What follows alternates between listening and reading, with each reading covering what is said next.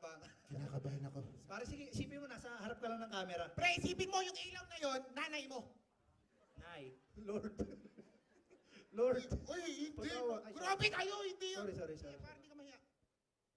Yan lang guys, patuloy na suporta lang po sa community and yung kapit lang, pag tumaas yan, babalik din yung lahat.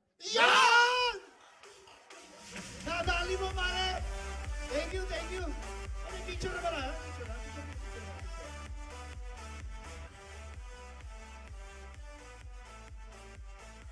Thank you, pare.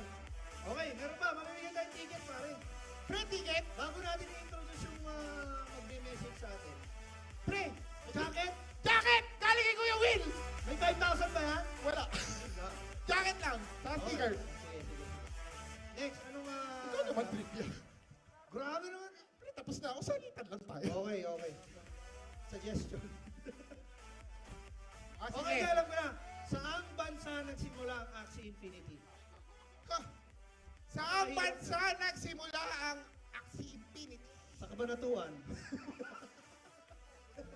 Okay. Punta kayo dito sa stage. Wala! Bawal si Shank! Huwag yan! Hoy, hindi ka kasali, pare, ha? Hindi ka kasali, pre. Player ka, pre. Okay. Player ka, pre. Hoy, player, pare. Player. Orange yung idealist mo, eh. Sir, ano pong pangalan nila? MG Antonio. MG Antonio. MG. Pare, kamusta ang tournament? Naraglag din ng healing bading.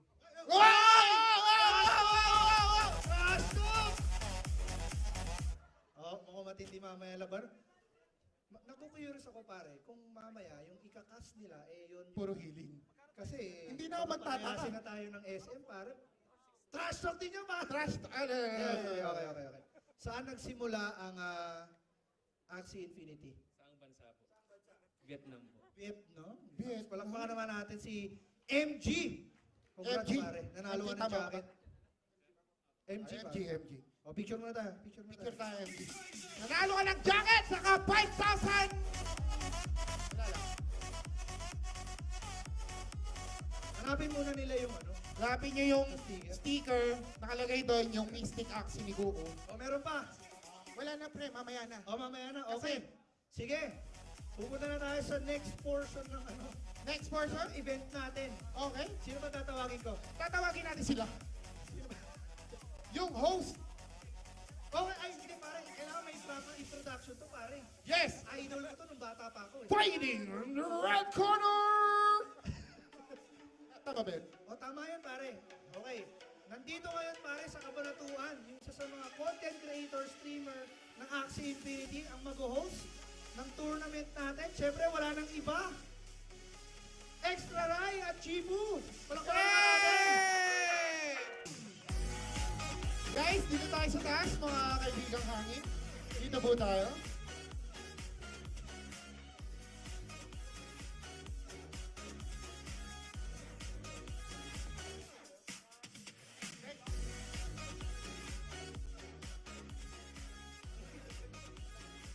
What's up, guys? Kamusta kayo dyan? Palakpakan para kay Kuko Crypto at kay Spracky. Naku, Chipu, parang medyo inaantok ata yung audience natin ngayong hapon. Guys, okay pa ba kayo dyan? Magparamdam kayo sa taas at dito sa baba. Guys, palakpakan. Yan! Yung energy ni Kuko Crypto at ni Spracky kanina, kailangan ibigay nyo din yung full energy nyo para sa kanila. Isa pa palakpakan para sa kanilang dalawa, guys. Yan. So, welcome guys dito sa Axie Infinity Cabanatuan Community Meetup. So, ito po si Chipu. Chipu, kamusta? First time ko mag-host. Very dainty naman to si Chipu. Kung kanina kung si Kuko Crypto tsaka si Spracky kanina, medyo ganun yung galawan nila. Tayo yata medyo Hindi pwede! Yun ang gusto nating marinig kay Chipu. Ito yung best natin. So, Chipu, ano ba ang mga i-expect nila ngayon? So, guys, kanina, 256 players yung mga lumahok kanina sa, elimination round, no? So, single elimination yun, Chipu. So, dito ka, Chipu, kasi gusto ko itang kwentuhan. Ang dami nang natanggal feeling ko kasi papunta na tayo dito sa quarterfinals. And, Chipo, ano ba ang pinakamataas na rank na nakuha mo sa Origin ngayong season? Dinadamay na naman ako. Meron ba nakakaalam na sagot? Meron ba nakakaalam na sagot? Wala yan sa sinabi natin. Naku, mababa. Chipo, ano ba yung pinakamataas mo rank na nakuha ngayong season? So far. One. Oh, palakpakan natin si Chipo! Grabe! So, ngayon guys, yung expectations kasi are very high pagdating sa ating host. Chipo, yung ano kasi dito, ano ba yung i-expect mo from our competitors ngayong hapon? Ini-expect ko na maraming mag-rage. Marami daw mag-rage, marami daw gagamit ng mga beasts, mga ganon. Pero no? Kuya Ray, di ba tapos na yung elimination Huwag round? mo na ako ikuya. Ayaw ko talagang kinukuya ako. Ray! Yeah. Elimination rounds, di ba? Oh, ano yan? So, ngayong hapon, ang masasaksihan natin ay ang quarterfinals, Yes. semi at ang finals. Yes, tsaka, Chipo, magkano ba yung prize pool na mapapanalunan ng ating mga manlalahok this afternoon? 3,030 AXS. Oh, ayan. Pero di Oo, pero pag kinompute mo yung Chipo, more or less nasa 2 million pesos ang prize pool. Napakalaki. And guys, sinasabi ko sa inyo, ito yung first and biggest Axie Esports Grant Tournament dito sa Pilipinas. At malamang Chipo may dahilan kung bakit sa Cabanatuan ginagawa itong event na to. tama. Alam mo. Diba? Alam mo kung bakit? Dito nag-start, Axie Capital itong Cabanatuan. Oo, so ano ba yung mga tawag sa Cabanatueños, di ba? So mga Cabanatueños, maging proud kayong palakpakan nyo ang isa't isa kasi ito talaga ang piniling place for the venue. Dahil, guys, ito talaga, wala nang ibang pinili. Nagtataka pa ako noong una, Chipo, bakit hindi kaya sa Manila nangyari? Ito pala kasi yung Axie Capital na tinatawag and well-deserved ang venue na to for such an event. So, Chipo, ano ba yung mga gagawin for today? Gusto kong pasalamatan pala yung mga ating guild partners, Kuya. Uy, Right? tama.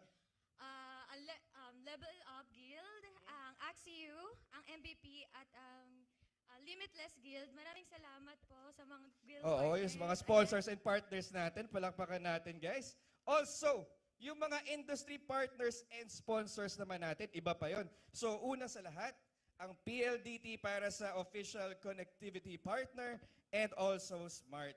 Tapos, meron pa tayo dito, Union Digital, our fintech partner. Tapos, Community Gaming, our preferred tournament platform. And Metasports, our event broadcasting organizer. And last but not least, Lootbox. So, yun. Guys, mag-head na tayo sa susunod na portion ng ating event. Ito guys, magkakaroon tayo ng sinasabi nating keynote speech. So, meron ditong pupunta sa stage para mag-discuss sa atin about everything there is to do with Axie Infinity and its future. So, Chipo, introduce na natin ang ating keynote speaker na susunod. Ating mga keynote speaker, si Sir Nix Iniego, ang Philippine lead ng Sky Maybes, si Ma'am Leia Calon Butler, ang Director of Embassies, si Sir Kuku, co-founder ng Level Up Guild, si Sir Lucas, si Sir Rain, Sir Lucas, co-founder ng Limitless Guild, si Sir Rain, ang co-founder ng MVP, si Sir Spracky, ang Guild Relations Manager ng YGG Pilipinas. Yan. So, thank you so much. Mamaya mag-speak sila. Magkakaroon ng panel dito yung mga minention ni Chipo. Pero guys, bago magsimula yung chat na yun, magbibigay ng speech naman dito ang ating PH lead for Sky Mavis na si Nix Iniego. Iniego. Guys, Sir palakpakan natin si Nix Iniego. Let's go!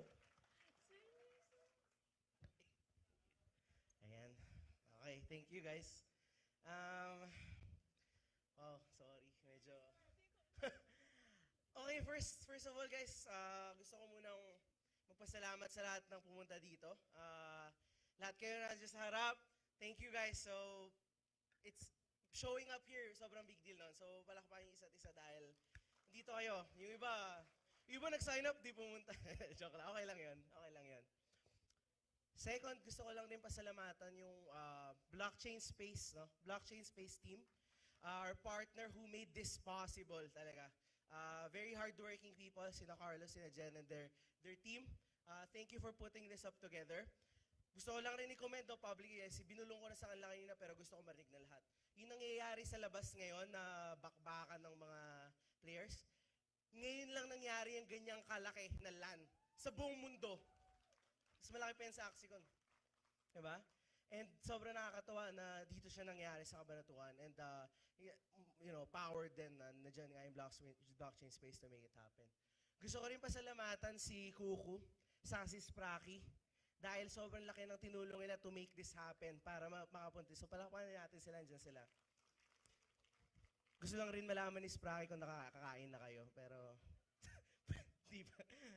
So thank you guys kasi naalala ko pa yung kinuwento sa akin ni Spracky before nung nasa Siwe. Parang nagbigay siya ng history lesson ng ng Axie na rin. Yung the way yung passion niya talking about Cabanatuan, talking about yung naging movement dito.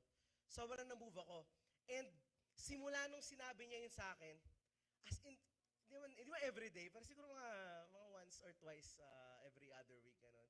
Lagi ko sinasabi sa mga teammates namin, no, sa Sky Mavis, like hindi kasi nila din like hindi rin nila fully very humble ang Sky Mavis team, to be honest with you. Like sila, no, yung mga founders. To the point na minsan hindi nila na realize yung gravity nung nagawa ng Axie Infinity sa mundo. And kilay ko sinasabi yung guys, grabe yung kaya na-encourage natin pumunta sila. Gio will be here next month. May iba pang pupunta, di ko na muna sabihin, baka mapagalitan ako. So grabe yun. Sobrang grabe yung naging nakitang passion and movement. And a lot of it dito nagumpisa sa Cabanatuan. Kaya again, very thankful kami for the community. It's been a while, no? It's been a long time na talagang And kung nakita niyo yung video kanina, sabi nga ni Gio na mas marami pang players dito sa Cabanatuan ng Axie Infinity kesa sa ibang NFT games. Na, kumbaga kung may ibang NFT game, yung total players nila, maliit pa kung compare lang sa players ng Axie na taga dito, di ba? So, it's very amazing. We're very happy. And I just wanted to say on behalf of the Sky Mavis team that they really appreciate you guys. And this will not be the last, no? This will not be the last event here, for sure. Grabe, si rin, so si ko malalapit na si Ate Carol, no, who helped us a lot to make this happen dito sa SM Mega Center. So very much appreciate that. So marami pa tayong mangyayari. Now, that said, no, sabi nila kailangan ko mag-share ng onting plans dito ng ng Axie. So, papangunahan ko na si Gio sa tagal 1 month pa eh. Tagal. De, joke lang. Uy, by the way yung video niya, hiningi ko sa kanya yun a few days ago, tapos sabi niya, sige, kaso nung gabing yun, nagkalagnat siya. Sobrang taas na lagnat niya, as in yung pwede nang dalhin sa ospital. Tapos, sabi ko, okay na kahit huwag mo i-send yung video, gets ko naman, syempre, di mo may lagnat ka. Tapos nag-message ka di ng 2 a.m. Here's the video, diba? So yung shoot niya ngayon, sobrang hirap na siya doon. So, ginawa niya yun para sa inyo. So, ayan. Pag-pray na lang natin gumaling siya. Ayan. So may gusto akong i-share, no? Onti lang. Hindi ko na gagawin malalim kasi nga, definitely, I think maraming i-reveal sa Web3 PH. So, huwag na natin pangunahan, baka matanggalan tayong trabaho. But, so meron mga onting gustong i-share, no? Kasi alam ko, and na-realize ko na, like, kasi habang, syempre, tingnan din namin yung mga content galing sa community or yung mga pinag-uusapan. May napansin ako kahapon eh. Medyo nainis. Kanina lang bago pumunta dito, kaya hindi ako nakapag-breakfast. Nairita muna ako sa room eh. May napanood akong video sa YouTube ng isang NFT influencer na Tapos parang iniinsulto yung Axie Raylights kasi ito na daw ba yung pinangakong land gameplay na hinintay na matagal, no? So, gusto ko lang mag-share, no? And I think a lot of these content na is because of misinformation or lack of information. So, my mission in just the next 5 to 10 minutes, I just want to share with you guys yung mga mangyayari or mga games and products na ilalabas or pwede nyo expect, which you guys can also play and enjoy and share with your friends, no? Kasi that's what's happening now eh. Nung nag-release ng Axie Origins, yun yung vision where we evolve to a game that is easier and better to develop. Yung kaya mo talagang, may isang sino ba yun? May lumapit sa inyo kanina eh. Nagkukwentuhan kami about Origins. Kasi yung Origins nga is parang, kung iisipin mo, yung Axie Infinity game natin ngayon, ngayon pa lang nagiging parang talagang full game ang Axie Infinity, no? So lahat ng success na achieve natin the past, the last year or so, it's not even, kumbaga hindi pa yun yung final game, no? So ngayon pa lang tayo, meron na tayong events, live ops, new features na pwedeng mga casual players, they can enjoy and get rewards also. So, Origins will keep improving, and yun, hindi ko na muna i-reveal yung mga next on. So gusto ko lang ipag-usapan ng onte is yung land gameplay. And marami kasi nagtatanong din kanina, like ano bang plans natin? Ano bang plans natin sa Axie Infinity Land? Magre-release ba yun this year?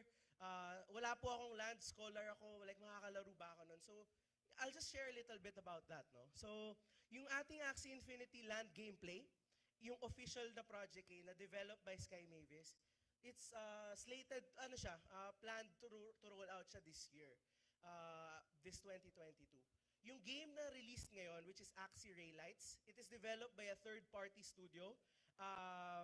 So sila is a partner. Gumawa lang sila ng casual mini-game na pwedeng laruin ng landowners. Now, the good news, paano pag hindi tayo landowner, di ba? Anong relevance niya sa akin?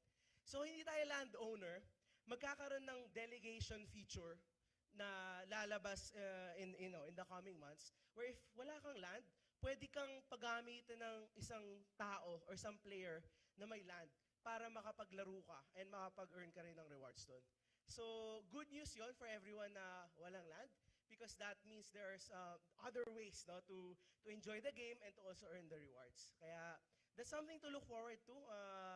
Hindi siya agad-agad darating, pero dadating siya, no? So, iniisip din natin lagi yon. Iniisip din natin na ano yung pwede natin gawin para ma-enjoy yung game ng lahat ng tao, hindi lang ng isang klaseng tao.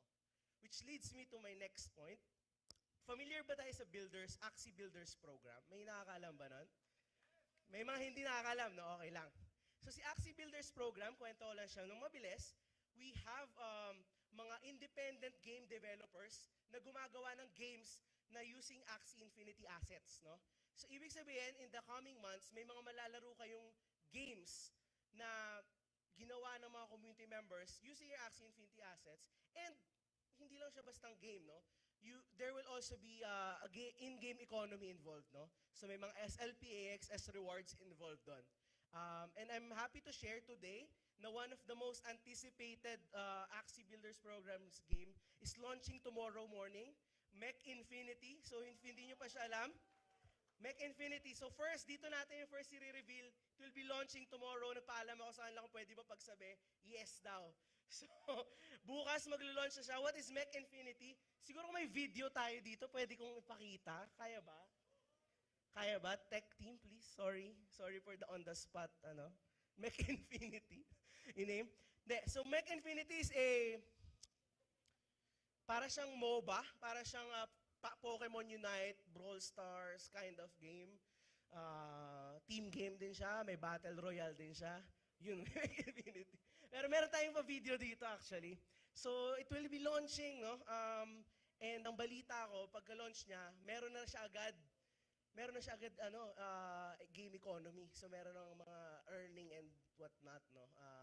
Pero tingnan mo natin, syempre early stage pa, test pa nila, baka hindi pa full, pero yun, it's coming out, no? Excited ako doon, bakit? Kasi team game yun eh. Pwede mag 3-on-3, di ba? O, pwede nang, ang ganda kasi iba rin yung experience mag 3-on-3. Pero pwede rin, Battle Royale, so magkakalabang kayo lahat. Sana talaga napapakita ko siya, pero baka mamaya, or at some point in life, no? Napapakita natin siya. Meron pa tayong isa, no? Axie Doll. Narinig nyo ba yun? D-O-L-L. Defenders of Lunasia. So, that is also out already, and I think pwede tayong ano. Sinong nakarinig na sa Axie doll na laro? Wala. Onte. Shield, no? So, ganito. Gusto kasi nila na makapaglaro kayo ng Axie doll, no? Yung creators nun. So, pwede nating bigyan lahat ng attendees dito ng tinatawag na shield, which is yung NFT na ginagamit para malaro yung game, no? So, yan. Bibigyan natin lahat. Ito, hindi ako nagpaalam sa kanila, pero bibigyan natin lahat. Bigyan natin. Hindi, gusto nila yon. Baka pumunta rin sila dito sa November, sa Web3PH Festival. So, kung pupunta kayo doon, mamimit nyo rin yung creators ng game, no? So, casual game naman din yun. Siguro mamaya magpapaplay namin yung mga video na mga games na to. We have a lot of games. Actually, I think mahigit 10 yung Axie Builders Programs games na binubuo ngayon, and a lot of them will be coming out in the next few months. No? So that's very exciting. And super looking forward to that. And lastly, I think in terms of future plans, no, gusto ko lang din i-share na we're actually looking at scholarships. No? Ito, pinag-uusapan to ng mga tao na parang, paano na kaya yung scholarship system, ganyan. Siguro mamaya may Q&A naman, doon na lang natin, pag may question, doon na natin siya pag-usapan. Pero gusto ko lang din i-share na pinag-iisipan din namin ng mabuti ngayon ng scholarships. No?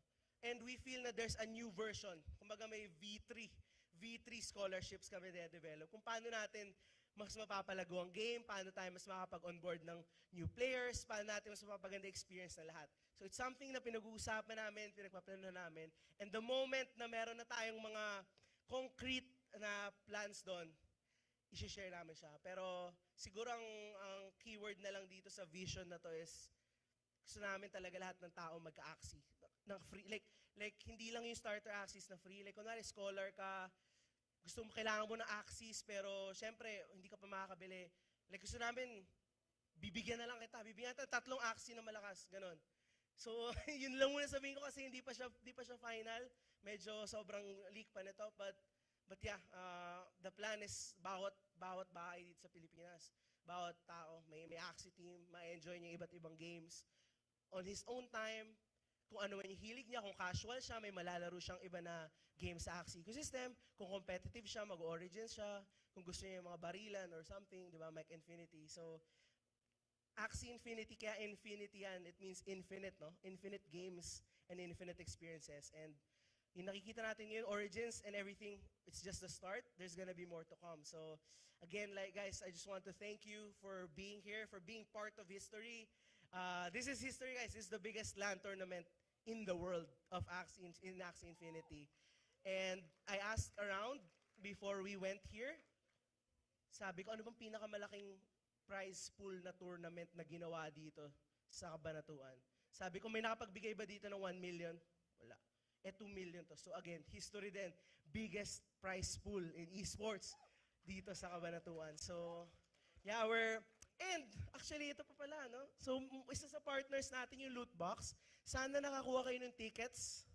Kasi, pag may hawak kayo na ticket nung player na magcha-champion, mananalo rin kayo ng cash prize, guys. May parte kayo ng panalo niya. So, hindi ko alam kung nakakuha kayo or meron ba ditong may ticket ng loot box? Yun, yung mga nagtataas. Swerte mo kung manalo yung nakuha mong ticket, no? Next time, gagawin natin siyang mas para lahat makakuha tickets. But, yeah, it's a new concept that we're trying, no? Gusto namin hindi lang panalo yung nanalo dito, may manalo rin sa audience, no? So, yeah. That said, I think that's it. I just want again to thank everyone for being here, Blockchain Space, all our partners, guild partners, content creators, casters, our volunteers, lahat, no? Pati yung mga tumutulong sa donation drive na gagawin.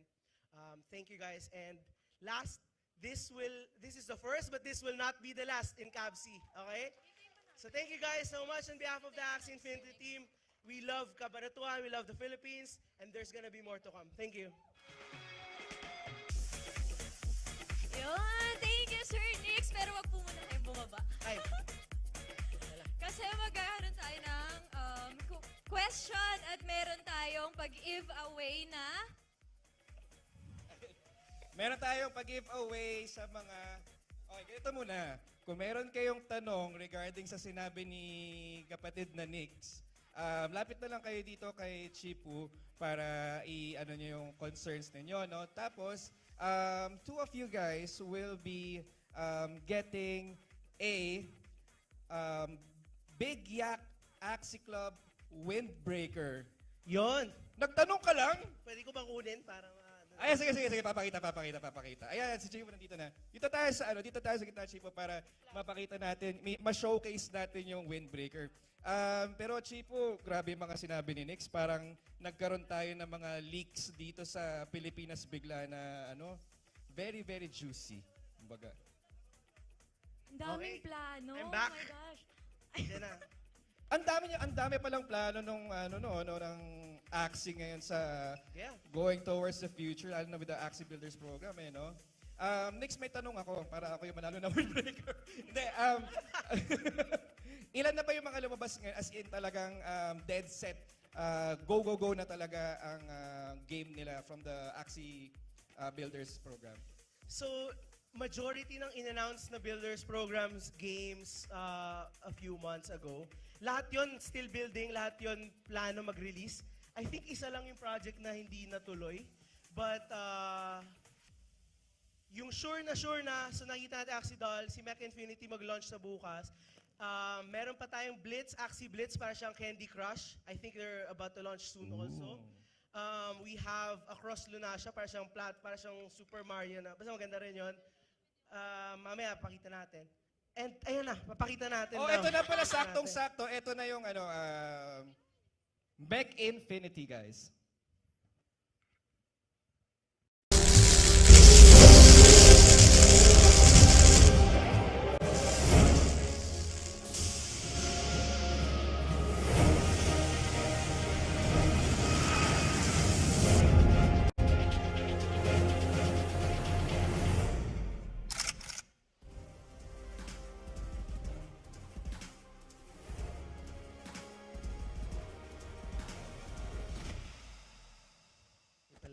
Gameplay. Pero yun, nakita niyo yung mga Axies nakasakay siya sa robot, tapos nagbabarilan sila yan. So, i-clarify ko lang, ang Builders Program Games, hindi siya developed by Sky Mavis. Developed siya by community members, but supported by Sky Mavis through funding and through guidance and whatnot. No? Para lang clear. Pero yeah, okay magala, kasi bukas makikita niya, announce natin, isend namin lahat sa inyo, pwede namin email, malalaro na siya bukas. So, if you have Android, no, magka-release sila ng APK, available din siya sa PC. So, yeah. Bukas, Sir Nix? Bukas, yeah, bukas. Chipo, suotin mo to habang nag-aantay ng ano. Ayan. So, itong giveaway natin, na-share ko lang din. So, Big Yak Axie Club. Alam niyo ba, kailan niyo ba yan? BYAC, Big Yak Axie Club. May members ba dito? BYAC, ayun. So, they shipped this out from the US ata. So, they sent this to me. Exclusive yan, rare mint. So, unti lang yung pinroduce na ganyan. Bagay so, kay Chipo. Para daw yan dito, no? Para sa inyo. So, kayong first recipients yan. Lahat dito first, Oo. no? Kung gusto niyo, kung nilalamig na siya sa inyo, ito gamitin niyo. Okay guys, so all you have to do is have an interesting question for Nix. Punta lang kayo dito sa harapan. Yan, kung Guys, gusto niyo manalo, pwede kayo make it... pumunta. Dalawa lang. O si green and red. Green and red na nauna. Wait lang guys ha. Make it interesting ha. Kailangan ano yung mag-iisip talaga si Nix. Ganon. Baka noon math question to. Papakamatay na lang ako. Hindi na siya single ha. Walang ganon na tanong ha. Joke lang. Ay, nako. Yes? Question lang. Pila-pila muna. Wait lang, okay. Kailan po ilalabas ang Axie Origin sa iOS? Okay. Good question. Interesting question ba yun for you? Ay, ulitin mo yung question mo. One more. Sorry. Kailan po i-release yung Axie Origin sa mga iPhone users? Okay ba? Pwede? Pwede. Gandang question. Okay. So, Nix, ano bang... Sagutin ko na. Pag sinagot ko ba siya na yung manalo ng jacket? Parang dumadami ha. Parang hanggang... Uy guys, limited. Hanggang ano lang, limited lang ang ating mga ipag-giveaway. Sige. Oy! Hindi jacket na. Mga ano na lang.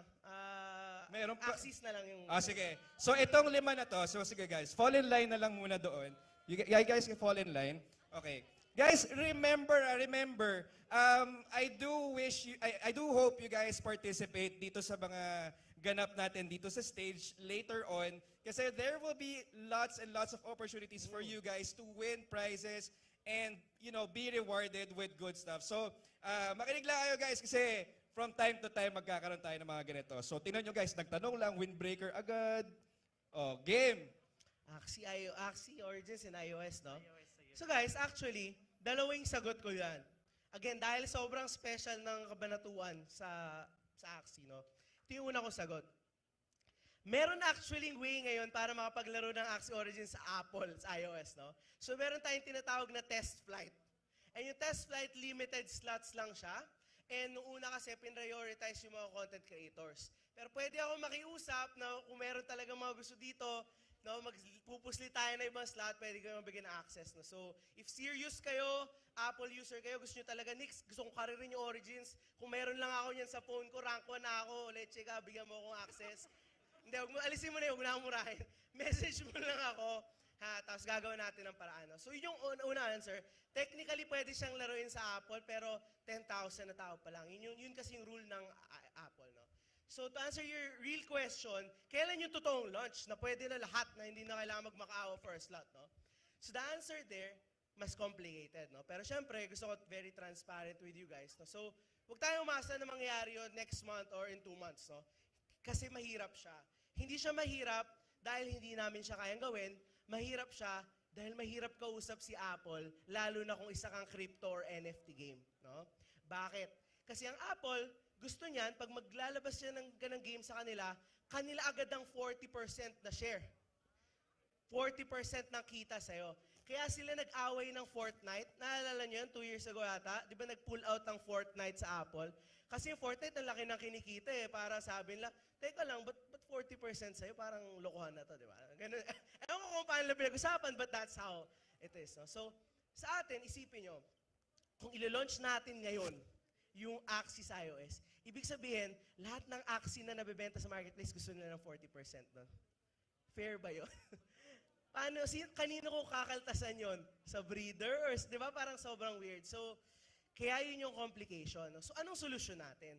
Ang solusyon natin doon ay yung tinatawag na IAP or in-app purchases. No?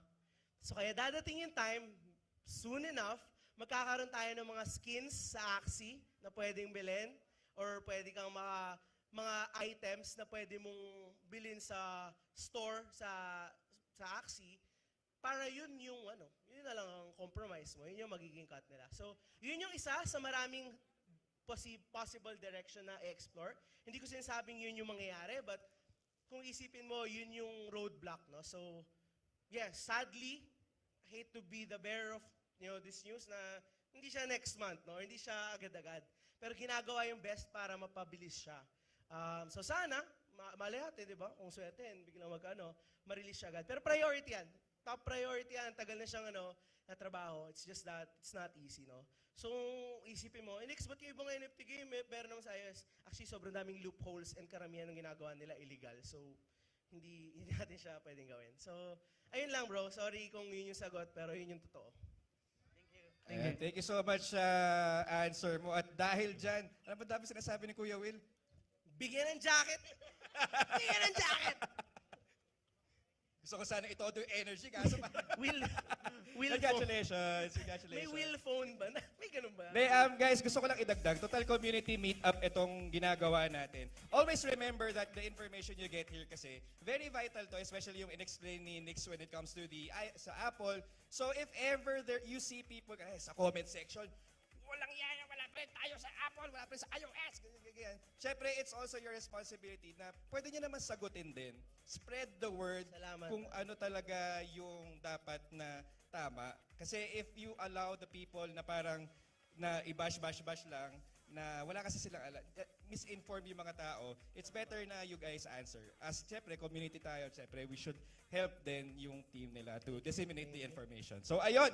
Next question! Let's go! Hello. Marami po akong tanong pero isa lang po yung topic about sa Mech Infinity.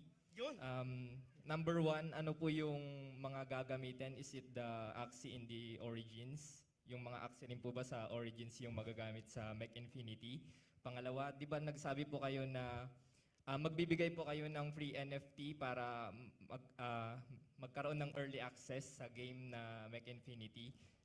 Clarify ko bro, yung Sa live Shields live po yun. Axie doll yun, oo, papakiusapan ko silang bigyan lahat ng attendees dito ng Shield. Shield yung Apo. tawag doon para malaro nyo siya.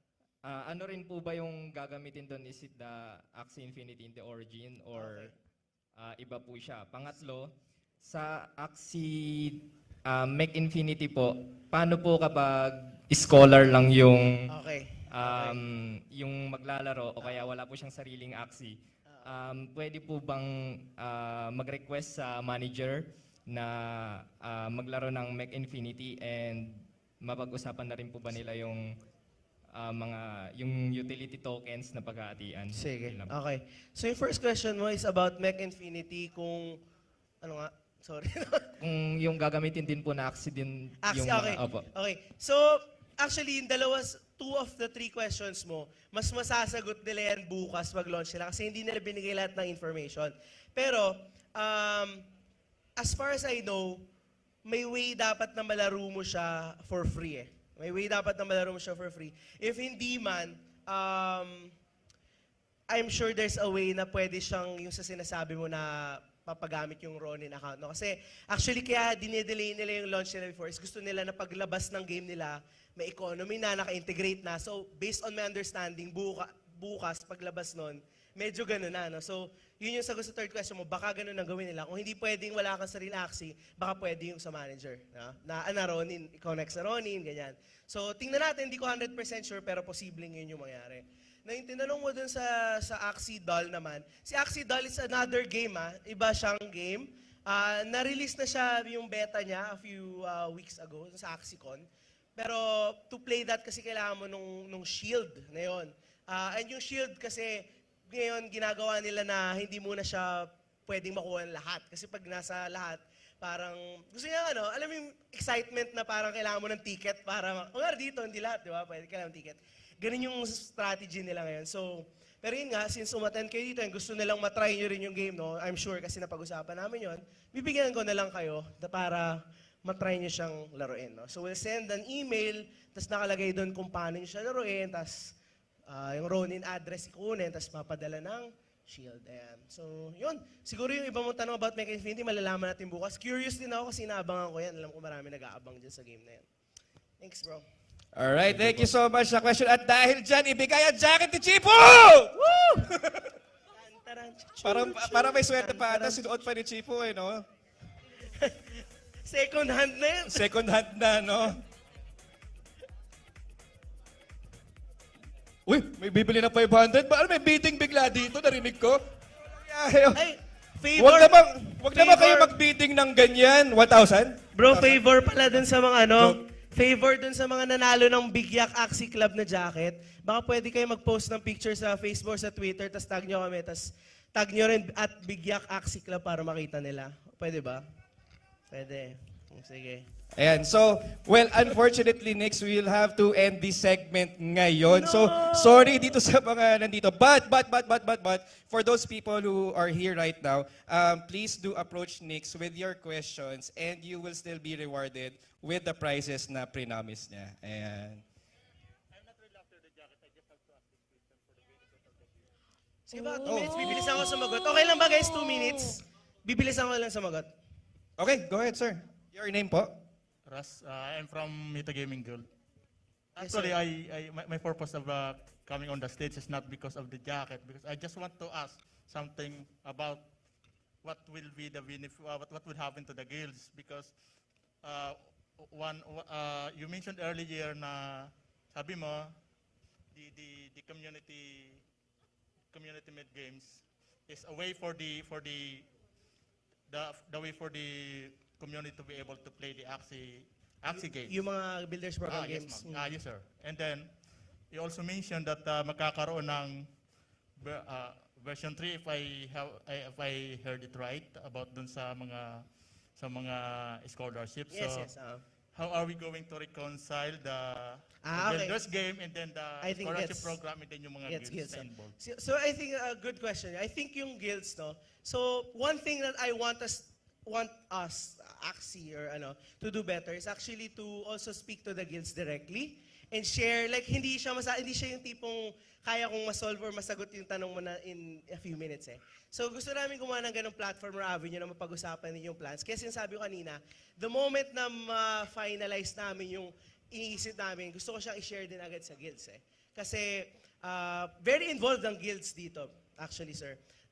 Kasi ang guilds kumbaga guilds ang second natin eh. Kumbaga sa basketball team sixth man eh. Diba? Yung mga guilds sixth man of the year yan. Kasi you guys are pushing hard and rallying the people, rallying your community. So that's very important for us. No? So yung Builders Program Games, I think habang mag-evolve siya and habang nagkakaroon din ng mga sarili-sarili lang in-game economy itong mga larong to, doon din papasok yung mga new ideas na, uy, sige, Mech Infinity, yung guild natin, gawa ba tayo ng competitive team dito? Tapos isali natin sila sa mga tournaments or ipalaban natin sila. So parang magiging ka na doon, mini Mobile Legends guild na di ba? Ginagawa ng mga guilds of size tournament. So, hindi pa natin siya masasagot na kasi hindi pa natin siya nakikitang nangyayari. Pero I think isa yun sa maraming possibilities na pwede mangyari in the future. Pero sir, since gusto ko itang mas makausap in deeper level, baka pwede ko kunin contact details mo, pwede tayong mag-meeting in the future para mas mapag-usapan natin. Kung okay siya sa'yo. What I will do is I will just tell one of our community managers Pwede or tayong one of our... pwede tayong to kahit yung have mga a- guild yeah. members nyo. Para makipag-dialogue po sa inyo. Actually, yung Meta Gaming Guild is one of the biggest guild in Nice, Bicol. yeah. Galing pa po kami ng Bicol. Game. I'm very support Thank you for coming here guys, Bicol. So, ayun, siguro mag-ano na lang kami. Mag-reach out na lang kami. Yes, please. One of our community Yes, managers. please. maybe. Sabihin niya mag-reach sa Twitter. Para, Okay yan, pag-usapan natin. Magandang yan. But really great question. I wish we had more time, pero will it be addressed to pinapalis you? tayo. Will it be addressed to you, sir? Ha? Will it be addressed to you? Yeah! Okay, Diretso. Thank you. Actually, one of our Ma'am Aisa talked to you earlier Oo, already. nabutan niya nga ako ng flyer. Alright, sige. Guys, thank you. Alis na ako. Alis na ako. Okay guys, thank you sa mga nagtanong and also guys, palakpakan naman natin si Nix for taking that time talaga. If yung question nyo daw. Magtatanong ako. Sorry. Ayaw niyo po ba? No, hindi. No, kasi we have to move on sa next segment. Ang sabi sa amin kanina lang na we need more time. We don't have enough time. So, you can ask your question to Nix directly and you will still get the prize. Diyan lang ako. Yeah.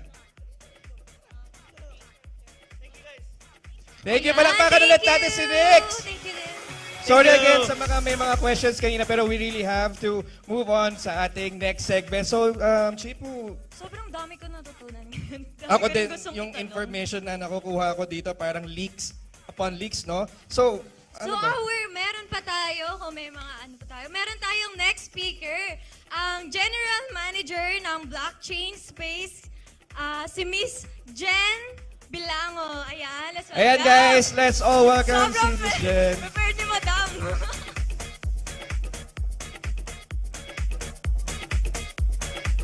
Hello everybody. Okay. Thank you. We love you. I love you too. Okay. So I think before I start with my keynote speech, I'd like to thank everyone. So maraming salamat po. Sila Spracky, sila Kuku, si Nix, Axie Infinity, si Ate Carol, and everyone who contributed and made sure that this event has been a success, no? So it's not just us. Kami talaga nagsimula, yung blockchain space in general is we wanted to help guilds, no?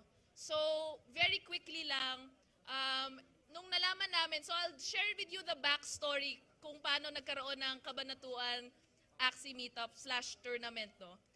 Muntik na nga to, hindi matuloy. So last 3-4 weeks ago, nagkaroon ng malaking typhoon. Nansalanta yung Nueva Ecija. And we were thinking, sabi namin, itutuloy ba natin? Kasi parang yung tournament, it's a celebration eh. It's a celebration of the community here in Cabanatuan. And it's not good kasi may mga community members tayo na nasalanta, may mga community members tayo na yung livelihoods na naapektuhan. So hindi pa namin na-announce actually to, pero as part of this initiative na ginawa natin, mga sasalanta ng carding will have a donation drive tomorrow for about 350 families. So it's as part of the grant that we're working with Axie Infinity.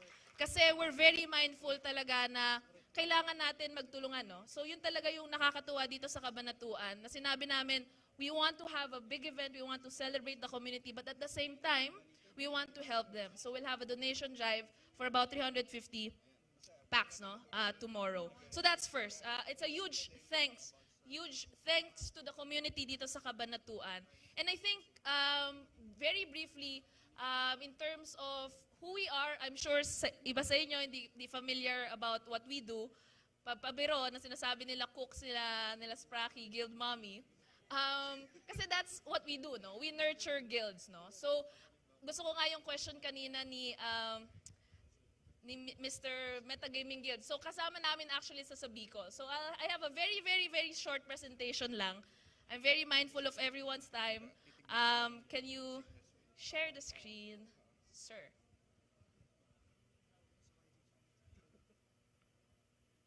Okay. So ano bang view namin dito sa mga guilds? And what do we do here sa blockchain space? We think ito na yung bagong evolution ng pagiging entrepreneur, di ba? So we see a lot of opportunities bilang isang guild member or isang guild owner. So we uplift entrepreneurship, we champion guilds. Next slide. So may backstory lang kami na I'll share very personal anecdote as well. I've been going around in different places dito sa Pilipinas. So meron kaming guild meetups in Bulacan, Cebu, we went to Bicol, so kasama namin sila Metagaming Guild. Bumisita rin kami sa Cebu, care of Kuku. We also went to Bulacan and now Cabanatuan. And at the same time, I've been traveling in different countries. So I went to Japan, Korea, New York, and just to see yung Web3. Ano ba talaga yung underlying, bakit tayo nandito lahat, no? So we talk about, I don't want to bore you with details, but we talk about the technology, what makes it all happen, di ba? So anong very, very different dito sa Cabanatuan? And and bakit dito sa Pilipinas? I think may kita mo talaga yung impact on the livelihoods of people. And how we view, kasi nag-iiba na yung perspective natin sa guilds. May mga, and let's not kid around, some people think, yung mga guilds, scam yan, mga pinagtitake advantage, mga tao yan, ganyan. Hindi talaga. I think what happens now, and with the technology of blockchain, these guilds are now digitally native businesses. So we should uplift them and support as much as we can because we see them as new native business of Web3, no? So, lahat tayo familiar tayo sa crypto, lahat tayo familiar sa blockchain. It's because of Axie Infinity. And that is something na we will progress the community and the Philippines and entrepreneurship because of that, no? So, next slide, please. So, those are the, so I'll share with you, because screenshots lang yon, pero I'll highlight some guild partners of ours. So we help a lot of guild partners. So meron kaming about 24,000 in our database, but yung mga ka-close talaga namin, or we service them, about 700 guilds. Kasama namin yan sila, I'll share with you 3 main stories sa mga guild partners. Nakita namin talaga silang lumaki. So this guy, we've met him in Bulacan, and dati siyang dishwasher sa isang resto. And naging interesado siya. So may YouTube video kami na in-interview namin siya. And dishwasher lang siya, na-interesado siya sa Bitcoin, and then nakita niya may opportunity sa Axie Infinity, and nakita niya, and then because of that, nag-aral siya about crypto, Web3, etc. And now this guy was able to, at the age of 23, was able to buy his own car. Naka-Mustang si Shu from SSLV Guild. And then he was able to buy house enough for his family. Now, we all talk about, oh, baka ano lang yan, pyramid. No, because if you look at technology, it helps a lot of people, and we don't even we have to look at it from the point of view of business, di ba? So there are a lot of opportunities now in Web3, not just, play to earn, but also content creation. You now have the opportunity, mga fintech portion, and I think yun yung hindi natin nabibigyan ng pansin, no? So this guy made it really, really, magandang story niya. So watch the YouTube video. Ito si Hermie, nakita niyo siya sa labas. Hermie just started from a very, very far-flung place. Dumaguete. And from a guy from Dumaguete, ang pangarap lang kasi usually if you're from the province, ang makikita mo lang yung very limited lang ang opportunity sa'yo, di ba? So, ano lang yung available na negosyo or ano lang available na trabaho within your area. But ano ang nabigay ng Axie Infinity? This guy, Hermie, is now leading the charge of scaling their guild to about, 10,000 aspirants. No? So, yun yung mga storya na if you're from the far-flung areas of the provinces, hindi mo ma-utilize, hindi mo ma-achieve. And I think Web3, blockchain, gives us that opportunity. And then last but not least, itong paborito kong storya na narinig na natin a couple of times sa mga lodi ko to. Next slide, please. Kilala niyo kung sino yan? Ano siya? Mapayat pa siya dito? Mas buff na siya ngayon. Buff muscles yon. So, Spracky, Potts, and Ken, they paved the way in terms of building this community. Let's give them a round of applause. AXU. And now, because of Axie Infinity, it opened their doors to much more bigger projects. So si Ken, he's part of a learn-to-earn platform called MetaCrafters. Si Spracky, part of one of the biggest guilds, no? So YGG, and he's helping with a lot of their initiatives. And then si Potts, he still continues to run the guild, and then he's been helping as well build the community here, no? So si Potts, yung nakikita nyo umiikot dito, tumutulong sa logistics namin. I mean, thanks Potts, and the whole AXU team. So, nakita nyo, so it's not just, so Axie is just the tip of the iceberg in terms of the opportunities available in Web3. And yun yung naisip namin eh. So, if you ask us what we do, anything that relates to helping businesses. No? So may mga automation tools kami. If you're a guild partner of ours, we introduce investors to you, we introduce games to you. If you're a content creator, pag may game kami na nag-approach sa amin that they want to utilize, oh, can you give me content creators sa, the Philippines? We then direct them to our guild partners. Kasi guilds are evolving eh. So just like any other business, it evolves. And I think this one is just a tip of the iceberg in terms of what we can unlock. And Axie provided us and opened our eyes to that. Next slide, please. So guilds are the next digitally native businesses of Web3. That's what we believe in. And we always want to build for the community, and kaya we've been doing a lot of road shows, and we wanted the Philippines to stand out. This is our chance to be the next Silicon Valley, and this is our chance to make sure that we make our mark sa technology and to the world, no? If you go to other countries, they don't know anything about GameFi. And that's why one of the projects namin, together with our friends at YGG, will have the Philippine Web3 Festival. So nabanggit nga ni Jiho, we've invited a lot of VCs, we've invited a lot of projects, Web3 projects, or, think tanks, thought leaders in the space, to know the Filipino community para maturuan tayo. And then, for us also to get acquainted, and perhaps if you have a project, to get access to providers of capital.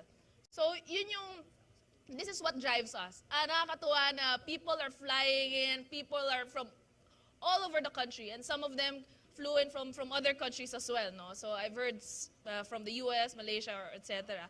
So these types of events brings us all together. So next slide. Yeah, just a very brief info about what we do. I run through now. This is just one, no? So running esports or coordinating, organizing these types of events is just one of the ways that we keep in touch with the community. Kasi ito yung nakakatawa eh. If it's, there's nothing, hindi na tayo aligned financially, or there's no financial incentive for people to play a game, it's still the community, no? So nakakatawa po, nakakakita tayo. Ikaw pala yun, I didn't know in terms of sino ba yung kausap nila sa Discord, no? Next slide, please. So yeah, if you want to learn more, just that's the QR code. Sign up. We'd love to talk to all of the guilds out here.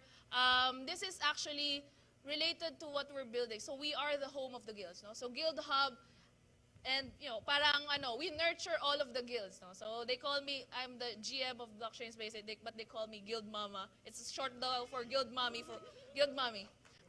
So thank you to all my kids. And I hope we enjoy today. And advance congratulations sa magiging winner, no? It's the biggest LAN tournament for Axie Infinity, and we're very, very happy to be part of it. Thank you. All right, Ma'am Jen, thank you so much. Thank you, Ma'am Jen. Thank you. Also, guys, malakpakan natin si Ma'am Jen and also Blockchain Space. They are our co-presenters dito sa Axie Infinity Cabanatuan Community Meetup. Guys, palakpakan naman natin si Ma'am Jen.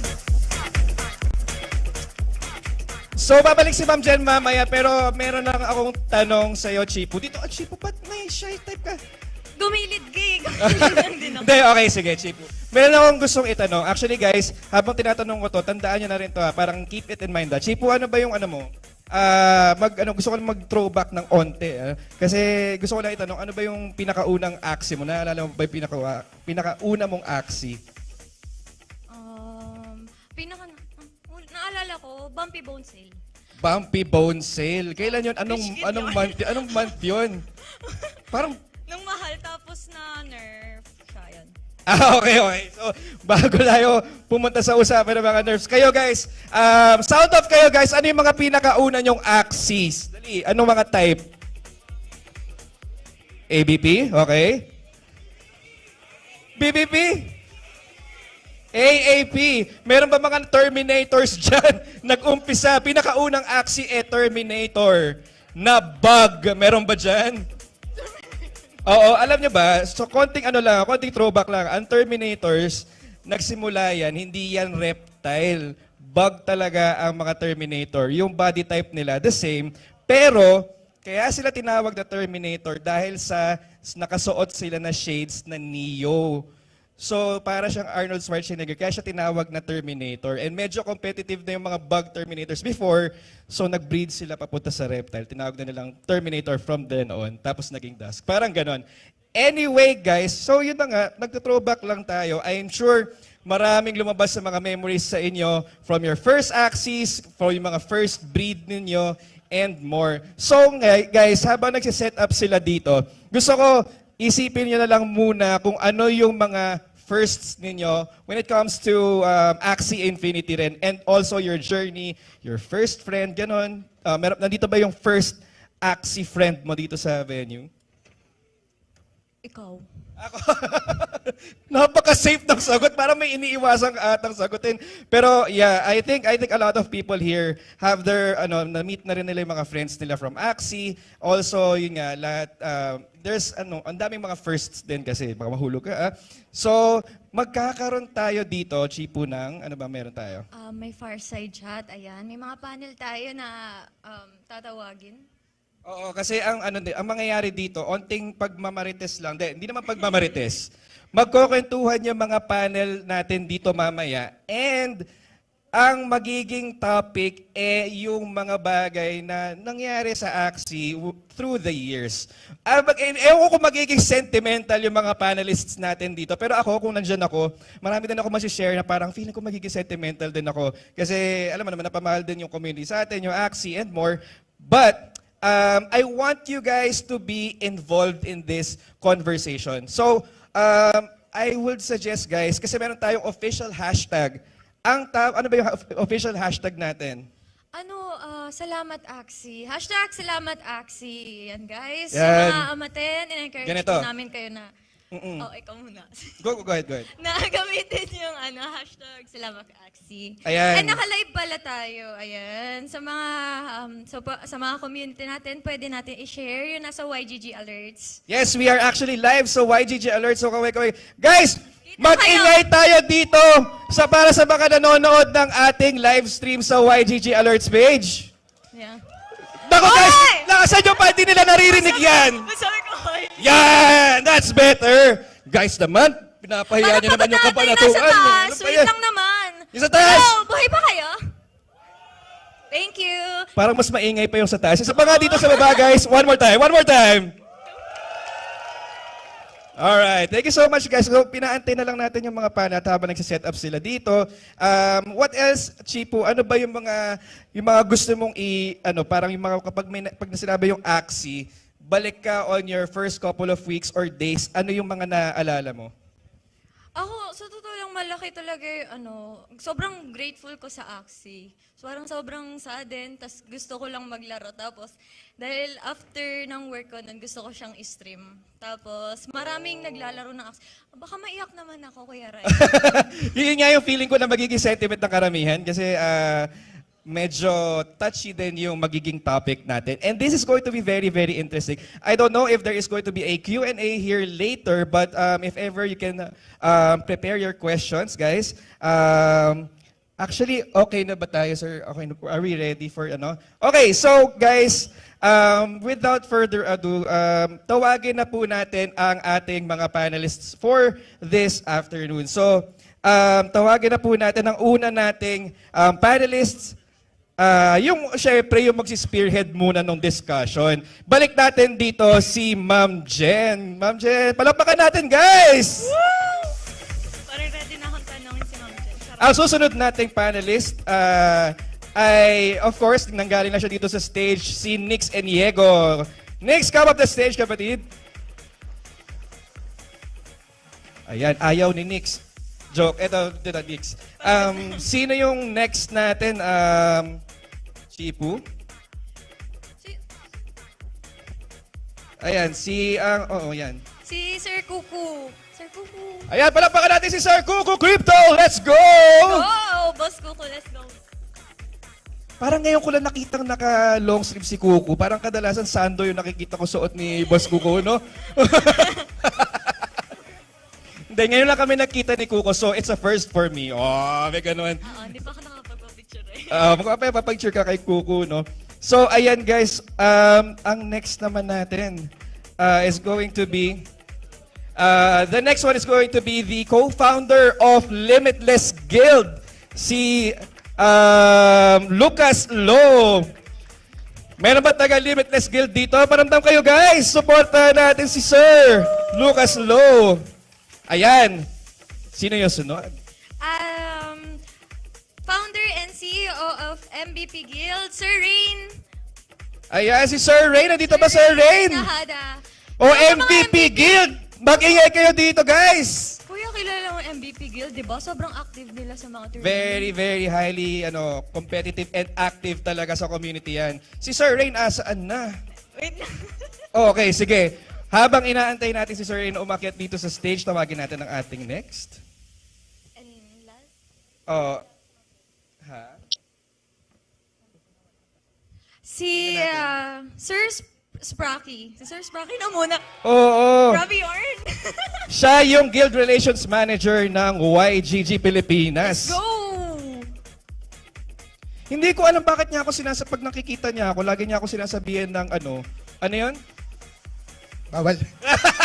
sige, bawal pala. Okay, so, ang susunod natin tatawagin is the Director of FRC, si Miss Leia Butler. Is she here already? Miss Leia?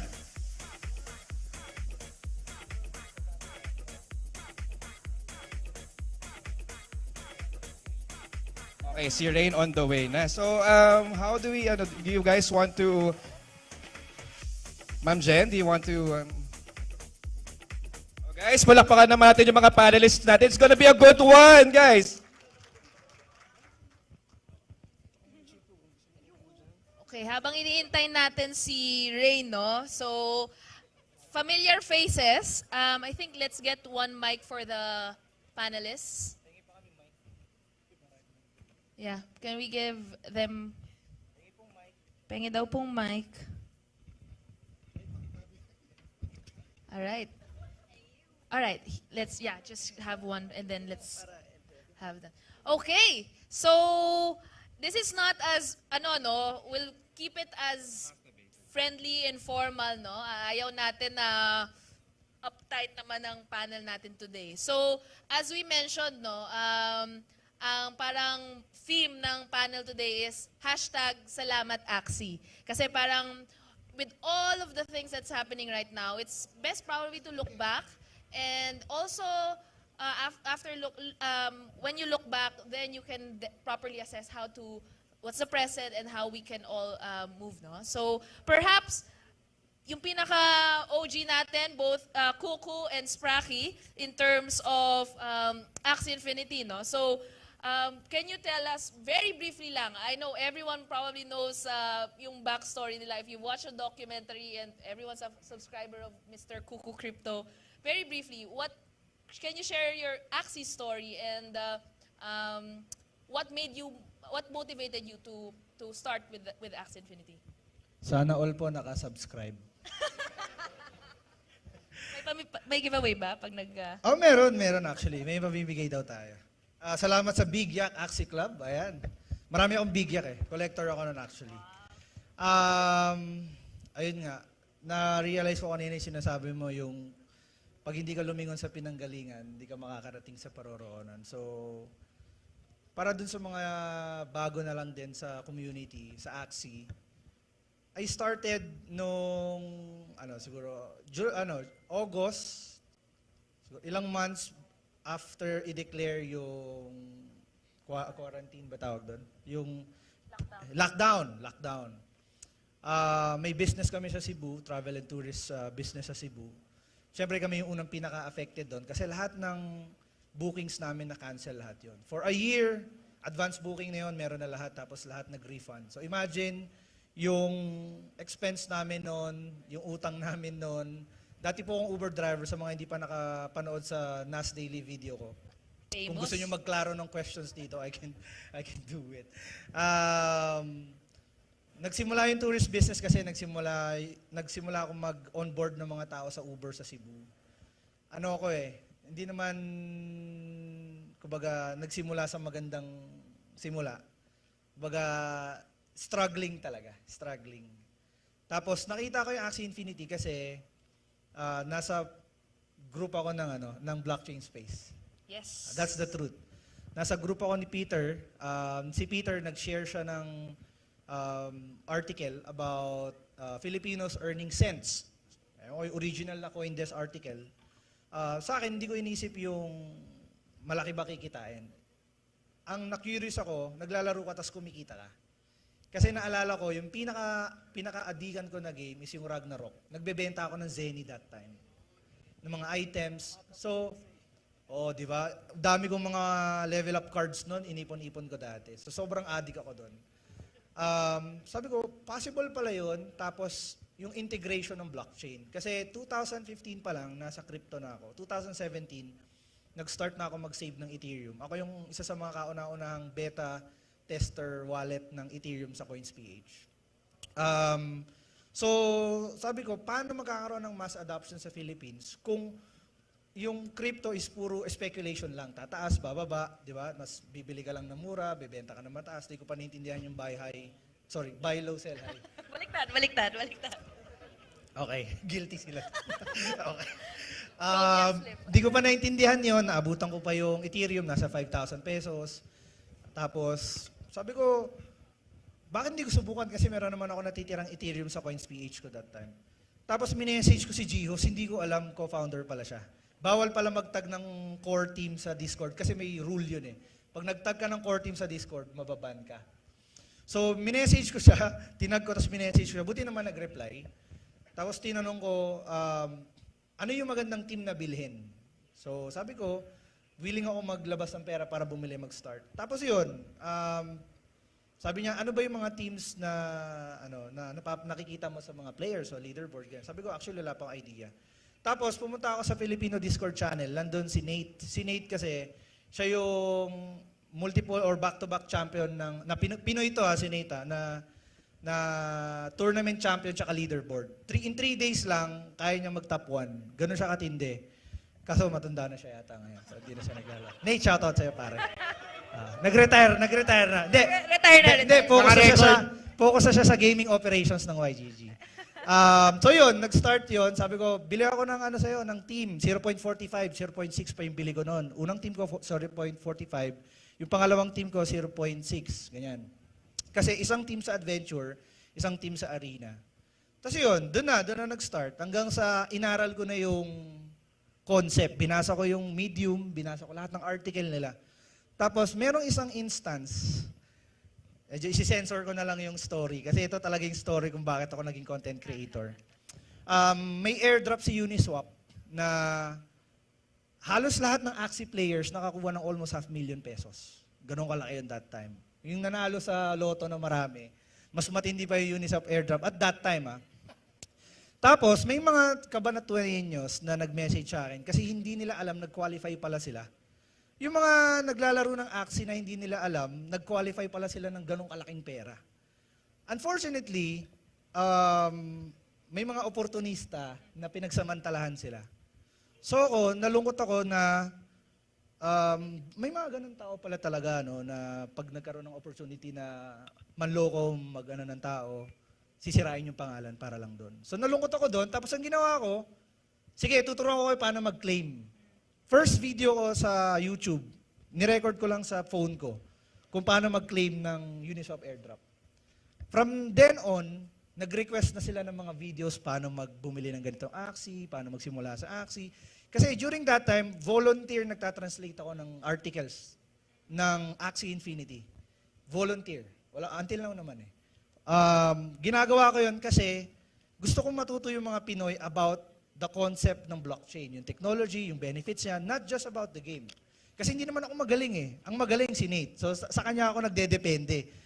Pero kailangan kong matutunan, kailangan kong aralin kasi kung hindi ko siya aaralin, paano matututunan ng iba yung game? So talagang nagbuhos ako ng maraming oras para lang aralin yung konsepto niya at ipaliwanag yun ng madaling maintindihan ng mga tao. Kasi kahit simpleng technological activity sa phone, until now, hindi pa rin naman nila alam eh. So, na-realize ko, kailangan mong i-guide yung mga tao kung paano, kahit sobrang basic nun, kailangan mo silang pagtsagaan na i-explain sa kanila na kahit na na-post mo na, tatanungin pa nila ulit yun sa comment. Paano po mag-register? Paano po bumili? May ganon. So, doon ako natuto humaba yung pasensya ko na maraming mga tao na hindi pa nila alam. So, kailangan maghabaan mo yung pasensya mo para matutunan nila. So, yun na lang yung magiging silbi ko. Sabi ko, hindi ko in-expect na magkaroon ako ng maraming followers. Never. Never ko yan in-expect. Even sa mga early YouTube videos ko, wala nga nanonood eh. Nagulat na lang ako hanggang sa dumami na dumami kasi nga, nagkaroon ng hashtag Salamat Axie. Yung Salamat Axie na yun, nagsimula nung kumita yung mga tao, nakita na nila yung mga resulta, nakabili na sila ng ganit. Mga simpleng bagay, diaper, nakapagbayad ng bills. Wala pa yung mga malalaking pera na pinapakita sa Facebook, which is ayaw ko yun. Yung nagbabrag ka about, okay naman, mag-flex ka, it's your timeline. Pero yung intention na mag-brag ka para makapanloko ka ng tao, parang ganon. Medyo off sa akin yun. So, tinry namin i-control yung community by, using hashtag Salamat Axie. Ano yung grateful ka sa Axie? Na pwede mong i-share sa amin na kung paano nakatulong sa iyo yung Axie without showing your balance ng wallet, yung cash. Kasi delikado eh. Ang gusto lang namin talaga is, ano yung bagay na nakapag-move sa'yo para magtuloy-tuloy. Hindi pa gano'ng kataas yung presyo ng SLP noon. Mga nasa 0.2, 0.345 pa lang yan. So yun na, doon na nagsimula yung dumami yung mga tao na nag-share about the game, word of mouth, ayan na, nagulat ako, dumadami na yung followers ko, dumadami na yung mga views ko, dumadami na yung mga nagme-message sa akin, to the point na nagtatanong na sila kung saan bibili ng Axie teams. So, anong nangyari, ang ginawa ko, nag-resell ako ng mga Axie teams kasi hindi pa ako ganun ka talaga. Wala pa akong pera nun eh. Wala akong pera nun eh. Yeah. So, isa sa mga OGs na pumayag sa akin na mag-resell ng teams, si Nate tsaka si Ben. Ben Beckman. Yeah, Ben Beckman. So, binibigyan nila ako, actually hindi nga, parang volunteer na lang na binibigyan ako ng, ito, sige, pang merienda mo, ganun. Ganun lang, kasi hindi, ayokong kumomisyon, ayokong, alam mo yun, pagkakitaan yung mga tao. Ayoko talaga. Tapos sabi nila, mukhang matindi na yung trabaho na ginagawa. It takes your time, so kailangan medyo kumita ka na. Doon ako nagsimula mag-breed kasi binibigyan na nila ako ng Axie. Binigyan nila ako ng Axie, nag-start ako mag-breed. Yung kalahati na nakuha ko sa Uniswap, kinonvert ko sa 8, pinambili ko ng Axie. Yung kalahati, sinave ko. Kasi ang turo sa akin ni Psychout, tinanong ko si Psychout anong gagawin mo sa token pag na-airdrop sa'yo? Pag kailangan mo ng pera, kunin mo yung kalahati, i-hold mo. Tapos paikutin mo yon. Doon ako, yun yung masasabi ko na doon ako nagbenta sa marketplace na binibili yung mga Axie na 1.8, 1.5 ganyan. Hanggang sa, yun na, nagkaroon na ng breakthrough. Tapos, nag-start kami ng scholarship program. Which is, doon na nabuo yung Sando Vibes na kasama yung mga, ngayon, scholarship managers na din sila. Marami na rin kaming mga members na natuto about the space. It's a generic space for Filipino na para lang matuto sila about crypto. So yun yung, doon ako nagsimula. Medyo, sorry pero doon ako nagsimula. That's fine. I think that deserves a big round of applause. So, Leia just also joined us. And actually, Leia's article, CoinDesk article, really sparked a lot of interest in Axie Infinity. So maybe, since we're talking about the origin story, actually to give context as well, we're starting about the origin story of Axie Infinity and how it will now evolve now in terms of the community, the guilds, etc. So we're looking back. What drove you, Leia, in terms of writing that CoinDesk article? And then maybe the next question is creating that documentary together with the AXU and the Cabanatuan community. Yeah, thanks, Jen. And I'm so sorry I was late. I thought our panel was starting at 6. My bad. But thank you so much for having me here.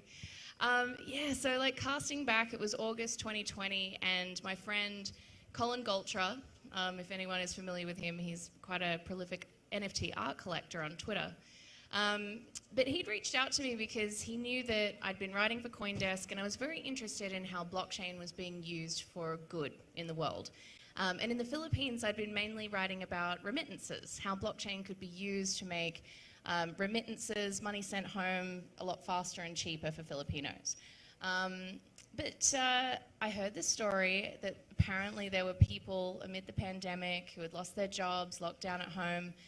They were playing this blockchain game to put food on the table, essentially. And I didn't believe it. I was like, that's not true. No way.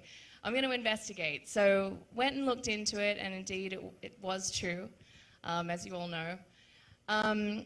So I wrote this article, and I kind of thought it would just be like one of my other articles on CoinDesk. No one would really read it. But this one went viral.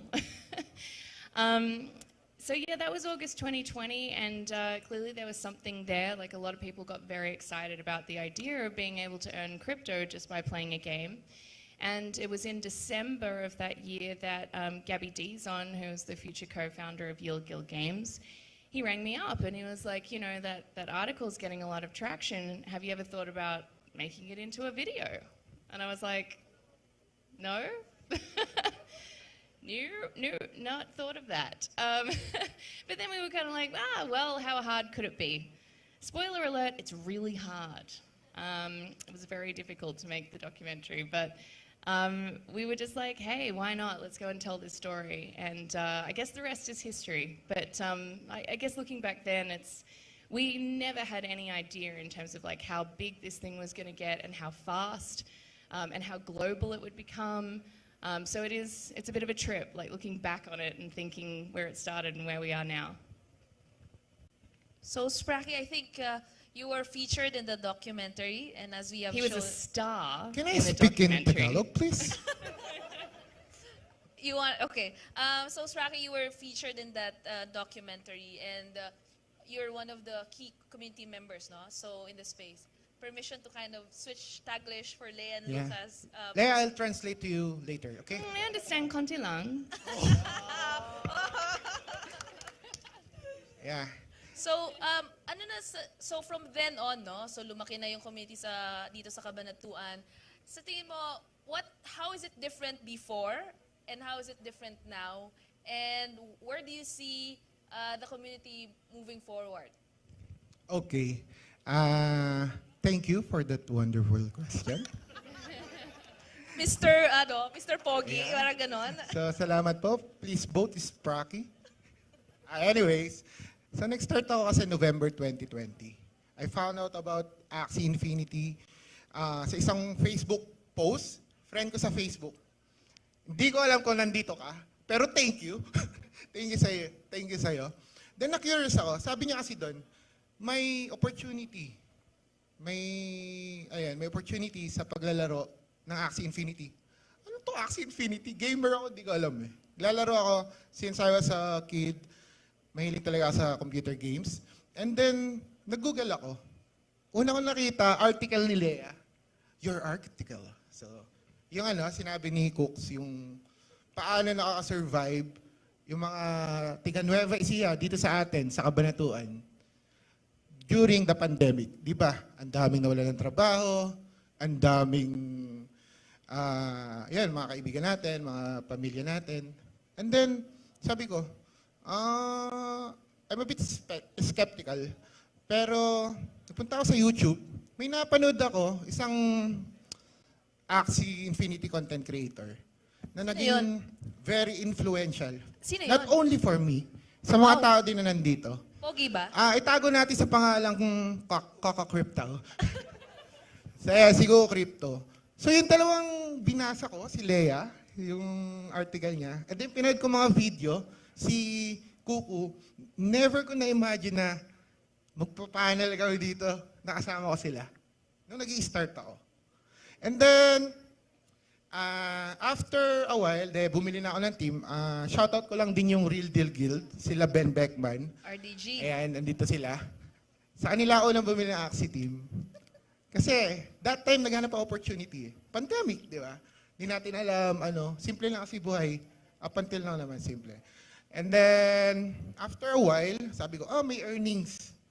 Gusto kong may opportunity. Gusto ko i-try to. Wala naman mawawala sa akin eh. Pero after meeting these amazing people, sila Lea, sila Cook, sila Gabby, sila Nate, sila Shanks, and sila Peter, kayo, nandito lahat, sila TP. Na-realize ko na hindi to about magkano kikitain mo. Yes. It's about, emotional out. Paano natin tutulungan yung mga kababayan natin?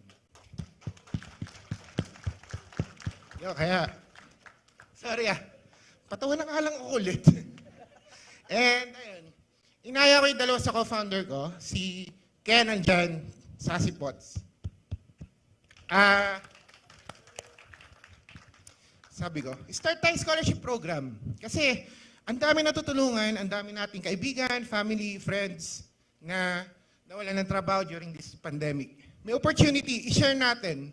Nag-usap-usap lang kami, isang gabi lang, 9 p.m., tandang-tanda ko. After an hour, minessage ko na si TP. Ayan, si TP po, yung kulay blue yung buhok.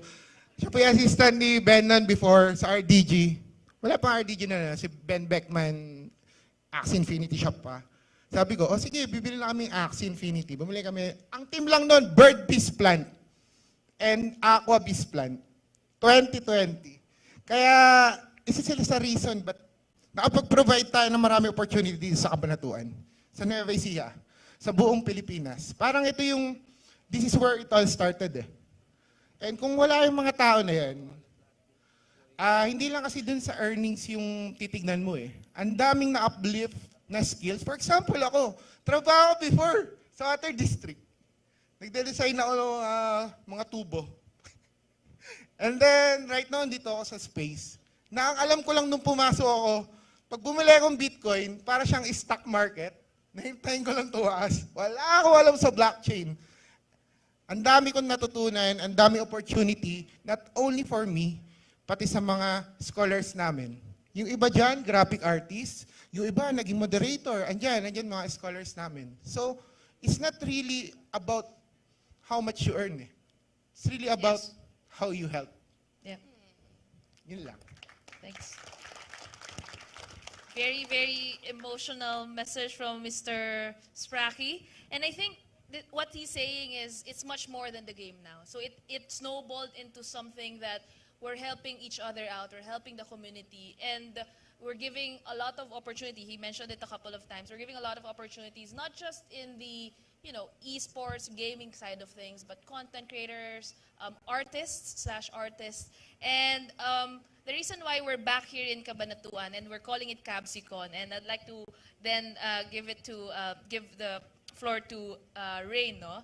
We were, unfortunately, there are still some struggles in terms of legitimizing and also, in terms of how we recognize Web3 and blockchain here in the Philippines. And I think in AxieCon, there's not much representation in the Philippines, I think, and now the reason why we're having this event today is to give back and recognize that we're here, Axie Infinity, recognizes the Cabanatuan as really as Jiho mentioned earlier, no? Perhaps the birthplace of Web3 gaming. So, but having said that, even though we did not have much representation in AxieCon, we reached one of the guilds, Philippine-based guilds, reached the finals.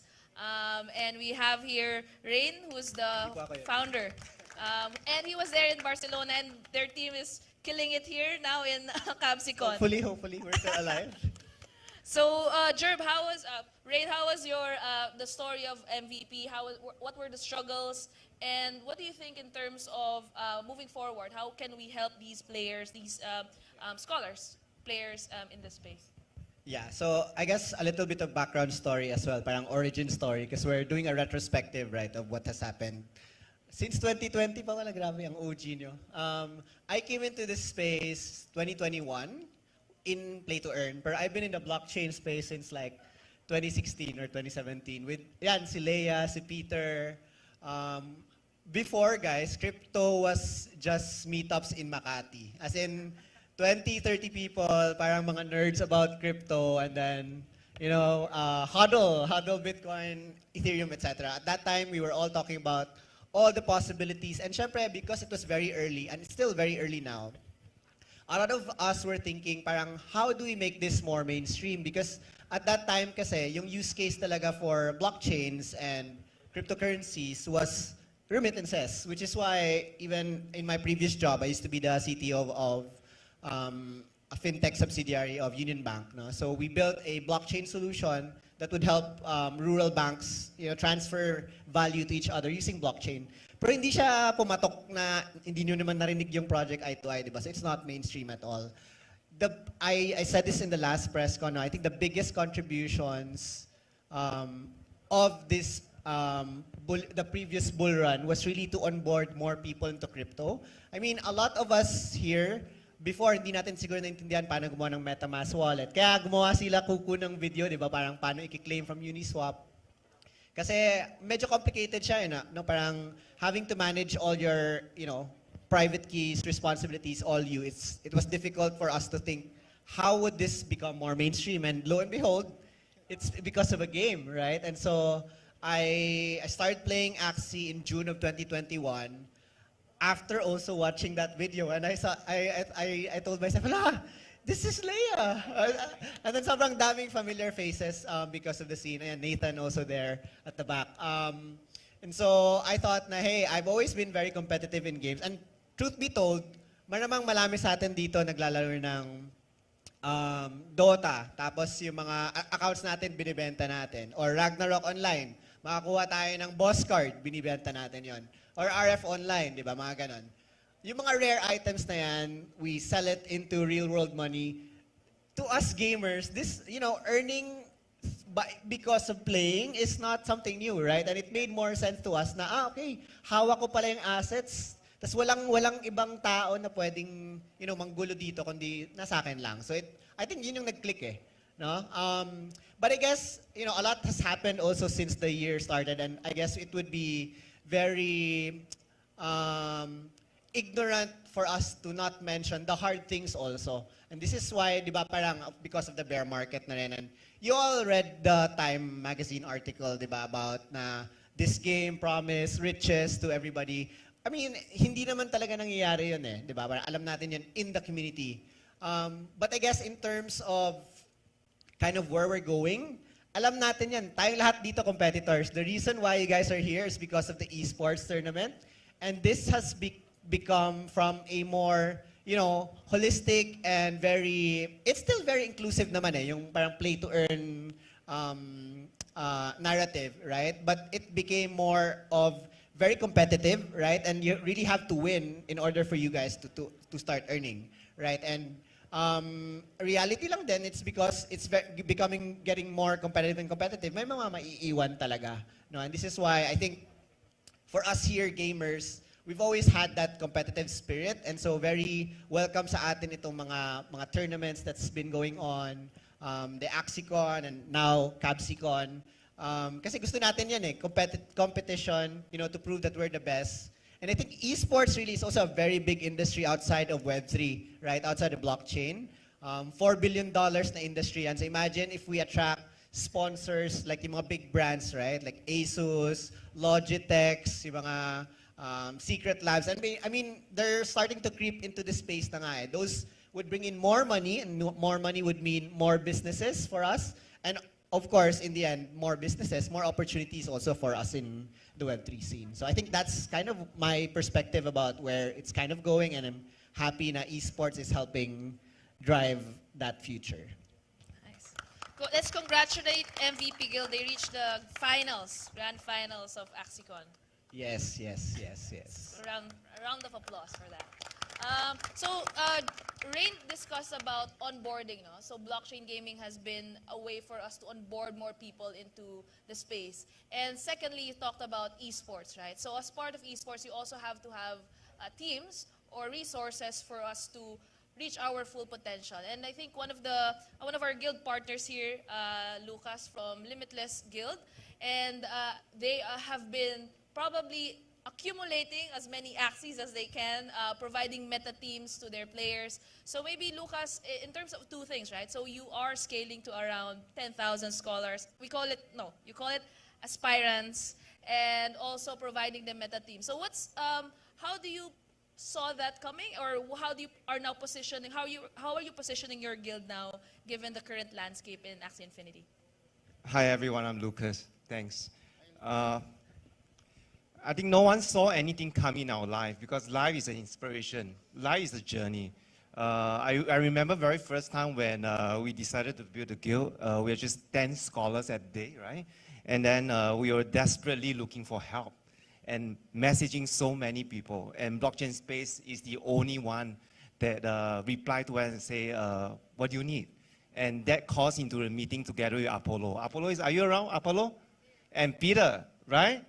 And leads to us knowing Carlos and Jen, you know.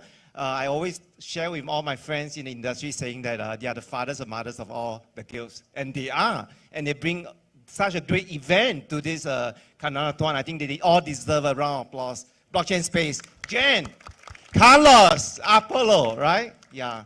And I'd like to thank, pardon me, I didn't catch your name earlier. Leah, I need to thank you because you're one of my inspiration when I watch your documentary. Thank you. Yeah. Share a bit of my background. I didn't aspire to become involved in Web3. Never in my life to think about involved in blockchain, because I'm a very traditional business person in consultancy. I went into investing, and then I watched the documentary by Leah. I was like, wow, as an investor, you can make the world turn around with economics, with helping so many people, putting food on the table. Isn't that an inspiration? Isn't that a new starting of a pinnacle of an industry that can assist everyone on earth coming together as one notion, that we can survive by this without bears or bulls or without the restrictions of any central banks, but we can own the tokens that we can even dictate to sell in the marketplace, because we own the space at this moment, right? Isn't it great? I think this is a great community. Even be it Axie or be any other community, I think what blockchain space also brought together, right, is very exciting. right? That's why we don't call anybody within our guild as scholars, because scholar is a bond. Is a bond to a company or traditional company. No, everyone is here to aspire to achieve something, isn't it? Something. Because you're here. The people that you fight against is not your opponent, but people that challenge you to become better, isn't it? Because you have the rank of a challenger, you don't call a rank of a scholar, isn't it? So I was beaten down by a challenger because I was Tiger today. Because I carry 2 tags, I'm a player and a sponsor as well. But I'm very honored. Thank you so much, Blockchain Space. Thank you so much. I think in blockchain space, I always have to refer to blockchain space, right? I mean, not to advertise blockchain space, but they are really the father and mother of all the guilds. But I think to relate to Web3, okay, to Web3, it challenges us to look beyond the tradition. It challenges us to look beyond what inspires us, because any one of us here today is an inspiration of a spirit that goes beyond, that he never know or she never know what she truly believe or what she never able to become, right? We have so many great people that came to us from our 11th scholar, Hermie, right? He became the GM of our guild.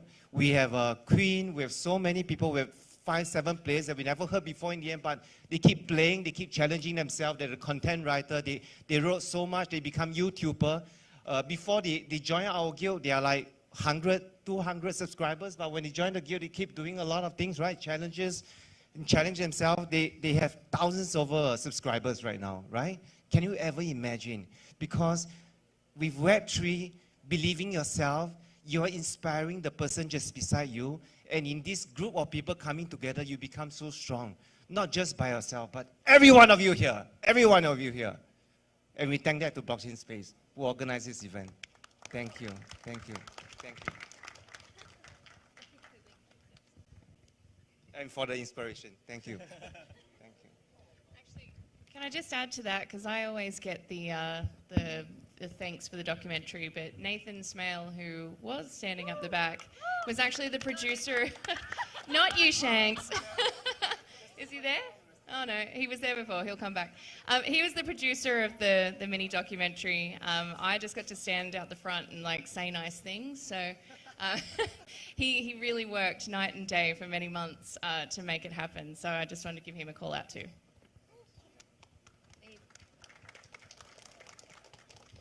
So I think today's event has really, Axie Infinity is the thing that binds us all together, right? So now you've discussed, Nick, a while ago, that there are some items that you'd like to address. How is the scholarship model moving forward? I'll ask the very difficult question that a lot of people are waiting. There was a long line after your keynote speech. So I think the first question was, and a lady was really keen on asking that question. What's your perspective about the scholarship model, and how would that evolve within the Axie Infinity's ecosystem? All right, thank you. Thank you for asking that tough. No, the reason why it's a tough question is because I think I don't have enough minutes to fully explain that, no? But I will try because I know a lot of the guilds, a lot of CV scholars are thinking about that. So, honestly, I still do know, but the moment when I learned about the scholarship model, I was watching the video. Syempre, the first time I joined Axie, it wasn't as a scholar. I researched and then started my own team. But then, after a few days, I learned about the scholarship model. And it's really fascinating, as shared earlier by Spracky. Iba kasi pag may tao ka nang natutulungan, parang doon na nag-iiba yung perspective mo, doon na nag-iiba yung goals mo din, no? So, ang goal ka talaga, hindi ko naman planong mag-scholarship, eh. Parang sabi ko, gusto ko mag-top player, ganyan-ganyan. Competitive scene, eh. But, I really love the model, and I love the fact that someone can give another person an opportunity. And you never know you never know who you can help. You never know if that person that you gave an opportunity, that will change his or her life, no? So what's happening now? I think there are a lot of questions from guilds, no? Parang, how are we gonna adjust? What are we gonna do? Especially in this bear market. Actually, first, ito sinaku ko matagal na kayo sa crypto scene eh. Pero ako first bear market ko din talaga to. No, so parang nagkaroon ng months na parang, di ba, a few months na parang, hindi man depressed, pero I'm not even looking at my wallet. I'm just, ganyan lang ako. Kasi iba eh, like first time eh. But then, after a while, you snap out of it and you realize that this is where, you know, champions are made eh, during these tough times. Lahat nung nakikita natin na matataas, they didn't get there because they were just taking advantage of the bull market. No, they actually planted their seeds during a market similar to this that we're experiencing now. And those seeds grew. Diba? Those seeds, they just water it. That's how trees come out, diba? So that's the thing. Like when we think about scholarships, we're thinking of the future and how we see it, no? We appreciate what the guilds are doing, and that shouldn't change. No? I think guilds, like I said to the gentleman from MGG, no? Parang guilds na yan eh. Parang 6th man of the year, diba? If you're a game there and may guilds that are supporting you, they're doing a hell of a job to push the space, to push the game, and give opportunities to a lot of people. But also, we're thinking, how can we maximize? How can we maximize these scholarships? How can we maximize involvement of players in the ecosystem? No? So, dun pumapasok yung iba't ibang games, builders program games, who will each have their own kind of mechanisms of reward system and also have their own kind of play style na angkop sa skill level ng isang tao, which is, I think, we didn't have that during V2, di ba? Nung V2, yung iba nahihirapan mag-adjust eh. Parang, lalo na nung nagpalit yung, parang, yung nag-iba yung MMR system, tapos mas maliit na yung nakukuha ng 800 and ano. Because not everyone, the reality is hindi naman lahat magaling sa card game na ganito. Totoo yun, di ba? I can confidently say that. But imagine, what if there's a game na parang Candy Crush lang? Diba? Actually, hindi what if, meron talaga Axie Blitz yung pangalan, maglo-launch na din yun at some point. Na that's your kind of game, no? We want those opportunities, no? So I think that's how it will evolve. Eventually, there will be a game for you, specifically for you, that you will love to play in the Axie Infinity ecosystem, and your opportunities for that game. Maybe it's not Origins, and di masama yun. Obviously, we still want you to play Origins, and it will probably still have the most rewards and all that. But if pang Candy Crush style ka, dun ka, di ba? If pang Mech Infinity ka, dun ka bukas, di ba? That's how it will be. Again, Axie Infinity, infinite games, infinite possibilities, infinite experiences. That's the dream. That's what we're trying to build for everyone. So, more to come. No, I wish I can give more information, but a lot of it is kind of still been building, but ano lang, lahat, parang ubus na eh, no? Pero, yun lang, talaga, super appreciate everyone here. And gusto ko lang din, But yun, thank you. Hopefully that answers it, no? Okay naman, sige. Thank you, pero may isa lang, kasi sobrang ganda. And we're getting a lot of good feedback from the people, from online, the team. We're sharing this din. Share ko lang din sa inyo, syempre, niyabang na agad natin ito sa team, di ba? Mga nasa Amerika. So, sobrang happy sila, sobrang proud sila sa turnout. So, siguro dapat i-declare na ba natin may part 2 ba to at some point? Yearly event na ba to? Are we gonna make a big announcement today, Nix? Kaso may nag-tweet pa, di ba, Batsikon daw, taga Batangas. Tawa-tawa. Pero pwede rin, di ba? But yeah, like I said, there will be more to come, no? But really, thank you guys for coming. Thank you, Axie Space, for doing this. For everyone that involved. Wow, di ba? Parang some people are already comparing it to the AxieCon experience, no? So, only here, only in Cabsi. Thank you, guys. May gusto lang add doon. Kasi, comparison-wise, alam nyo yung event, magiging maganda siya sa mga taong pumupunta doon sa events. Yun talaga yun eh. Hindi namin mape-perfect yan, any events, hindi walang perfect na event. Ang magiging perfect doon yung connections, relationship na na-build nyo during that event. So, take advantage yung mga ganitong events, kahit na sisilip lang kayo, titingin kayo, manonood kayo. Kasi iba yung real, yung in-person experience eh. Iba eh. Mahilig tayo sa ganun eh. Yung nagkikita-kita tayo, minsan over food, Di ba? Tapos nami-meet mo yung mga napapanood mo lang, tapos nami-meet mo yung mga kausap mo sa Discord. Yun yung culture natin as Pinoy. So, yung experience na to, hindi ko rin makakalimutan kasi kayo yung nagpaganda nun. So, yun. Wow. So it's the attendees who make the event memorable. For sure. Sorry, may isang naisip eh. But, hindi ko alam kung tapos na may panel. Sige. May gusto lang kasi akong i-share na realize ko. Parang ang daming, nung Cebu kasi natanong rin siya, nung sa event nyo rin yun eh, tas kanina rin, parang gusto ko lang siguro i-emphasize no, na there is opportunity for everyone here to be more involved in the Axie ecosystem, okay? So, may ganun, like, ang daming way na pwede pa tayong mas maging part, no? So it's not just about playing every day, getting your quota and SIP, no? So ang daming events ngayon, like meron tayong mga Axie Halloween contest, hindi ko sure kung nakikita nyo yun, no? So check nyo, ang daming pwede kang gumawa ng mga nakakatakot na story, submit mo, di ba? May Axie na minasaker, gano'n. Or may Axie sa dressing room na ahas, yung gano'n. Pwede kang gumawa gano'n, pwede kang submit, art contest. So, pwede yon. So whatever your skill is or ano man yung gusto mong maging involvement mo, no? Pwede yan.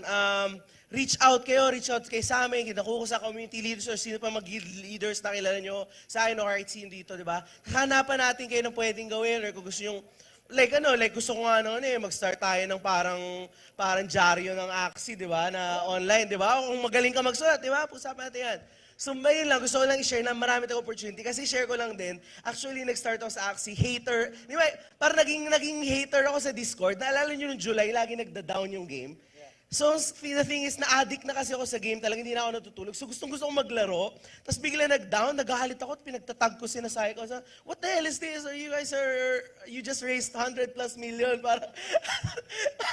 Parang ang mutik kong kinik ako nun, wala siguro ako dito. Pero yun nga, dahil sa community members, pinakalma ako nung iba. Tapos yung isang mod, si Vantalim, siya yung nagpakalma sa akin, ganyan. So parang, doon ko na-realize, di ba, parang, di ba, kung hindi nangyaya, kung kick ako doon, wala ako dito, wala ako with you guys, di ba? So parang, kaya gusto ko lang rin i-share na, guys, may opportunity. So kahit naging hater ka before or what, di ba, I believe in second chances. And daming parang naumay muna ayaw muna, pero gustong bumalik. So kung may kilala kayong mga gustong bumalik, encourage nyo, laging open yung doors na Axie Infinity para doon. So, and everyone's welcome, guys. And just to make a little bit of a segue, since we're talking about events, no, and events where you connect with people and the attendees make it memorable. And I'd like to direct it to Leia, since together with Emphasis, YGG, and us, Blockchain Space, we're organizing Philippine Web3 Festival. So what are the things that probably the community should look forward to, and why Philippine Web3 Festival? Why did we, as a collective group, decided to mount Philippine Web3 Festival? Yeah, so I'm super excited for this. It'll be 14th to the 18th of November in Manila in BGC. And I guess from my perspective, I got to the Philippines in 2018. I'm Australian, and you might be able to tell by my accent. I didn't really know much about the Philippines before I got here. Like a lot of foreigners, we were outsourcing a team of software developers through a BPO in Clark. And we just decided to come over and spend some time with them for a month in the office.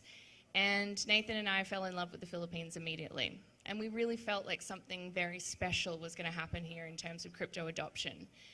We thought Filipinos had the ability to use these very sophisticated crypto tools in a way that people across the rest of the world just didn't, or didn't have any interest. And we just kind of felt like this was the place to be in terms of crypto. Lo and behold, it happened in 2020 when Axie Infinity took off, and we saw that people in Nueva Ecija were able to use these tools where it just wasn't taking off in other parts of the world, but it really kind of kicked off a new wave of Web3 innovation. So, you know, I guess from an outsider's perspective, I kind of feel like a lot of people have been sleeping on the Philippines. And we saw so much opportunity here, and Nathan and I have spent years like standing on our soapbox, banging on, like, you've got to come and check out what's happening in the Philippines. Like, do not miss this opportunity. So finally, we get that opportunity. We're going to throw open the doors and invite people from all over the world to convene in Manila to talk about Web3 innovation in the Philippines and what makes this country so different really excited that we're doing it amid the bear market so that we can kind of have more meaningful conversations about, like you were saying, like, you know, not just the fluff and nice stuff, wag me. No, let's talk about like the difficult things and some of the challenges that need to be solved if we're actually going to further this space. So I think the full agenda is being published on Monday, maybe. Don't hold me to that. But yeah, we've got some fabulous speakers coming from all over the world. So, you know, just to rattle a few off, we've got Jiho's, obviously, very excited about that. We've got Yatsu, who's the chairman of Animoca Brands. We've got Sebastian Bourget from the Sandbox will be speaking. A bunch of different games like Crypto Unicorns, My Pet Hooligan. So I think that also kind of speaks to the fact that Axie really kickstarted this space and kind of gave birth to an entire gaming ecosystem, which is, you know, reshaping the way that we think about games and crypto. So yeah, it's going to be pretty awesome. I really hope that you guys can all come. It's going to be a really, really super cool event. Yeah, so we're invited. We gave away several GA, general admission tickets. And Peter just informed me that we'll have a special shuttle coming from Cab City so that travel wouldn't be an issue. Ooh, nice. So we will help. So, because I think when we were talking to the community members yesterday and even Spracky, I was like, what should we give back? What are the giveaways that we should provide to the community? And one of the things that he mentioned, yeah, you can give away tickets, but it's so far. It's 3 hours from Metro Manila. And we were like, okay, we need to find a way to bring them, meet the so the players can meet the founders and the creators of games. So we'll be helping on that as well. So we'll be providing some shuttles and we'll subsidize also the accommodation of those that we'll be giving away as well. So just for Cabanatuan City as well. So let's open the floor for questions. We'll probably be able, so we have giveaways from next. BYAC, Big Yak Axie Club. Big Yak Axie Club. 3 questions from the audience, so please line, okay. Okay guys, para organize tayo, please do approach na lang. I'll approach you na guys if you have any questions. Taas na lang kayo ng kamay. I'll go to you guys. So, first one here. Sir? Hello po. Master Kamote of Real Deal. Hello guys. This is a question na walang masyadong kinalaman sa blockchain. Pero kasi I really inspired dun sa kwento kan ni Sir Coco. Na ayun, naging friend ko na rin siya. And to Madam, ang question ko is, what can you tell to yourself because of Axie Infinity way back then and to yourself 5 years from now? So wala siya kinalaman sa blockchain, but I think the question here is, ano yung gusto mong maging sentimental thing na kinaharap mo from the past more than 2.5 years na nagrarun na si Axie Infinity and on the next coming years? Kasi sobrang daming project, sobrang dami nung nagiging update. So ano yung gusto mong sabihin doon sa dating bago mo nakilala si Axie and then si Axie Infinity on the next coming years? Yun po. Thank you. Thank you, bro. So, sir? Ako siguro baduy pero no regrets eh. Kasi when I started, di ko naman pinagsisihan bakit ako naging involved. Di ko rin pinagsisisihan kung bakit ako nandito ngayon. Not because, you know, I made some success, but because I know for a fact na sa ginawa ko, kahit papaano marami ako natulungan. To get to know about the space, alam mo yun, not just financially, but siguro yung awareness, yun yung pinaka-importante eh. Because, lagi ko sinasabi yung unang invitation sa akin nila Leia about play to earn, ignorance is expensive. Which is, pag hindi mo alam yung mga bagay-bagay sa paligid mo, people will try to take advantage of you, tapos i-exploit ka. So para sa akin, siguro na lang, sana pinagbutihan ko pa. Sana ginandahan ko pa lahat ng mga contents, alam mo yun. Pero masaya na ako kasi kahit papano, yung mga yon, yung mga videos na yon, nakapag-create ng impact sa ibang tao. So, ayun, kaya masaya ako kahit anong market situation. Kasi yung mga tao na yon, nami-meet ko sila in real life, looking back, uy, napanood ko yung videos mo. But actually, ang pinaka-importante sa akin doon yung connection na nagawa. Yung na-build. Kasi from that connection, I believe yung relationship na mabubuo mo, infinite yun eh.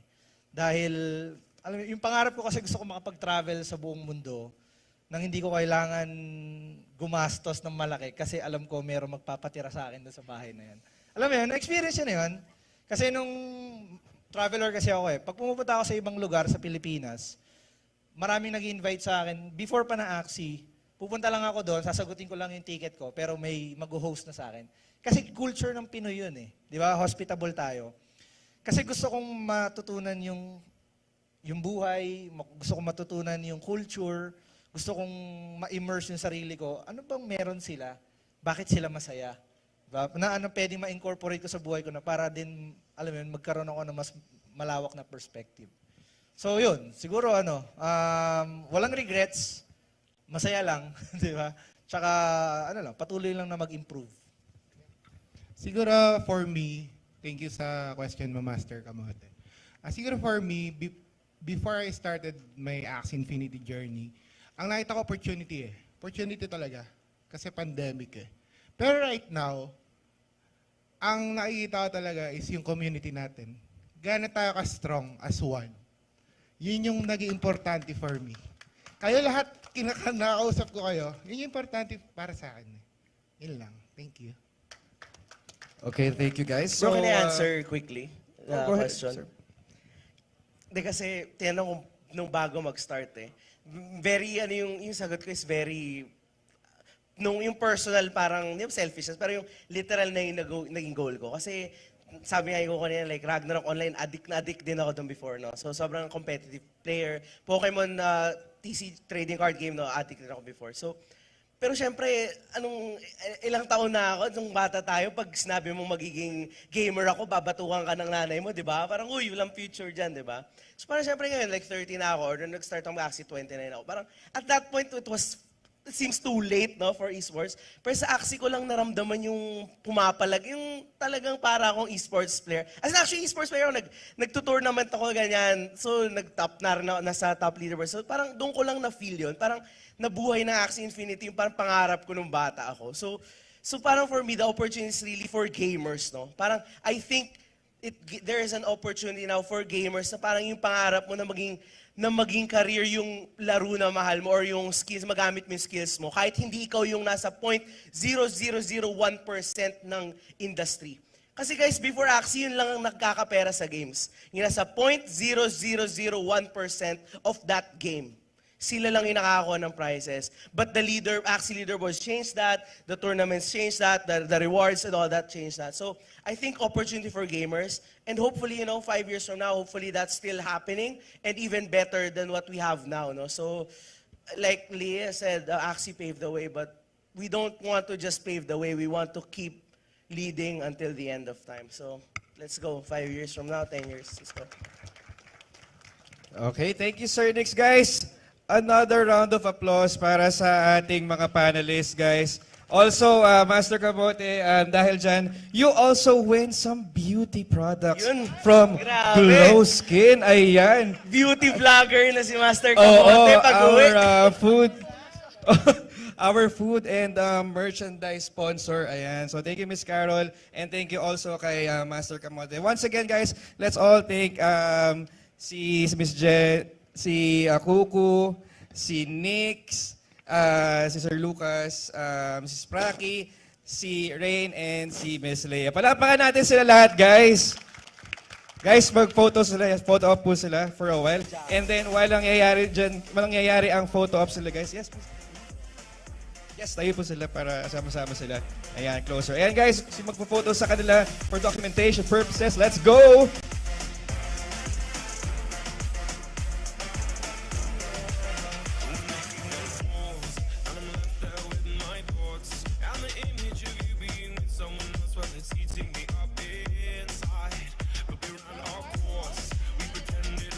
Oh, ayan daw.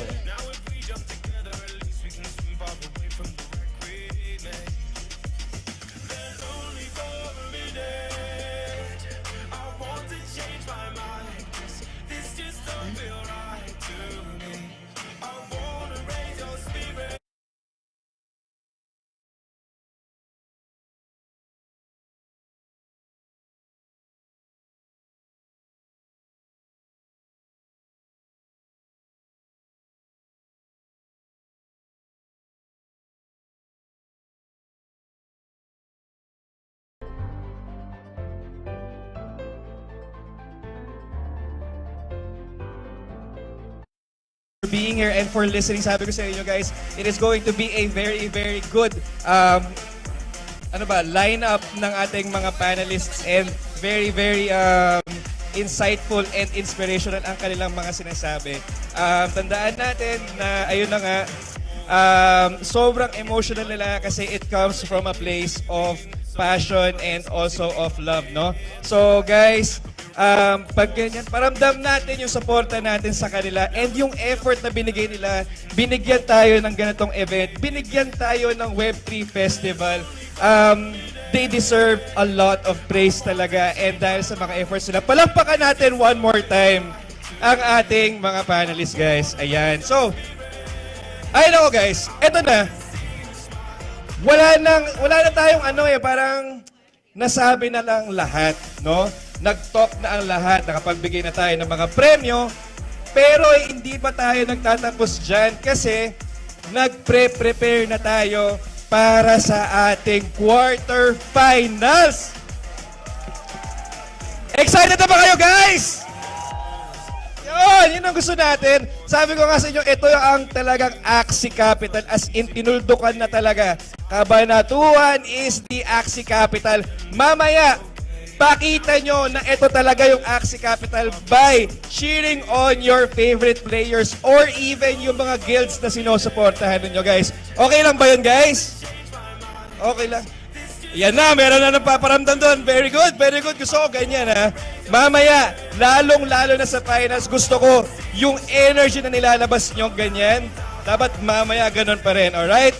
So, nagpre-prepare na tayo ng onte and malapit na po mag-start. Okay, so, habang nag-aantay tayo dito, gusto nyo ba magpa-giveaway? Giveaway? Bakit parang mas malakas boses yung pag sinasabi kong giveaway? Bakit kayo ganyan?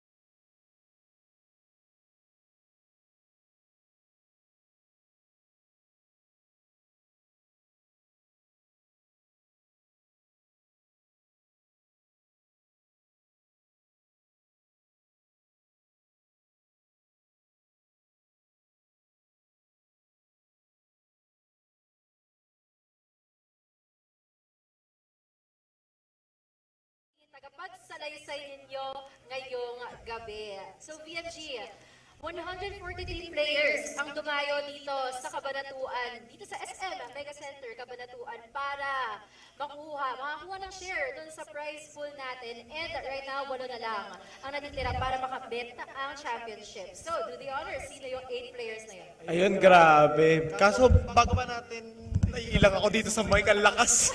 Pero bago pa natin introduce yung 8 players, take note lang natin na ito yung pinakamalaking LAN tournament ng Axie. Kaya congratulations agad sa blockchain space dito sa event and syempre sa Axie Infinity community. Pero here we go! Ito na ang 8 players na natitira dito sa ating tournament. First player will be Kuya Well Gaming. Grabe, sikat na sikat sa V2 to. Next player ay from MMG, si Chan 5539. Third player from YGG, DC Boy. And ang fourth player natin, also from MMG, EDRD. And Diffsul, the fifth player from MMG din. Itong sixth player, medyo mahirap banggitin yung pangalan eh. Consiglier. Seventh player, Kapitan from MVP. And ating eighth and last player, Dayo pa. Galing pa ng US, Spam and Rice. Yun, si Spam and Rice isa sa mga malalakas talaga na players, not only during V2, but also during V3. And kaya nga nasabi ni BMG, he did fly here, dito, sa Philippines, just to join this tournament. And konting inside scoop lang, na medyo public scoop na. Okay. He actually posted earlier na if he wins this tournament, he'll donate to Cabanatuan half of his winnings. Yan. So, Grabe. And speaking of Spam and Rice din, not only that, he was also the runner-up sa katatapos lang din na AxieCon sa Barcelona, Spain for V3. Yun, so yun, na talagang worthy contender talaga si Spam and Rice. And speaking of Spam and Rice, still, siya ang pinakaunang player na mapapanood natin para sa quarterfinals natin, and he's going up against Kapitan. Grabe, napakagandang matchup agad for the first matchup sa quarterfinals. Kapitan from MVPP and Spam and Rice. Pwede mo pakinaan yung mic ko, sobrang lakas. Actually, malakas talaga yung mic dito sa venue. So, yun. Yes, guys, kamusta kayo dito sa SM Center, Cabanatuan? I hope nag-enjoy kayo. And after a long wait, magsisimula na nga yung top 8 natin. Pero bago tayo magsimula, gusto natin namin ipaalam sa inyo para sa mga nandito sa venue na magkakaroon tayo ng raffle to those who signed up at the Guild Hub. So, magkakaroon tayo ng 10 blockchain space player kit care of blockchain space. Mamaya natin malalaman kung sino yung mga mananalo sa raffle na yan. So, 25 Meta team accounts, 3 Axies each, care of limited guild rin ay ipapamigay maya-maya. So, yun. Okay. Grabe, napakadaming giveaway dito sa event natin. And wag na natin patagalin pa. Feeling ko pwede na natin silipin yung first game ni Spam and Rice and Kapitan. Pero habang di pa nagsisimula, pwede natin pag-usapan yung possible teams na gagamitin nila. So, parang GP, ano ba yung rules dito sa tournament natin? Yan, actually good question. Kasi since this morning, daming pumila and one rare rune lang ang pwede mong gamitin sa buong team. Oh. So talagang kumari, for example, aqua user ka, isang hearty warrior, and then magdalawang top strike ka. Pero hindi pa tayo ganun ka-familiar, to be honest, sa mga makikita nating meta kasi hindi rin naman natin napanood kung ano yung mga nangyari kanina during the first 5 rounds. Pero kung ikaw ba, as someone na contender din sa leaderboards ngayon, ano yung ma-recommend mong gamitin nila or ano yung may expect? Grabe. Kasi yung iba't ibang set of rules per tournament, medyo challenging talaga magtimpla ng lineup eh. Parang it depends on the rules kung paano mo i-prepare yung kargada mo. And dito sa specific rules ng tournament natin, I think very effective yung pangolin front for the beast kasi kaya mo pa rin mag-generate ng rage through the Shiba and Confident. And kahit naka-top strike lang yung damage beast mo is masakit pa rin yung rage form niya. So I think maraming gumamit nun. Pero hindi lang naman doon umiikot yung meta, marami pa ring ibang effective comps such as the sustain. Hindi ko na lang sure sa ako ang gagana sa tournament na to, pero masisilip natin yan. Yep. Actually, ang ganda nung sinabi mo, especially yung Pangolin front. Kasi Pangolin, it's the rare rune na sobrang gamit na gamit sa leaderboards ngayon. Napansin ko nga naalala ko, I was scrolling through the leaderboards. Ano ba yung tracker? Diba? Yeah. Tapos parang isang endless anger lang, tapos dalawang Pangolin. Kaya mo talaga maka-top 1 eh. And Tama. speaking of endless anger, ban siya. Ban siya dito sa tournament na yun. So hindi natin siya makikita. Pero yung Pangolin front, significant pa rin siya para magkaroon ka ng magandang contender para sa gameplay mo. Yes, so very exciting tong matchup ni Kapitan and Spam and Rice. And again, this is a best of 5, tama ba? So maraming chances para i-fix yung mga pagkakamali or yung lineup adjustments dito sa matchup nila. Yep, so actually, as for Kapitan, kasi kanina we were talking about Spam and Rice way too many times kanina.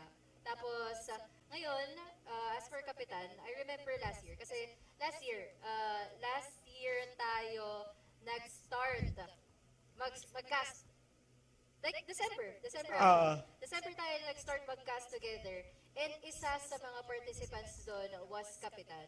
Yes. So, not only V2, I actually really appreciate these players kasi hindi lang sila dito sa V3 like biglang umusbong eh. May continuity eh. From V2, nakasama natin sila. Tapos ngayon sa V3, which is wala pang 1 year old, kasama pa rin natin sila. And talaga ang dami na nag-migrate na players. And hindi lang silang dalawa. Hindi lang si Spam and Rice, hindi lang si Kapitan Gaming. The players that we have here right now ay talagang, mainit din sila during the V2 season eh, during the V2 era. Yes, and dagdag fun fact kay Kapitan. Actually, nagbabalik siya ngayon sa V3 eh. Nagpahinga siya sa V3 ng ilang months. And sakto yung comeback niya dahil na-pick up niya agad yung meta and yung playstyle dito sa bagong version ng Axie. So, tingnan natin kung paano magta-translate yan dito sa matchup niya ni Spam and Rice. Pero for sure, kabisado niya na yung laro, umabot siya ng top 8 eh. Ay, oo!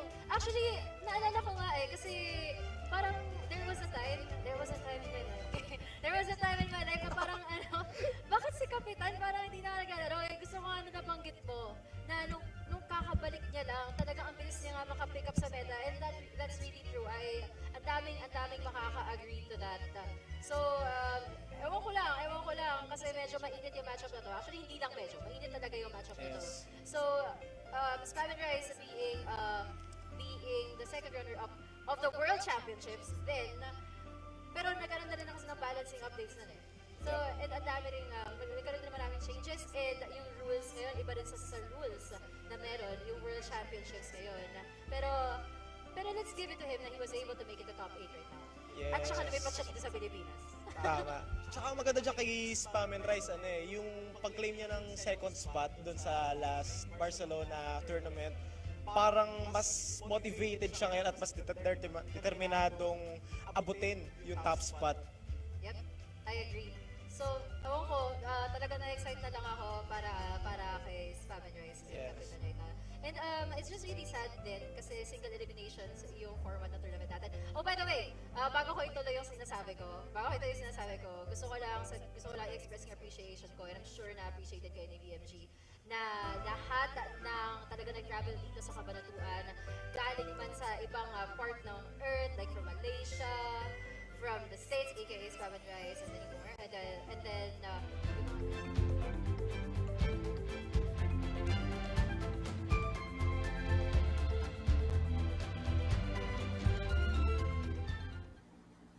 All right, thank you to VMG and Panooring JP. Those were your Filipino casters. But now we are also the English stream. My name is Ethan Cabanatuan, with me is Jaeger, and we welcome you guys to the Axie Cabanatuan Community Meetup Tournament co-presented by Blockchain Space. We're about to get into the first quarterfinal of the day. That's right, we have a series of games that we have for you today, and you can look forward to all of them being absolute bangers, as you saw in the introduction, as well as in the heartfelt speeches before the game started as well. This game means a lot to the community. It means a lot to everyone that's involved here. And so a big thanks to everyone in the community that are taking part. And so we will be jumping into it ASAP as soon as they're in it. And here we go. And it's going to be the three beasts on the side of Spam and Rise. And Capitan is going to go for that Aqua Beast. Both in the meta. We're not seeing anything special at the moment under the budget choices here. No, instead they are going to be going for as much damage as possible, as quickly as possible. Of course, Pangolin on both those frontline beasts and on that backline. Tough strike. There you go. Yeah. Kind of standard, honestly. One of the more common builds that you do see on ladder. We don't see a lot of triple plants anymore, which is pretty fine. That's pretty good for me because that just takes forever to do. In this composition for both of these teams, they just aim to do, as you said, as much damage in as fast a time period as possible. And so far, Capitan already hurting a little bit. 300 health left on his front beast, but he's going to be targeting the middle beast of Spam and Rice here.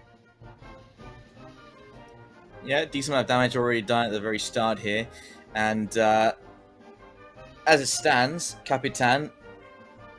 Actually, no one's got a clear lead at the moment. They're both sitting fine for now. Yeah,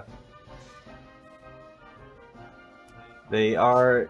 It really does take a little bit of time. It takes the right draws and the right calculations. You can see Spam and Rice already building up his rage bar already at 7 stacks. He is prepping that front Axie of Capitan's for death, probably in the next turn. But Capitan, he's done the same.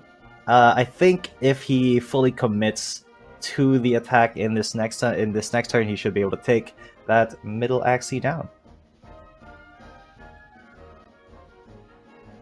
Spam and Rice, of course, one of the more illustrious and well-known Axie Infinity pros. And yes, it does look like Capitan is committing to the bit here. He's going to go for all of the damage. 66, 37 left. And an innocent lamb. Oh, he got a Cottontail there. He's gonna actually be able to finish it off with a Sleepless. Yeah, you need that energy back just to secure that first elimination. So Spam and Rice losing the midline beast there. But now he can fight back. He should be able to get enough on this next round just to chisel away at this frontline beast. I think it shouldn't be a problem after this next round. And then you have to worry about both the Aquas taking a big barrage coming from Spam and Rice. It all depends how quickly he can chip away at that second backline, because it's the Pangolin that you want to hit last. 7 points now. Yeah. 9 points now. 9 points. One more, it's going to be a nice big hit coming in from Spam and Rice. He's prepping it for the next turn, and he's prepped the backliner of Capitan pretty well right there. 122 left, but with him out of energy, that gives Capitan the onus. He has 3 energy to do as much damage as possible, which won't be a lot. He does proc the Death Mark, though, so that will be something for Spam and Rice to consider in the next turns, but it shouldn't be of much consequence for Spam and Rice's immediate turn, because he should still be able to get the targeting off onto the back Axie, finish that one off, get to max rage stacks, and then, just take this Pangolin beast in the front down. If he gets the right draws, of course. He gets 2 Jinxes in his hand, which is not what he planned. Oh, that is just enough. It's just barely enough to get that. And there you go. Powered up in the backline. That beast is ready. But I'm going to have to do anything with the 2 Jinxes in hand. And so, it's going to be straight back into the hands of Capitan. Yeah, Capitan. What are you going to do here? Because he has a couple of options. Depending on what he's able to draw. With 233 HP, Spam and Rice's front liner should be disappearing in this turn. Unless... Oh no, he didn't get very many good cards there. He does have a Nemo. But yeah, Goldfish. Oh, he does draw the Risky Fish. Will it be enough? I think it will with the Risky and the... Oh, he won't be able to use Fallen Sword. Oh, 32 HP, and that's a tragedy for Capitan. Just leaving that front Axie still alive there. Yeah, this could turn on its head. Capitan had a really good start, but I think the cards just weren't coming to him. Spawn Rice, of course, running that three beasts, you just run a lot more consistent damage. It's something you can rely on. Plus, building up that rage, building up that extra damage each time. And, you know, Capitan doesn't even rely on any bubble techniques here. Doesn't add any of those for any extra shielding or HP to go his way.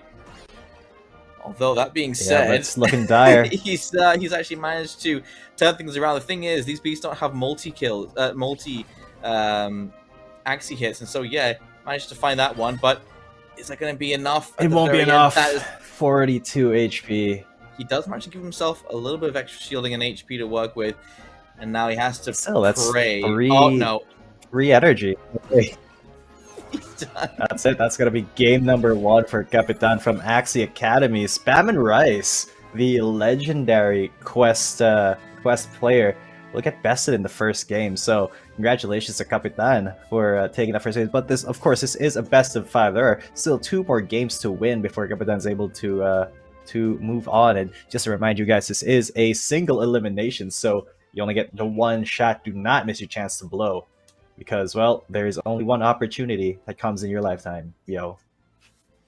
Thank you, Eminem. And yeah, that is well played. Capitan actually turned that around really well at the end there. I think he just got the right pulls at the right time. And also, I think the damage, it was as inconsistent as it was. He does manage to make his way through the pangolin. And after that, if you lose your pangolin beast, you are going to be losing that backline fairly quickly.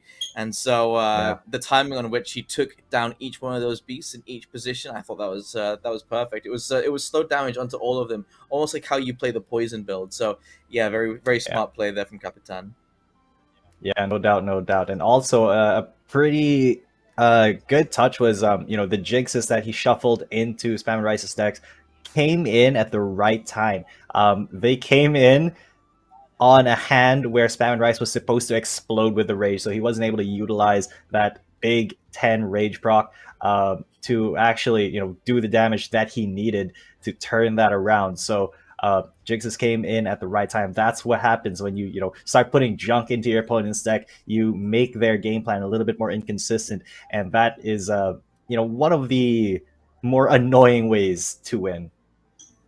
That's right. So I'm not sure what the rules are in terms of changing your teams in between games. I'm hoping they just have full reign to their entire parties that they've brought to this tournament, because that could give us a little bit more variety to the teams we might see. We'd like to see a couple of the Bird Dawn players come through, and the Feather Descend as well.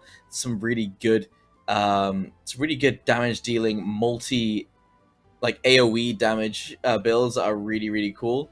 And I would like to see some of those come in, because you know what? I think people underestimate them still. I think it's still heavily underestimated how much these AoE abilities can just tear through an entire team, no problem. Yeah, I mean, AoE has always been something that's been very prioritized, very value-adding in Axie Origins, and even in V2, even in Val's V2, AoE was something that a lot of people kind of underestimated, because, you know, it doesn't do a lot of damage, but if you're able to consistently use AoE, then the opponent's team is just going to, you know, slowly disappear. And if you have a really good tank, or if you have some target manipulation on your own side, then that could be something that, you know, is very hard to deal with. But already we've made it to turn 3 already, and Spam and Rice looks like, yeah, he got targeted. His backline beast already at 9 stacks, but he is in a lot of danger. I'm not certain whose turn it is right now. I think it's going to be Capitan's turn next, and that means that if Capitan can get the targeting back, yes, he will be able to. That's the shrimp onto the backline. Spam and Rice. Oh, 9 stacks, and he just loses that backline beast. That is nothing short of a tragedy.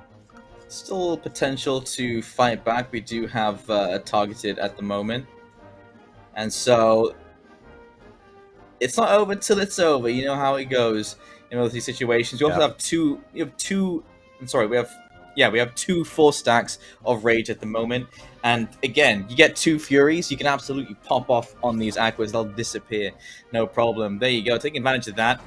putting on a little bit of fragility as well, down to 200, down to 59, because each little stack of rage does give you a little bit of extra damage on top as well. And so far that does bring it down to 59, but this is now the opportunity for Capitan to do a bit more damage onto these beasts, as there it is. One by one, a couple of extra hits. Has to hit the pangolin. Weakness has been applied though, and that's going to be a bit of an extra issue as well. Oh, Cottontail. That means Chubby opens up to be used here. Yeah, Capitan's just going to commit to the AoE. That's actually pretty decent because if it is the pangolin that's doing that, it's getting that ship damage in as much as it can before it does go down, because Spam and Rice is going to 100% try to take that out as fast as he can. Look at it, he's already charging up. Little Branch is not available. He does have Confident and Cottontail, so yeah, he will be able to use Little Branch still. Will he use Confident with it? No. Oh, maybe he should have, because that... well, it wasn't the same Axie that attacked anyway, but 28 HP on the Pangolin frontliner. That is not looking too good for Spam and Rice. Spam and Rice did do a good job of taking the week off to do that extra damage onto the Pangolins. As you can see, it's down to 28 now. And yeah, Spam and Rice is just dishing the damage out just across all of these Axie. And keeping them all alive does mean that you are going to be pulling... you're going to be pulling full rotations. All of their cards are possible to get pulled out at the moment. And yeah, 14 cards left. Nowhere near the top deck that he's looking for. But he has lost one, and so they're going to be dishing out a couple of fallen weapons. And Fury has been applied. Damage is being done, but it's not enough even to clear this Aqua. And that does put Spam and Rice in an awkward position. Yeah, and Capitan didn't even draw any of his forgotten cards, so he's not going to be losing out on any value. Look at that, 86 HP left, and it's about down to 29. He's weakened as well. Spam and Rice, he has to pull out something magical. He has to get the top deck of the century here, but he doesn't. He does get a Little Branch as well. That was with a weaken on 38. No, 10 HP! 10 HP, he did... Oh, it could have worked if he drew... I don't know, he didn't have a Contail anymore. But man, that is another tragedy. Just super close for Spam and Rice, but that's Capitan with a 2-0 lead. Actually, that week may have saved Capitan there. If he hadn't applied weak there, that one hit would have been enough to take care of the front line. His second hit would have taken care of the second line. That would have been a 1-1 scoreline by Capitan. Right timing to pull that out. And I'm guessing at that point, he's just hoping for the best. Will I still get this kill?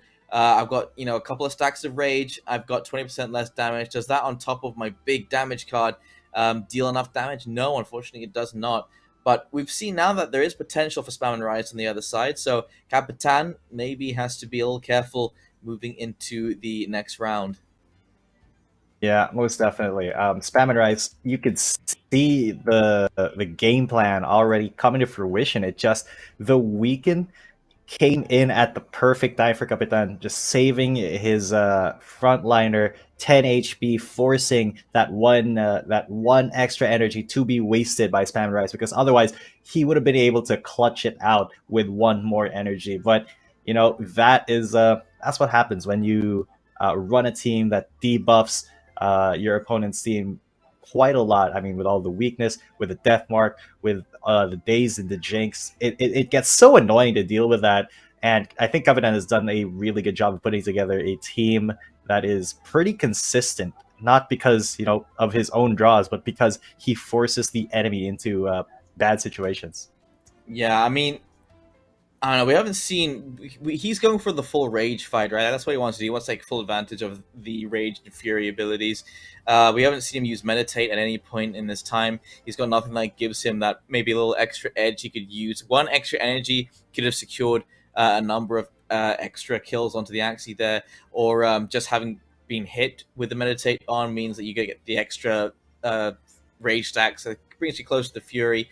There are a lot of ways that he could get there faster, because that's the big problem right now. He's trying to go for the rage plays, but he is having trouble stacking those rages as quickly as possible. He needs to get them a little bit faster if he wants to be able to take advantage of them, because he's losing Axie before he can even charge up.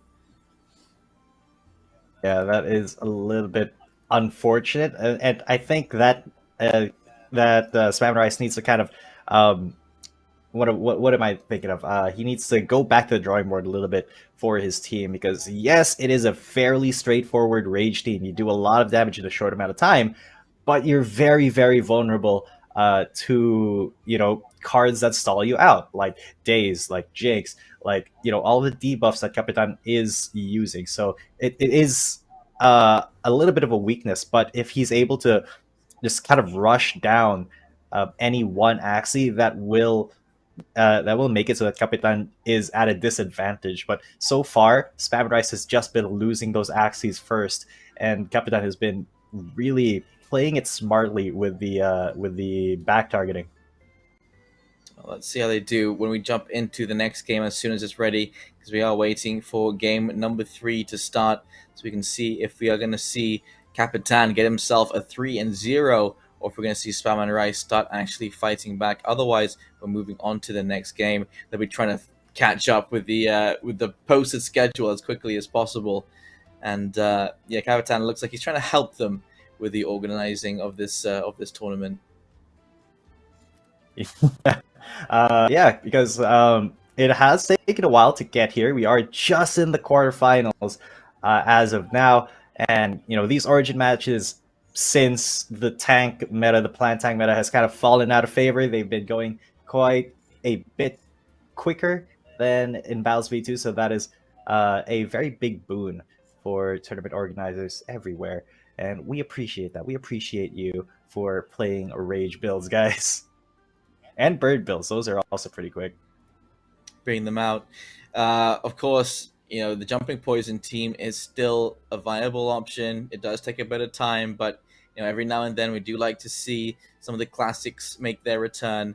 A lot of the Reptile builds have made their way back into this as well. Especially, there's like that. I saw this thing. It was like 1200 shielding, and you could just never break through it. There was, because like you combine delayed protection, and then you put a shield on yourself. You get hit a number of times, and then you gain 12 shield for each hit that you take. And so if you get machine gunned on low damage, you just have this insane huge shield that pops up in the next round. It's ridiculous. So yeah, that would be fun to see. They're fun, but they're slow games, and they can be hard to hold on to. So yeah, and you can't rely on it for too long. But yeah, no one could break through that big a shield. So maybe not too good to rely on that. The plant build, as you said, not as common. It can still work, but yeah, really not as common. So yeah. Yeah, it is. It used to be really, really good, but it did get nerfed quite a bit. And I mean, justifiably so. You don't want to just have a team that doesn't actually have a win condition other than, you know, stall it out until your opponent loses. You want a team, and from a balance perspective, you want to have teams that have clear win conditions. And I think that's what we're seeing right now in this tournament so far, especially with, you know, Spam and Rice specifically. He does have that very, very clear win condition. Just punch the enemy in the face as hard as possible, as fast as possible. And the counter to that is, well, Capitan, just don't let him get the punch cards. Just fill his hand with junk, and make his Axies weaker, make them more vulnerable, and it's going to be a little bit harder for Spam Rice to actually use that tactic to come back. So it is like a lot of mind gaming coming in Axie Origins, which is pretty cool, because I did miss that from Battles V2, where we did see a lot of, you know, scouting and predicting what teams your opponents were going to be coming in with. But now we have the extra layer of runes and charms, and just for you guys information, we cannot actually use mystic and rare charms in this tournament. Sorry, you can have one rare charm in this tournament. You cannot use mystics.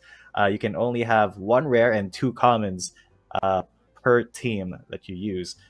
So that's that for the runes. But for the charms, you can't use mystics. You can use common up to epic charms, as long as they don't have these special effects like curse, banish, rage, attack modifiers, and you can only basically use the stat boosting charms. So it is a little bit interesting that that is the rule set that we're going with. But it does kind of make it a little less pay to win than ladder. Wait, does that mean you can't use like bubble pace and things like that when you gain? Because like if it's only plus abilities like plus attack, plus HP, things like that, does Yeah. that mean you don't get to use? Your paralyzed jellyfish. You can't use anything that adds the Yeah, I extra don't think abilities. that's legal here. So does that mean we don't actually get Feather Descend? Because that's a big shame. That's one of the actual competitive metas that have pushed a lot of teams up to the top. So interesting, to say the least, they're not allowed to run the Feather Descend. Actually, yeah, it is a little bit weird now that I think about it. But hang on, no, that's isn't Feather Descent a charm? It's a rune. Sorry, charms are the ones where you're not able to use, special effects. But I think runes are fine as long as they're common and you only have the one rare. So, I think we may be seeing a Feather Descent if we do get it. But speaking of the comps that we weren't expecting to see, we do have a healing composition here from Dizzy, and he does have that Dawn in the back versus ADRD, who's got a triple beast here. He got 3 Ronins as well. Like Gravelant I was sitting on. Is that Dawn with a Gravelant? Gravelant? No, that's Pupa, I think. Oh, okay. Yeah. All right, so yeah, you are looking at the Plant Dawn, and of course you are going to rely on that Dawn to do as much of the damage as possible. And for the rest of Dizzy's wait, Dizzy, hold up. Wait a second. Was that a best of 3? Skip ahead. I think it was a best of 3. Interesting. Oh, maybe so we're that doing does best mean of that 3s still. quarters, yeah, best of 3s for quarters, best of 5s for semis, and then the grand finals is of 7. That makes a lot more sense to me. But the Ronins are starting to come in for ADRD. You do not want to give any breathing room to a healing composition because they will out heal you. So ADRD has to rush this front plant down as fast as he can. There is no room for too much setup. You just have to keep smacking that plant in the face, even though it has snail shell, even though it has strawberry shortcake and silence whisper and blossom. Oh man, that is a lot of healing that's going on. The secrets are coming in as well, and look at that. Dizzy is already pretty much healed up the full and shielded himself. Cleanser on top of that fragile as well. So yeah, no way that ADRD is going to be able to bust through this plant Isn't Dizzy our big yak dust boy? Yes, he was. Wasn't he? I love Dizzy. He's my favorite player. I voted for him. Back in LSL Season 3, yes. Actually, he has been in the scene for a long time. I remember Dizzy being in the competitive scene in the early phases of Axie Esports even. So glad to see him still competing at the top levels here in the Axie Infinity Cabanatuan Community Meetup Tournament co-presented by Blockchain Space. But yes, this might take a while, folks, because that plant is not going to die in the foreseeable future. And because the idea behind this Dawn, you can see the rune that the Dawn is using, that's an arcane protection, and so it kind of works like the pangolin, but it relies on the buffs to get the 20% off. So you can technically get the same protection as that frontline pangolin if you can get enough buffs going, because it does cap out at 20%. So you can't have 5 buffs and then get 25% reduced damage. But look at the shielding going on right now just to keep it up. And it is targeted.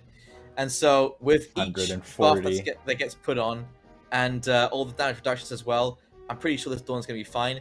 But it doesn't look like they can apply any damage in this round. And so for now, ADRD sitting pretty.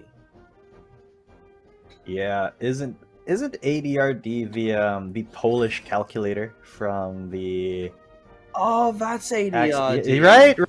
He's a Polish calculator from the first Axie Infinity Origin championship that we casted together. That I remember this specifically because he brought a calculator to this stage. He brought it with him, and I bet he has it with him right now, and he's trying to figure out a way to bust through Dizzy's defenses, because those are some solid walls that this YGG player has put up.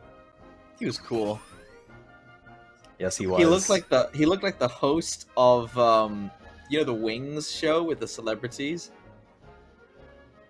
No. I have no idea. You haven't seen that? Like they make celebrities eat hot wings and he asks them questions. Oh, you mean Hot Ones with Sean Hot Evans? Ones, that's Yeah, the yeah, one. he does. He looks like Sean Evans. Yes. You're just saying all bald people look alike. Yes. Which, I mean, kind of fair. There's only so many features you can have when you're bald. Yeah, real Ari Neiman look-alike here. But he did win the inaugural Axie Infinity Origin championship, so you know he does kind of have a title to defend here. It would be a shame if he gets knocked out in the quarterfinals by Dizzy, just because Dizzy was stalling out for too long, and here he is. He's got 4 leaves on each. He spawned another plant in, and this man is just going to be healing forever, healing out the wazoo. I thought we saw the last of these compositions when the nerfs came in, but apparently not. Dizzy has found a way to keep the heal and shield train going for himself, and ADRD just has kind of no recourse here, except for maybe proccing that Fury and then trying to, you know, burn down the Dawn, who is just shielded up like what is a good comparison here? For a shielded bird? I don't even know. Are there any defensive birds that you know? I'm not entirely sure, but I mean, each stack of the leaves is an extra 5 HP that you get to recover. So not only is he shielded up, he is getting healed after each round as well. It's very difficult to break through this, even with the Fury. You have to make sure you're doing enough damage to cover all of the healing that's happening right now for Dizzy's team. And Dizzy's team is specifically made to dish out some slow damage while keeping all of your teammates in the mix. We do have a plant pod out as well. That's 35 HP, and so not only are we playing with high damage Dawn and sustain as well, we also have minions on the battlefield. Dizzy has brought quite the team to the field. Yeah, and with both of his plants sporting Silence Whisper, and one of them has Strawberry Shortcake, the other has just so much healing. Both of them have so much healing. They got Hatsuna both. And that is Snail Shell and Woodsman Power. This guy is just going to brick wall until eventually the Blood Moon will take ADRD. But that is going to be a while yet. Look at that, he's already healed back up to full, and even more than full, because his Dawn in the back is shielded for 152, so even if ADRD, you know, he is going to go for it. Look at that, he gets hit by the Shiba, doesn't even break the shield. Ridiculous. No sweat at all from Dizzy. Even, actually, look, he can use a Believer, and I don't think it's going to break the shield. Like, invest everything and still not get through. And that's just a shield. You're not even doing any damage yet. Yeah, this is ADRD. His calculator isn't currently calculating enough damage to get through Dizzy.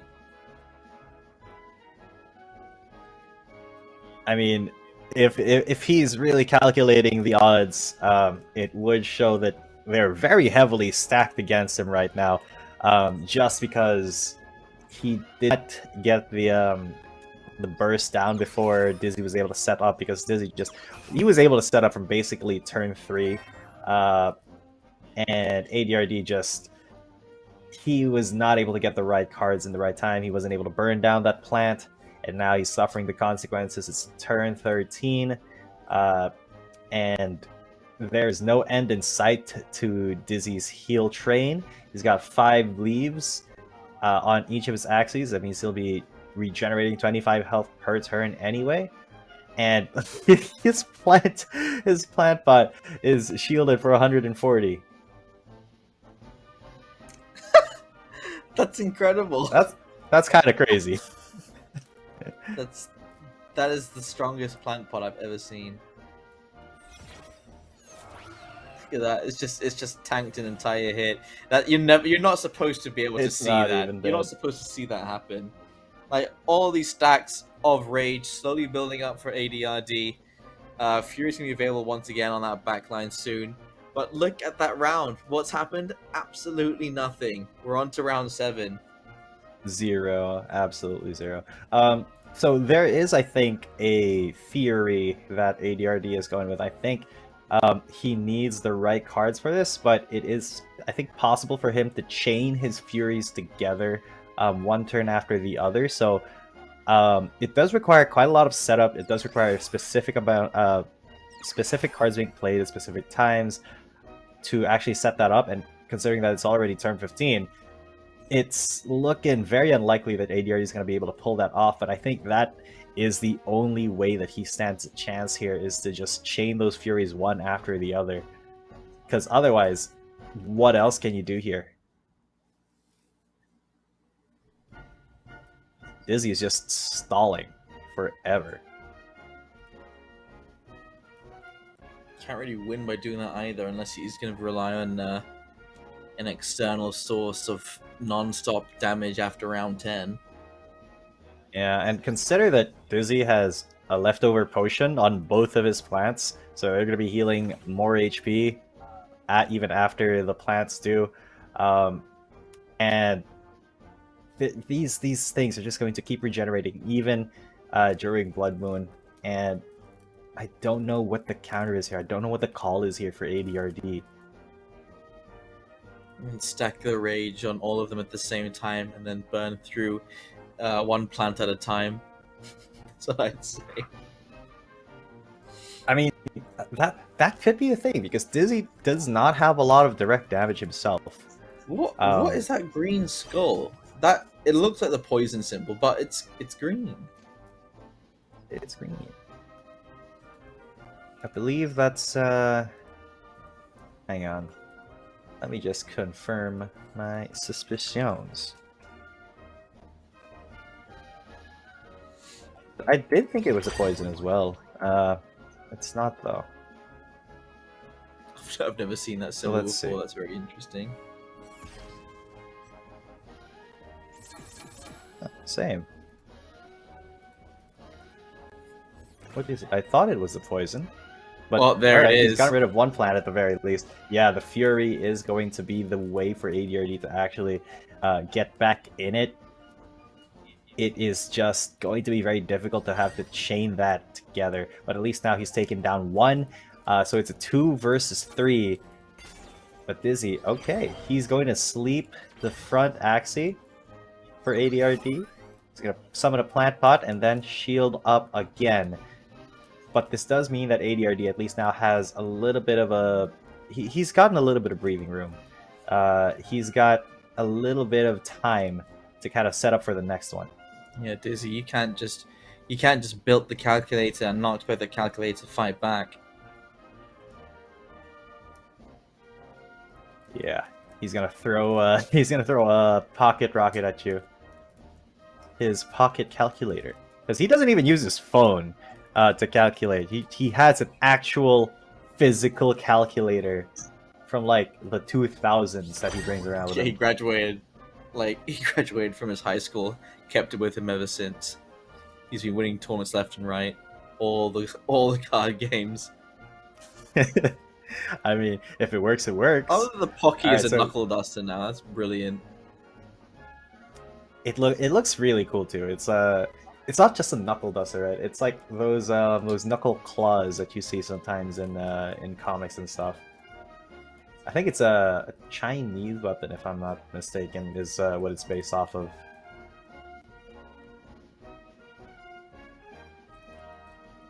But anyway, ADRD stacking up that rage. He's got 6 on the front, 6 on the back. Once he stacks those up to, I think 8 would be the play here, and then he is running out of time though, because every single turn they're going to be taking damage from the Blood Moon. It's up to 60 now, and even though Dizzy does not have a lot of direct damage, he has some direct damage, and with that sleep, he's just kind of disabling all of the cards of that Axie, which is just one card right now. So there you go. The Fury has been activated here, but ADRD does not have all too many cards. He does have enough for Ronin though, and that Ronin one-shots. But that does not. He does get the taunt though, so here you go. Dizzy now in a 1 versus 2. Again, not a lot of direct damage. He does have nothing here. For direct damage, he's gonna have to just summon the Mavis. He's gonna have to summon, the Robin, and he's gonna have to buff it up, shield it up, and hope that ADRD doesn't bust through it this turn, because ADRD, man, if he can rev up, he can still take this win. Will it be enough? No, because he, unfortunately, did have the death mark. Now, there's nothing much for ADRD to do but say goodbye, because the Blood Moon is way too much for him to deal with. Dizzy survives with 58 HP on his Dawn, and that, my friends, is the stall build that was allegedly nerfed, but Dizzy able to find a way to make it work here, winning the first game of that best of 3. Took him a while, didn't it? ADRD. It did. I think it's going to take him. I'm not entirely sure how you counter that, unless you're going for your own sustained build as well, which means we could be here for a couple more rounds, because that was by no means a quick game. Definitely, Dizzy doesn't mind taking his time to get these wins, and so yeah, what really can you do? You can't out damage the shields, you can't out damage the heals, and then you just start getting slowly burnt down. All you can really do is try and copy that idea, or find a way to do more damage or get through those shields. You know, there is something to be said about the idea of Spiky Wing and Scarab coming back. Obviously, they're not exactly meta. There's just not enough damage that you can accompany it with, and not a lot of runes or charms that accompany those either.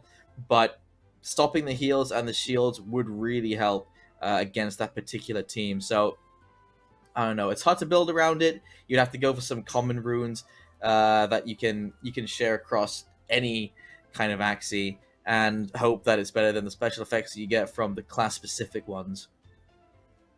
Yeah, which is very difficult to, it is very difficult to counter the class-specific runes. I think it was it Celestial Might? I think it was on his Dawn.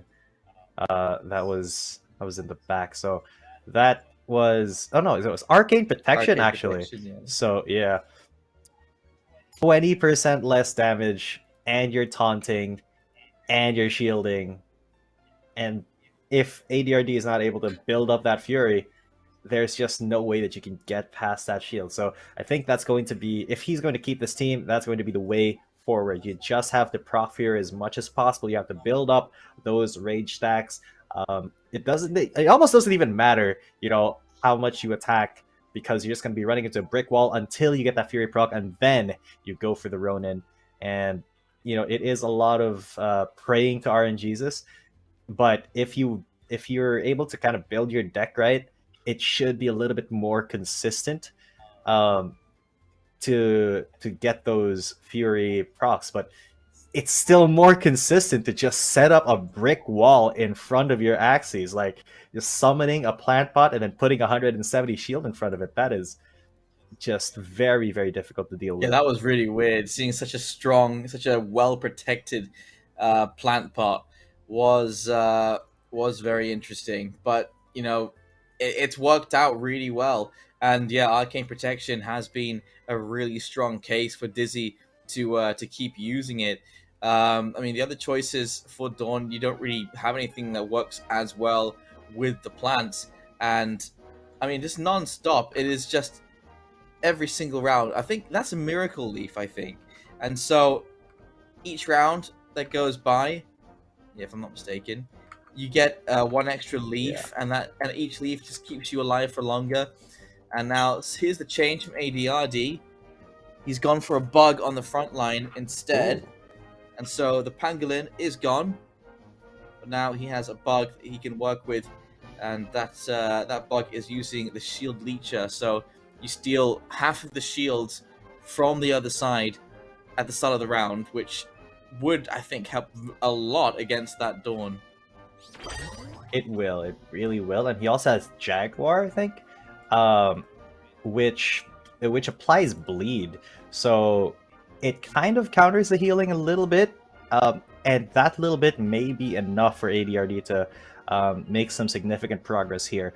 And he will still have two beasts that have, Rage and Ronin. So those he's still going to be able to set up for those big explosive attacks, but now he at least has a little bit of a way to mitigate the just incessant shielding that Dizzy has set his comp up to actually do. But let's see if it works out for him.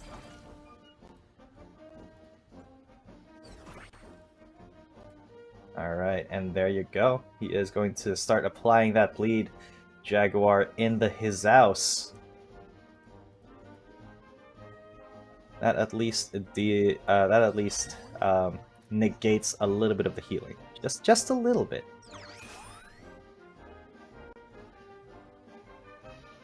But will the shielding be too much still? Because this is the perfect time actually for ADRD to go all in the early turns at the very least, because Dizzy has not yet been able to set up all of his leaves, all of his plant pot, his taunts on his Dawn. So that's not going to be as annoying yet. So if ADRD wanted to go, it would be now. So Ronin takes care of the bird, well, at the Robin, and he goes for the Shiva, 171. And he brings that front plant down to 145, but that front plant still has a lot of options for sustain coming into the next round. So Dizzy is going to rely on the same strat, at least for now. And yeah, having to get that HP all the way back up here, it is taking quite a lot. And it's everything, actually everything that Dizzy uses is just to get the HP back up, to get the shield back up. And that shield's going to get reduced every time with ADRD. He's actually come up with the perfect strategy here to break through. He's not even stacking Rage right now. Really, he just wants to focus on getting the damage out as quickly as possible. That's true, but he does have to be mindful. He has fear. So if he goes for the attacks... Oh yeah, there you go. He's stacking Rage now. But yeah, he does get that fear. Doesn't matter. Oh, 8 HP is... And I'm not sure, but is that not poison still? I mean, it's green. It got applied when supposed he to be healed purple. himself, so I'm not sure what it means. It's not heal block. It's not. This icon does not appear on any of the debuff lists. Very interesting. Oh, it is actually Anti-poison. That'd be cool if it was, but so far ADRD does have a little bit of a lead here. He's set up the front plant for disaster here. He should be able to get a kill very cleanly here. He's setting up the Rage. He goes for the little branch. Yeah, there you go. One shot and takes the Ronin as well. Sets himself up some more. 7 stacks of Rage now on his back plant, and Dizzy has no way to get to it. And he hasn't set up any of his annoying healing yet. And he hasn't been able to really taunt with his Dawn to save any of the key Axies. Well, his front Axie is all that's gone down. So there you go. There's some clover for you. But it is a little bit too late, in my opinion, because it's pretty late in the game to just start setting up now, even if you do have healing boosts. ADRD, I think, just has a lot of damage, and once he gets that Fury procced, and he has Ronin in hand, he's just going to blow through that plant like, like a storm. Yeah, that is 7 stacks to worry about. There's damage going forward, but it's not enough to break the shield for now. That will, though, add some extra damage done. And even healing up, it's not going to cover everything that's happened so far. 3 lumber shields in hand. Yeah, but that does mean that Dizzy can brick wall a little bit on the next turn. But for his game plan, though, this is pretty terrible because he's not been able to stall to at least turn 15 with all 3 Axies alive, just like he was able to do in the last game. So it's a little bit of a desperation move now from Dizzy to just try to keep putting things in front of his plant, keep mitigating as much damage as possible, keep making ADRD waste as much energy as he can while he looks for solutions, while he looks for those heals, because otherwise Dizzy is just going to get run over by the damage that ADRD is going to put out. And yeah, that Robin is only going to soak up 1 energy.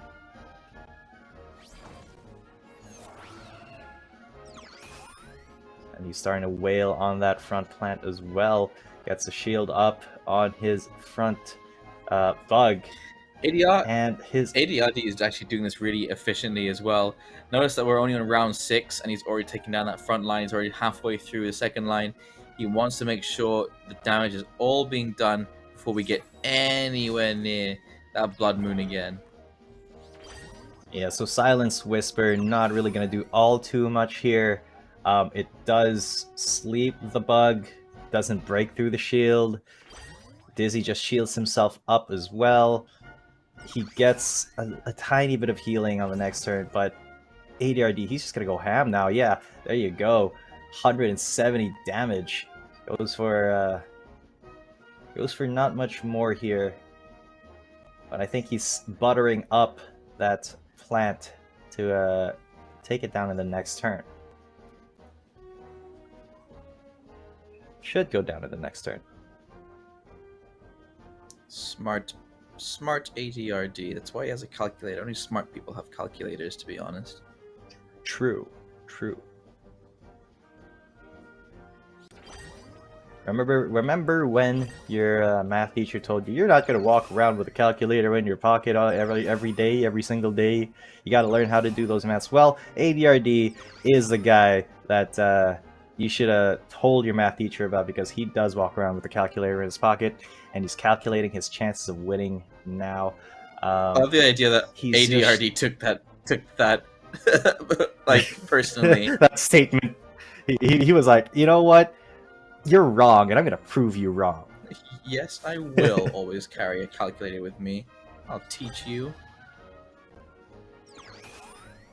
I do like it though. It lends a little bit to his character as a player. That's pretty fun to see. To his lore. But yes, his lore as a player. I love that. But yeah, he's just setting up. There you go. 9 stacks. He's ready on the next turn. If he gets the right cards, he will explode onto this plant with all of the damage. But we have reached Blood Moon. We're starting slow at 20 HP per turn, but still going to add up if ADRD is not able to rush through this front line really quickly. But that Robin is not really going to do much for Dizzy, unfortunately. It does soak up 1 energy, but once the Fury procs, you know, it's not going to matter. Yeah, and there you go. There's the Fury.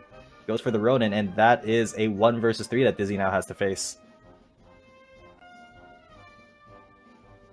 Yes, so now find a way to burst onto this Dawn in the next couple of rounds before the Blood Moon once again takes them out, because this was the problem last time as well.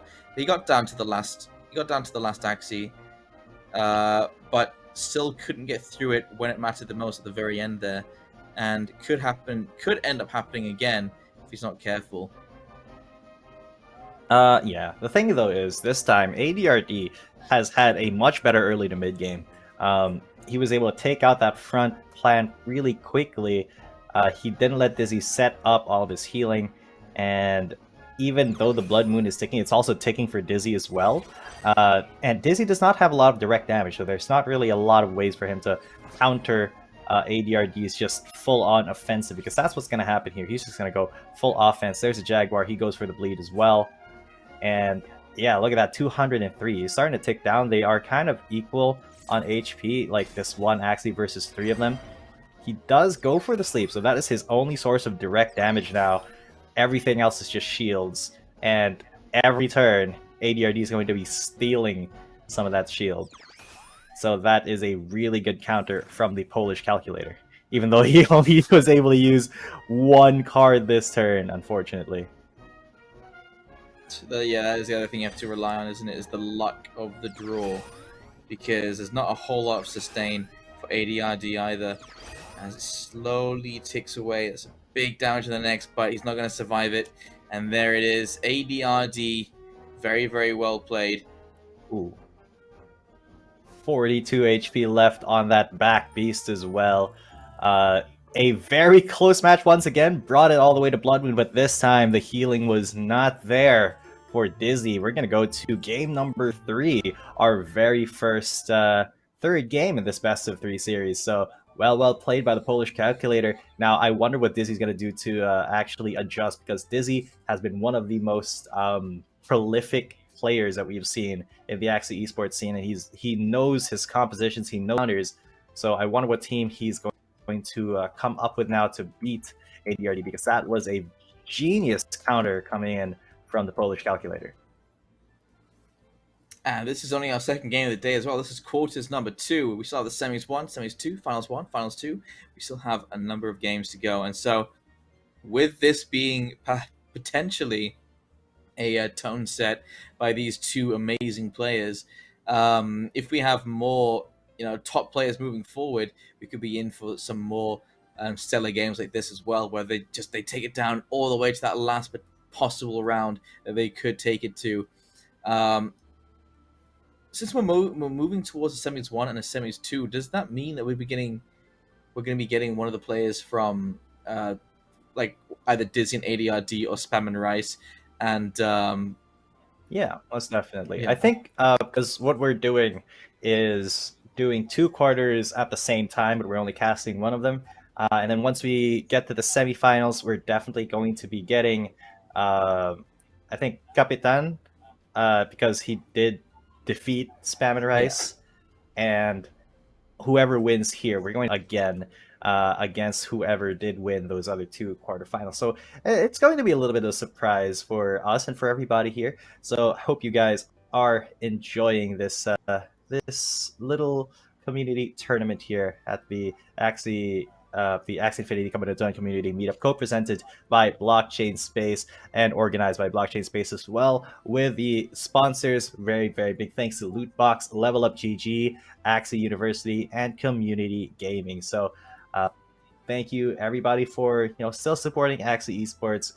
It has evolved quite a bit since me and Jaeger started casting it, but we're still happy to be here. We're still happy to see how the players that we've been seeing from pretty much day one of Axie Esports, like Dizzy, come into their own here in the third iteration of the Axie battle system. And it does look like Dizzy has adjusted. He's gone for a feather build now. He's got Tri-Feather on a Dawn, he's got Tri-Feather on a Bird, and he's got that Pangolin Beast up in front. Yeah, that's not a Feather Descend, and so they're not going for the that scaling damage they have with each move. Well, that means that maybe it's not going to be multi-damage abilities, but we could end up seeing, or rather, because with the Feather Descend, it doesn't scale, like the damage doesn't add on to multi-attacks. So here, yeah, that might mean Dizzy is looking to try and do damage onto all of the beasts as quickly as possible and as ferociously as possible. That is the advantage of having the birds, having the dawns. It's all that extra damage you can do on top. True. They do have Tough Strike on those bird dawns as well, so Dizzy is going to be trying to go for the fast-paced game here. Although that Pangolin is going to be a little bit of a problem.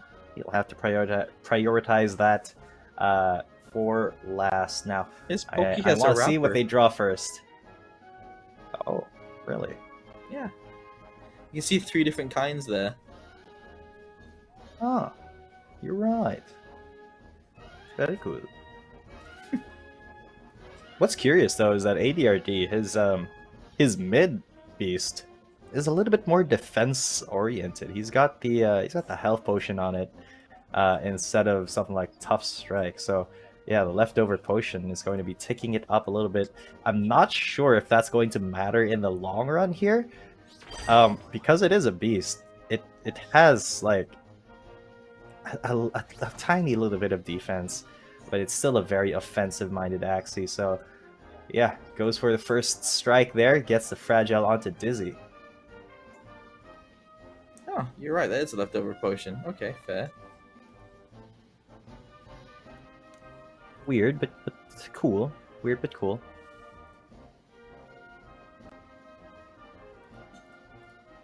Dizzy has taken a little bit of damage. He's been afflicted with fragile as well. And now it's Dizzy's turn to respond. Pulls out the gill. We'll use. Okay, so they have applied bubble. You can apply a couple of those. Get the bubble bomb going on. There's gonna be a fear applied. All in all, not a bad round, and more damage done definitely by Dizzy than ADRD. Yeah, but now ADRD, he's gonna have to play his cards right, pun intended, because with that fear, he has to weigh the risk versus the rewards of attacking with his front Axie. I don't think it's even gonna be a problem though, because I don't think he drew any cards for it, so he's gonna go for the eggshell, the egg manipulate that we so loved in Battlespeed 2. Makes its return in Origins, and I think that's why he has the leftover potion, because yes, he's going to bait Dizzy into targeting that Axie, and then he's just going to try to juggle aggro between Axies here. So Dizzy, he won't have all too clear of a burst when the time does come for him to try to unload. Speaking of unload, see if Dizzy can apply more bubbles. It is kind of interesting seeing not a single aqua on that team, but seeing the bubbles being applied. And out comes a Robin, out comes an Innocent Lamb, and Cottontail as well. Put on top of that, I think right now Dizzy is putting himself in a good position. There it is, the multi move there, and healing down for ADRD's beasts. And that probably will matter quite a bit in the grand scheme of things, because every little thing here matters. You know, these all the buffs, the debuffs, especially the debuffs here for ADRD. That means his leftover potions not taking as much. That means what's so serious, why so serious is going to be not as effective here. So that kind of is the game plan here for Dizzy now. So let's see. Confident, 2 stacks of rage on the back as well. Oh, and he gets the believer. Gets 2 more stacks of rage. He is, that is a big hit and a big gain of rage. Already up to 8 stacks in the back here. And ADRD is down to 63 HP on his front Pango Beast. But Dizzy's going for the AoE shot, so he's trying to burn down the Axies of ADRD at the same time. There's a Feather Fan for big damage. Each stack of feather added on top, doesn't even matter, lost that front line. There is feather stacks happening at the moment, and those are going to be some... Fury. Actually, right. Actually, didn't do as much as I was anticipating. Okay, there you go. That's exactly what I'm anticipating. That's 3 and another Fury, but that's a little bit too much, isn't it? And that's a lot. Doesn't matter the stacks here. You can do with these feathers. You can do extra damage. You can get extra heals going as well. These Robins are gonna have to try and pull attention away from this backline bird. And yeah, the multi hits can perhaps clear this front line, do some more damage onto the second line of the back line.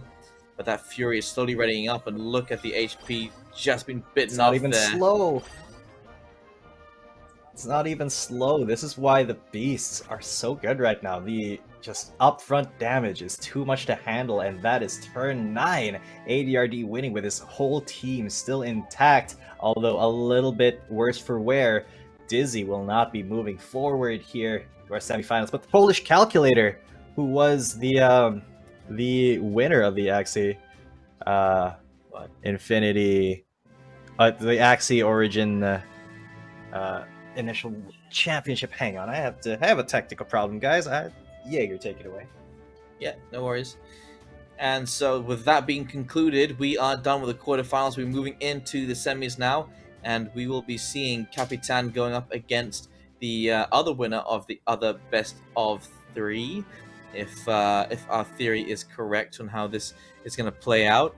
And so our first semifinals, we'll be seeing if it's going to be just how Capitan did it there, just like ADRD did here. The intense damage that can come off of your rosters. You know, ADRD at this point, he's using the 3 beasts. That's what Capitan beat on the first round. He used the beast, the Aqua and Aqua, and that worked really well. And I think maybe if ADRD ends up going up against Capitan later on, will that be the same result? I'm not entirely sure. It definitely seems to be a good weakness for that particular build.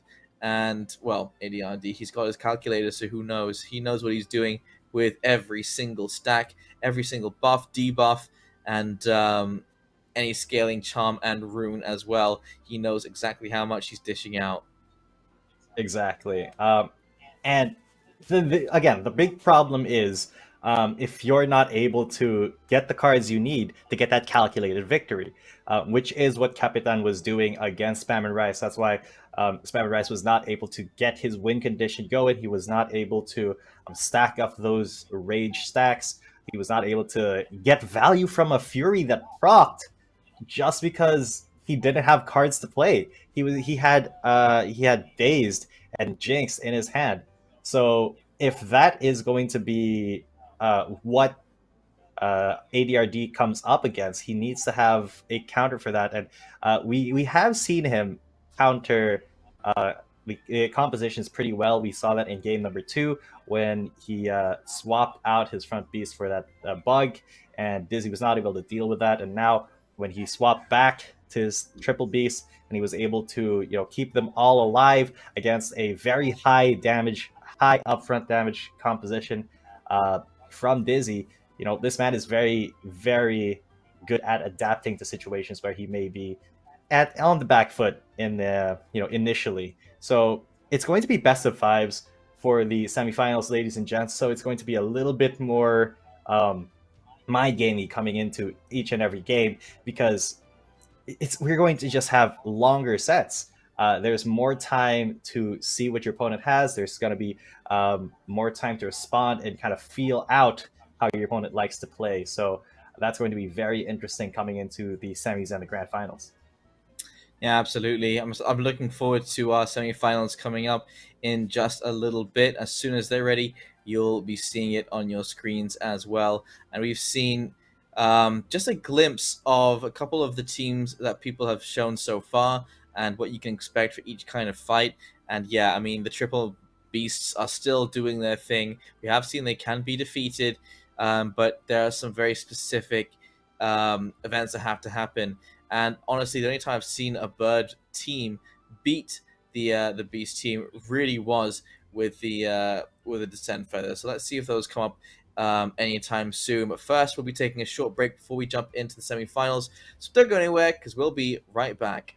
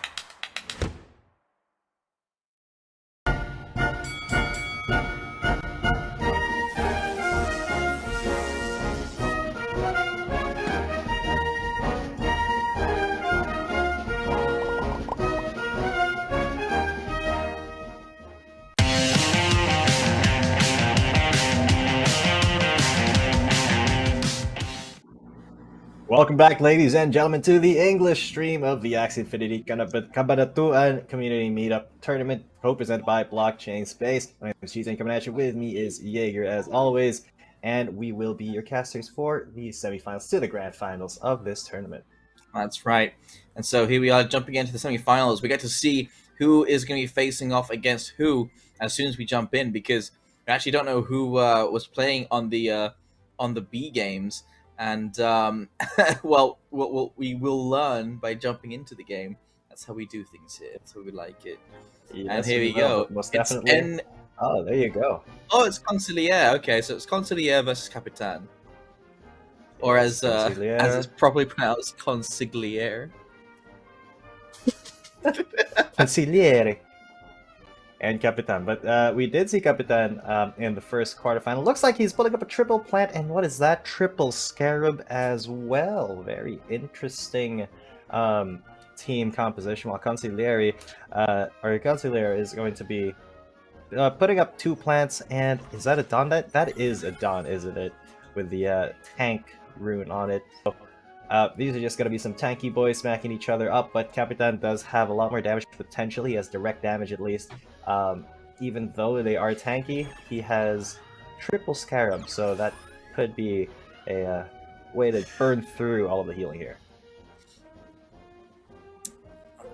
Are we going to get some super-powered plant pots coming forward? Because that's what I want to see. It looks like they both seem to know each other well, considering they're trying to counter each other with the, with what they can. It's like, okay, stop the healers here, and say, okay, I'm going to shield myself up as many times as I possibly can.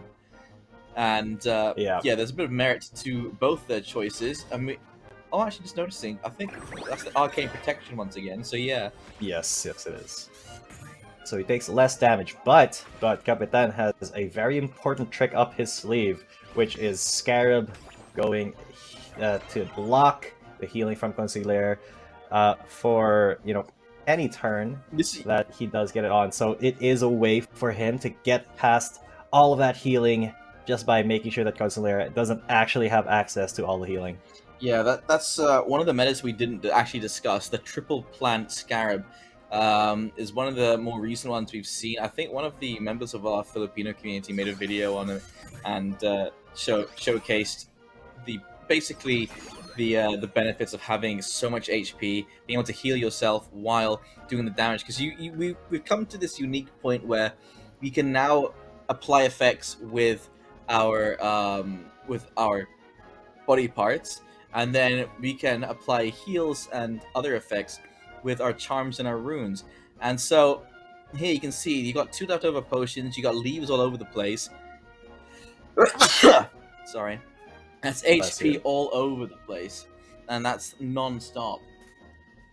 Yeah, and pure power as well on the back Axie Capitan, so he's going to be doing a lot of damage with that plant, even though it is a plant. He gets more class bonuses for his plant attacks, which he has a bunch of them. He has a serious. He has 2 Sirius's square tooth. He has 3 cacti available to him with Consigliere. He's gonna have to, pump up the heals when he can, when Capitan does not have a Scarab active, because otherwise that's going to be very difficult for him to deal with. He really needs to get Scarab every turn if he wants to actually go for kills here. But if you don't draw it, it's going to be an uphill battle here. Yeah, I mean, having 3 Scarabs, that is a maximum. You're pulling out around 6 at a time. If you pull out way too many at once, you're not going to have it on your next hand. And that would be just terrible. It would be a tragedy, but already Consigliere, his back Axie's down to 111. His hand is full. All he can do right now is, use up all of these pure waters, heal himself back up. That Rosa as well, very, very useful. But other than that, he doesn't really have, direct damage available to him as much as Capitan does. However, Capitan will not be able to target that backline Axie anymore unless Consigliere wills it. But yes, this is a little bit unfortunate, drawing two Scarabs, one in the same hand, but yeah, he will still get targeting on, gonna get rid of Plant Axie. So egg on my face for saying he wouldn't be able to target it, because he obviously took it away. That is just a counter by Capitan in terms of composition. And see marked for death in the front there as well, just an extra way to put damage on. Every time you use a bit of energy, you lose something like 13 HP. And so on top of the Scarab, you're getting more damage. It's almost like a poison having that death mark on.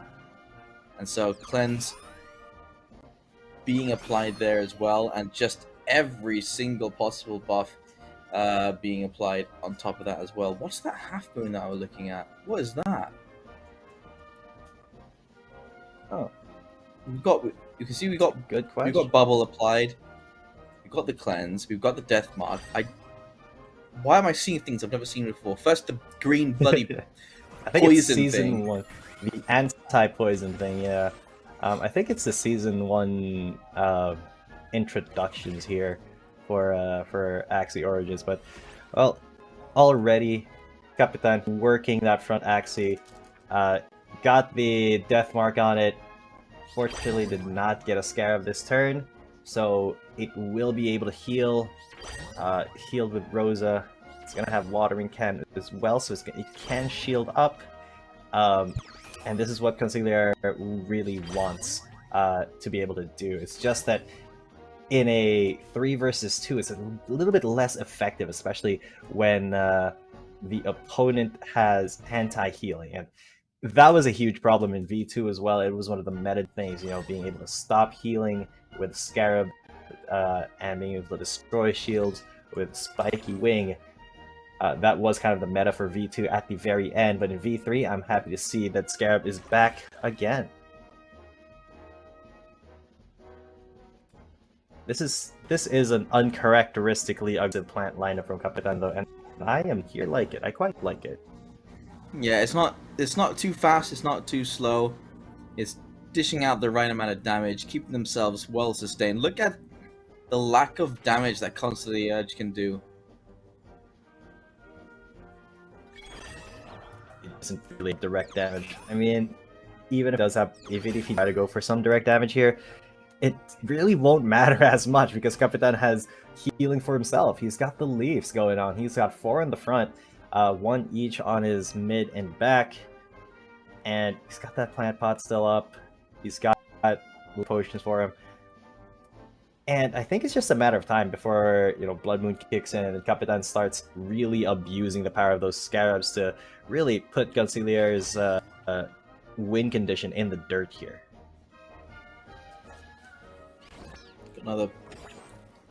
Pull another plant pot there, Clover on the ground, but don't need to. Clover's still untouched, is completely fine.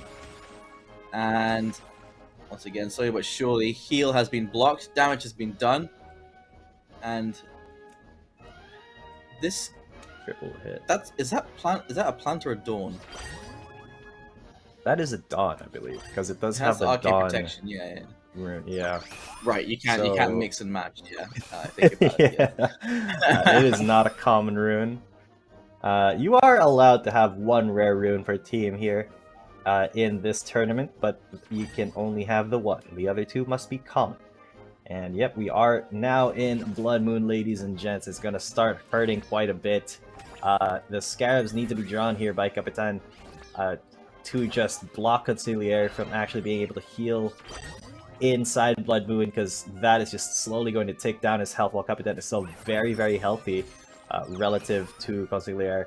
And now, yeah, Kotaro, the direct damage is a little bit lacking here on the side of CTG's ace. Looks like Capitan has a lot of options, a lot of access to some really good teams. He's gonna go for the square teeth here. He still has 3, so he's gonna go all in on the attacks here. I think Cattail and Kotaro are gonna be next. Leafy. Oh no, he's gonna go for the Leafy. Look at that. And that will finish off the Dawn. Very nice. And it's gonna be a 1 versus 3 now. Oh, full hand. Can't pull anything. Just tries to do all the self-sustain possible available. Look at that. Non-stop pure water, non-stop strawberry shortcake. Yeah, that's really not gonna do much in the next turn, because look at what Captain is gonna draw. He's got 1 Scarab, he's got the Cactus. I don't think he even no, he will need the Scarab for the damage at the very least. Because he goes for the Leafy, that's 3, and then yeah, he can go for either Kotor or Scarab here. That ends the round, and Capitan just solidly counterpicked Consigliere in terms of composition. So, you know, the mind of a captain here for Capitan, really. Capitan's team, the perfect mix of offense and defense. I haven't seen like this. It's a theory meta pick, and yeah, I think it's proven itself rather well here. And so it's worked out against the old plant meta, that's for sure. Hopefully, Consigliere will have something else up his sleeve. Otherwise, he may fall victim to the exact same play coming from Capitan, who, so far, Capitan has known exactly how to play against his enemies. He's got a 2-0 in the quarterfinals. He may find a 2-0 here. He just knows how to read his enemies. He knows exactly what roster to pull out as well. And it's not like the matchup we got with ADRD and Dizzy, where it went the full distance because they were bouncing off each other back and forth. No, Capitan, he's not taking any chances. He's making sure it's clean games. And so far, off to a good start. If he can get 2 more rounds, he'll be moving into the finals. That's right, because it is just a single elimination, all to play for here in the Axie Infinity Cabanatuan Community Meetup Tournament, co-presented by Blockchain Space, with the sponsors that are partners. Sorry, Lootbox, Community Gaming, and other sponsors, Level Up GG, Axie University. So big thanks to all the sponsors for making this possible, and everybody at the meetup who is physically present is having a wonderful time. Shout out as well to the Tagalog casters, Panooring JP and V and G. Well done, guys. It is a little bit tough, you know, casting live, but ooh, Capitan bringing out something a little bit older here. The poison build coming in big. And I wonder actually how that fares against healing teams, because it does have anti-poison. Yeah, you can see there the green skull, the anti-poison buff. Capitan might have just played into Consigliere's hands this time. We'll see, because again, damage is going to be a big problem for Consigliere. Look at that Reptile on the front. That is delayed protection. That means that you gain shields for every single hit you take on the next round. And so if you're continuing to take hits, you're continuing to build up shields, and it can be very difficult to play around that when you're trying to consistently deal the damage before the blood moon comes. And already, lots of poison applied. Each tick of anti-poison, it only takes off 1 of the poison buffs. It doesn't negate all damage. Yeah, fortunate, but you know, poison. Still a very viable composition here, especially against slower teams like Consigliere's. And if you could get it to max stacks, 30 stacks of poison, that would be. I wouldn't say it's unexpected, because that's kind of what Capitan is trying to play for here. But you know, there is just no way to really counter that right now for Consigliere. Other than just trying to heal through it, because he doesn't have direct damage to really deal with all this reptile health. Grabe, as they say. And just every single tick of poison being applied here, and the damage isn't huge yet, but it's adding a lot at a time. It is, although even at max stacks, that is still something that you can definitely heal from. So I wonder what the late game plan for Capitan is when Consigliere does get to Blood Moon and it starts healing up, even with all the poison stacks. Well, I guess we'll see, because he does have some direct damage options as well. That's yeah, he's got the Yams, a tiny turtle on his front and back reptiles. Could be pretty good as finishers, but look at this. The poison stacks definitely starting to sting a little bit. 22 already on the front Axie of Consigliere.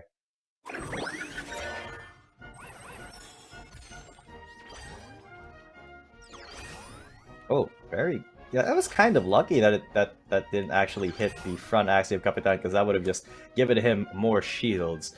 More. What was that quote again? If you strike me down, I shall become more powerful than you can ever imagine.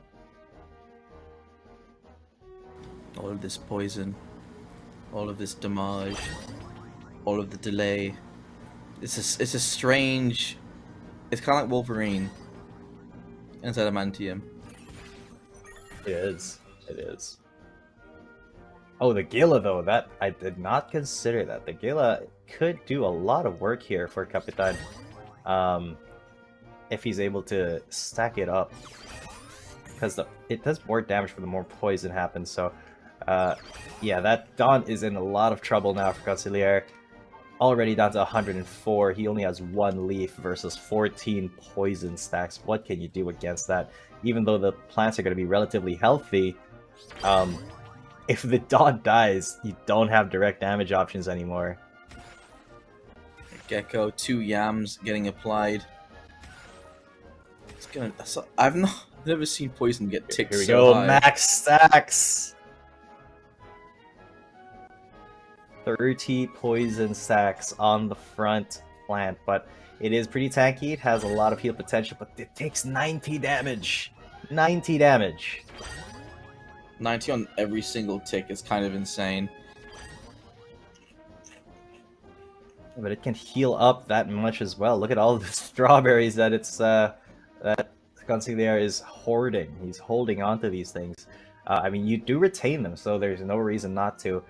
Just hold on to them until you need them, because I don't think Capitan has enough direct damage to actually finish off a kill here without at least 2 turns of full poison ticks, I think. Other than, well, the Dawn that's going to expire at the start of next turn. It's pretty good, gets a stun. Applies more poison as well. Capitan looking really good. He kills the Dawn right here. And that back Axie's not looking all too good. Watering Can keeping this front one shielded up, pretty safe. But I wonder if in a 1 versus 3, can Consigliere out-heal all of the damage coming in from Capitan?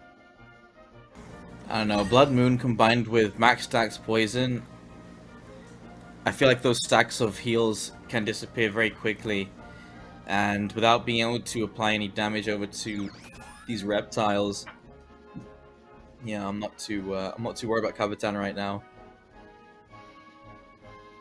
Yeah, he is big chillin' right now. Just abusing the poison build, while Consigliere just desperately trying to hang on to his life, trying to hang on to anything that he can just by healing. Look at all of the strawberries that he's holding on to. I think that just might be his late game play, is just save the strawberry shortcakes, try to go for a 1v3, outlast the Blood Moon, because it is going to be a 1v3. 1 very healthy Axie versus 3 very healthy Axies, but that 1 healthy Axie does have 30 stacks of poison, so it's taking a lot of damage per turn, but he's got like 1, 2, 3, 4, 5, 6 strawberries, and that doesn't even count the healing that he has just innately. So he can heal in total, what, 450 on a heal? He's used 1 strawberry now though, so it's gonna be 300 for free. But still, it's very difficult for Capitan to actually get it down low at the moment. The Silence Whisper and the Rosebud should be keeping it relatively topped up. Yeah, didn't even have to use a strawberry there. Back to full health here. So Capitan's gonna have to try to get some direct damage in here. He needs to get that Gila. He's got to get that Kotaro in. And then maybe, just maybe, if he can get it down to the threshold of 140. Now after this, it should be 150. If he can get that Axie down to 150, it will die to the Blood Moon plus the poison. But that's a pretty tough ask here. Because look at that, they're barely doing damage to it on its own, and Cabanatuan, I think, has only a couple of turns left before all of his Axies, you know, turn dust.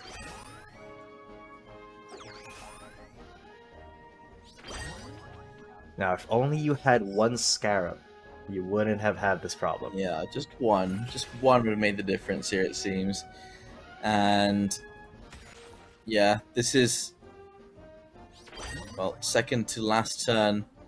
The Capitan. Maybe he can survive one more, but Nah, if yeah, this is too much. Yeah. It's too much healing. It is way too much healing. Conciliar is just happy to just take that one Axie and bring it all the way to the finish line, and have Blood Moon take care of these two. Capitan goes down to the Blood Moon. It was looking a little iffy there for Conciliar at some point when it was a 1v3, but healing does trump poison when you don't have anti-heal. Yeah, I guarantee they're gonna get rid of the hold on the strawberry heals. I guarantee they're gonna remove you being able to hold on to those after round ends, after the next patch. We haven't had a patch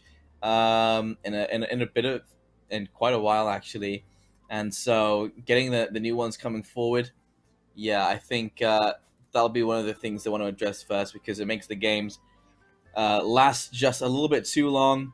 This is just like the old poison meta, and there's the only way around it really is, yeah, what we saw. It was either the Scarabs or getting enough damage going thanks to having a bug on the front line and the beast in the back line, with the bug being able to get through the shields by leeching. Other than that, all you can do is wait for the Blood Moon to take down your team. Yeah, it really is. You have very little options if you go all in, you know, on a composition and you get countered that hard. Then again, that is exactly what Capitan did to Conciliar in the first round. So, you know, it is a back and forth mind game here. They both have access to some really good meta Axie compositions. It's all about how they read what their opponent's going to do next. So far, Conciliar has preferred these healing comps. Maybe it's time for Capitan to just commit to the Scarab plants that we saw him use in the first game, because that was a really good answer to the healing spam that Conciliar was attempting. So let's see if that's what comes to fruition going into the next game. Capitan started things off well, but then I feel like he hedged. I feel like he changed his mind. Maybe he was preparing for a different kind of team to come out. Obviously, it didn't work. He probably wasn't expecting Conciliar to pull the exact same roster that he just lost on back out again against Capitan. But it looks like it's worked out so far. So let's see if maybe Capitan resorts back to the initial team he had, where he was able to deal out damage and stop healing from happening for Conciliar at the same time. Maybe a mixture of both. That could be an interesting. Yeah, that could be an interesting way to tackle this particular problem. That could be pretty good. As I feel like Capitan brought out that triple poison comp because he was expecting maybe, you know, what was it? Maybe beasts to come out, because he did have delayed protection on that front reptile of his. That is really strong against, you know, beasts if they don't have targeting abilities. So, and then poison just kind of wrecks the beast if you're able to apply it fast enough, and you do apply it pretty fast if you're running triple poison. We saw that 30 poison, I think from round 5, what is it, or round 6, it was already maxed out on the plant. So if he were going against beast and he was able to lay the kill on the front reptile until he was able to actually get all of his stacks in, that would have been a really, really good counter from Capitan. It just seems like he kind of overthought his play and didn't consider that Consigliere would just stick with what he already had. So there you go. That's where we're at the moment. And I don't know, any changes going forward? Yeah, poison definitely doesn't work against that build. Sure, you can max for 30 stacks. You can try and do the damage on top of the poison, but really, with the heals and the anti-poison slowly ticking it away, having to constantly reapply it, it's not going to get you anywhere. And so the anti-heal, make sure that's going forward. Get a team that can do some very strong damage. I feel like the guys behind Axie really want to take advantage of the new buffs they've added, and so Fury, Bubble Bomb, those should be making an outing at least at some point where they should be stronger than all of these just typical builds that you can make no matter what. It should be made in a way that you can that it leans towards the new buffs they've added, because they've worked very hard on adding the buffs. So let's see if those start to be the meta at some point soon, because for now, relying on the plants and trying to counter those with scarabs, we're back to where we started, it feels like. Pretty much. I mean, I think once Season 1 ends, there will be the balance patch before Season 2. And I think Season 1 ends November, if I'm not mistaken. It does last for 2 months. It started September 14. So theoretically, November 14 is the date when that ends. And then after that, there might be a little bit of a delay before before Season 2, because the Axie team has to prep everything. There's a preseason and everything. Or, they might just apply the balance changes first and then Season 2 after a little bit. But we're gonna go back into the game, and it does. Consigliere staying strong with his composition, but Capitan, he's already this comp. He already knows against it, and that's exactly how to play against it with the scarabs. And turn 1 there, he's gonna go for some shielding. He wants to set up some of his heals first, and do that to have Capitan run in back plant. Can't believe Concierge feels the same team 3 times in a row, and has actually managed to squeeze off a victory on one of those rounds as well. Capitan can just keep running this particular roster, and Concierge, there's really nothing he can do about it. The Scarabs are going to be a big problem for him. No HP is going to be gained back after the anti-heal is applied, and so much good damage that can be dished out by these plants. Yeah, these are some very plants. Venus flytraps here. One of them is a big yak too, which is pretty cool to see. I love those things. And already death mark applied. So no anti-healing not being make up with that. Heals will be an option still for Consigliere for now, but we have seen this out very in Capitan's favor in game number 1. So I'm expecting the same to happen here. I don't know if Consigliere actually has a way to all of this healing deny and all of this damage, because now practice comes in, still not using the scarab, just opting to go for straight damage on here.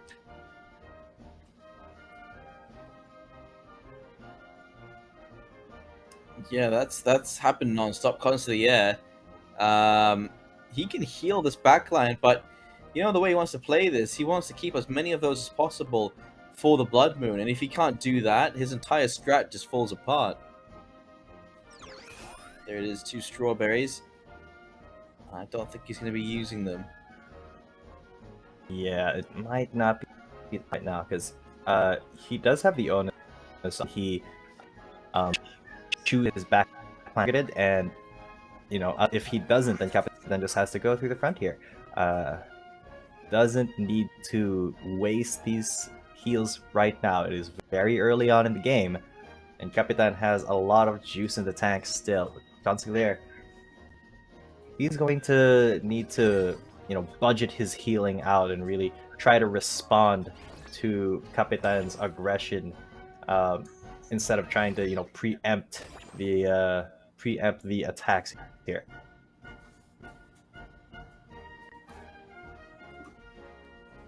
Honestly, if we got to round 5 and I knew what roster I was going up against, I would GG go next, to be honest.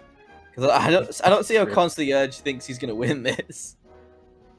This is just the counter to his roster.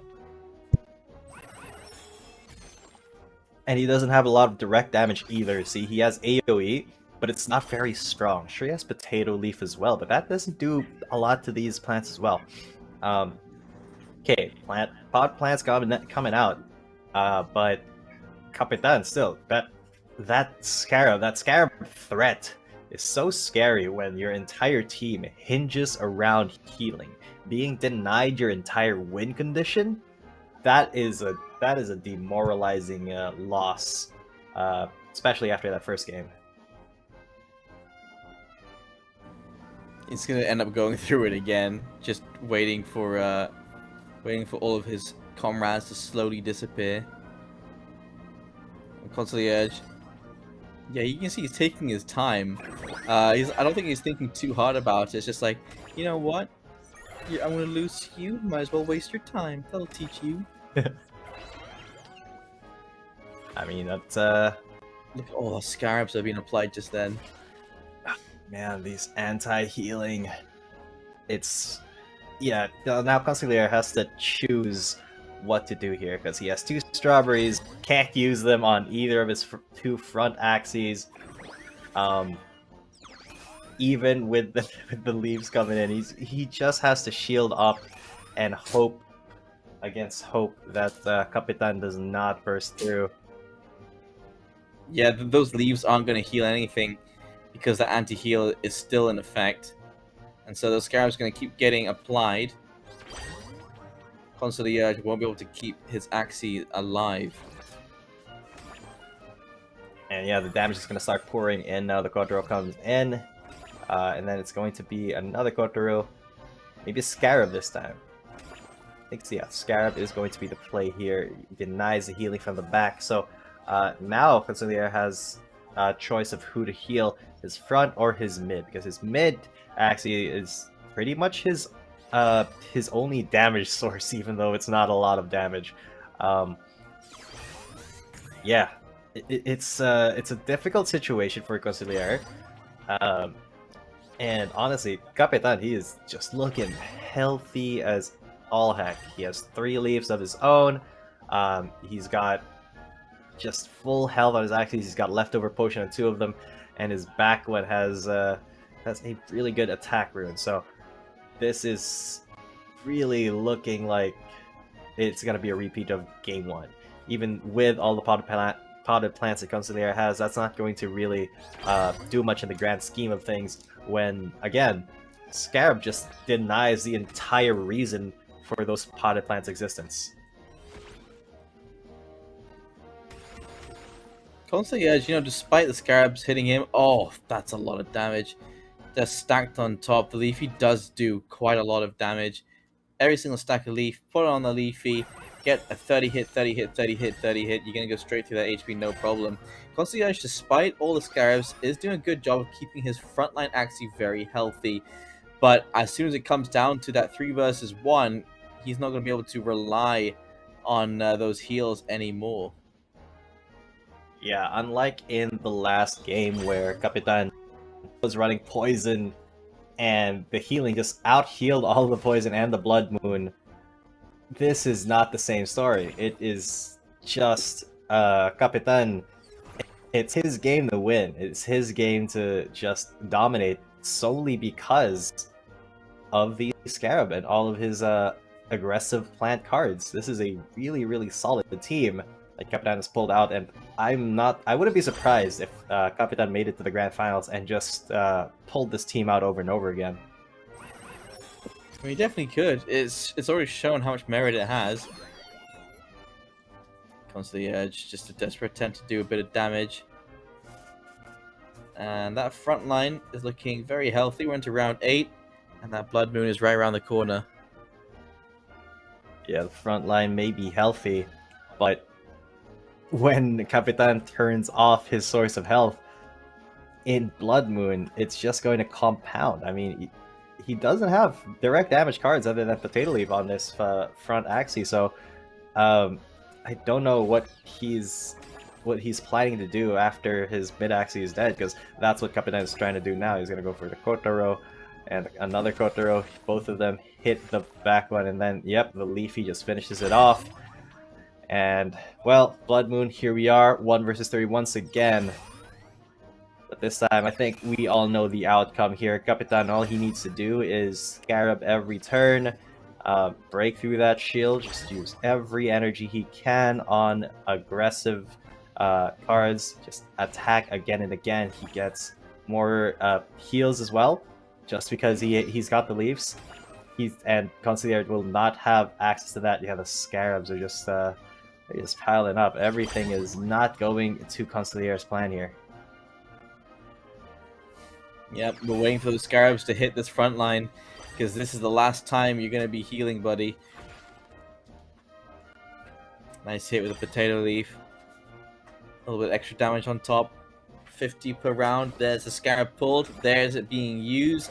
And Consigliere, this is the beginning of the end, good sir. And 57 times 3. That is a great hit. Look at that, another 50 on top as well. 150. And there you go, 29 health, all of the healing in your hand for 0 cost, and you can't heal a single one. There you go, the surrender will be coming out. Consigliere knows when he's beat. He knows when the dawn is up here, and it is Capitan taking the second victory here. One more win before he gets to the grand finals. Yep, there you go. The 2-1 there for Capitan. He'll be happy with that. Deserved. Yes, very, very happy with that. And you know, what's interesting is that their names, right? Consigliere and Capitan. So that Capitan obviously is boss, right? And he's a captain. Consigliere is like the second in command. So it would be very fitting if Capitan were to win this, because it's kind of a spoiler in their names. Consigliere just coming in second to the Capitan, the big boss. Yeah, it's almost like he staged a mutiny at the moment, and it's not really panning out quite like he intended. Let's see what they pull out on the next round, because here's what I'm afraid of. Capitan switches out to the poison build again, thinking, okay, there's no way Consigliere is going to pull out that roster a 4th time, and then he does, and then we have to wait for the poison to not work all the way to the end until they all die from the Blood Moon yet again. We've hit the Blood Moon every round of this particular matchup, because it is an integral part of one of the team members' plays, and so without it, it just wouldn't work out quite like you'd wanted it, quite like you'd want it to. So yeah, that is a fear. We'll see if Capitan rolls that same team that he just rolled just now and in the first round, or if maybe both of them will switch. If they both switch here, we might see a different result entirely.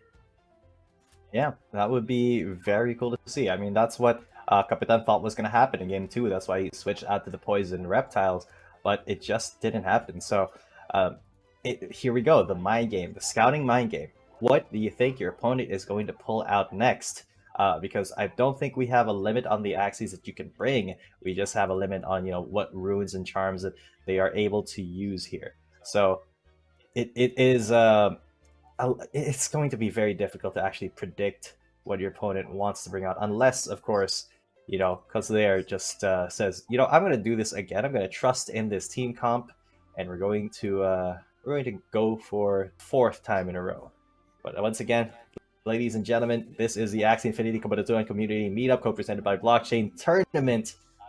This is the English stream that you're currently watching. Of course, there's also the Tagalog stream casted by VMG and Panooring JP. Big thanks to the BSPC Blockchain Space and our sponsors Lootbox, Level Up GG, Axie University, and Community Gaming. It's very cool that Community Gaming and Lootbox have gone in this, as well as co-presenting with Blockchain Space, because they're the names we see at all of our tournaments.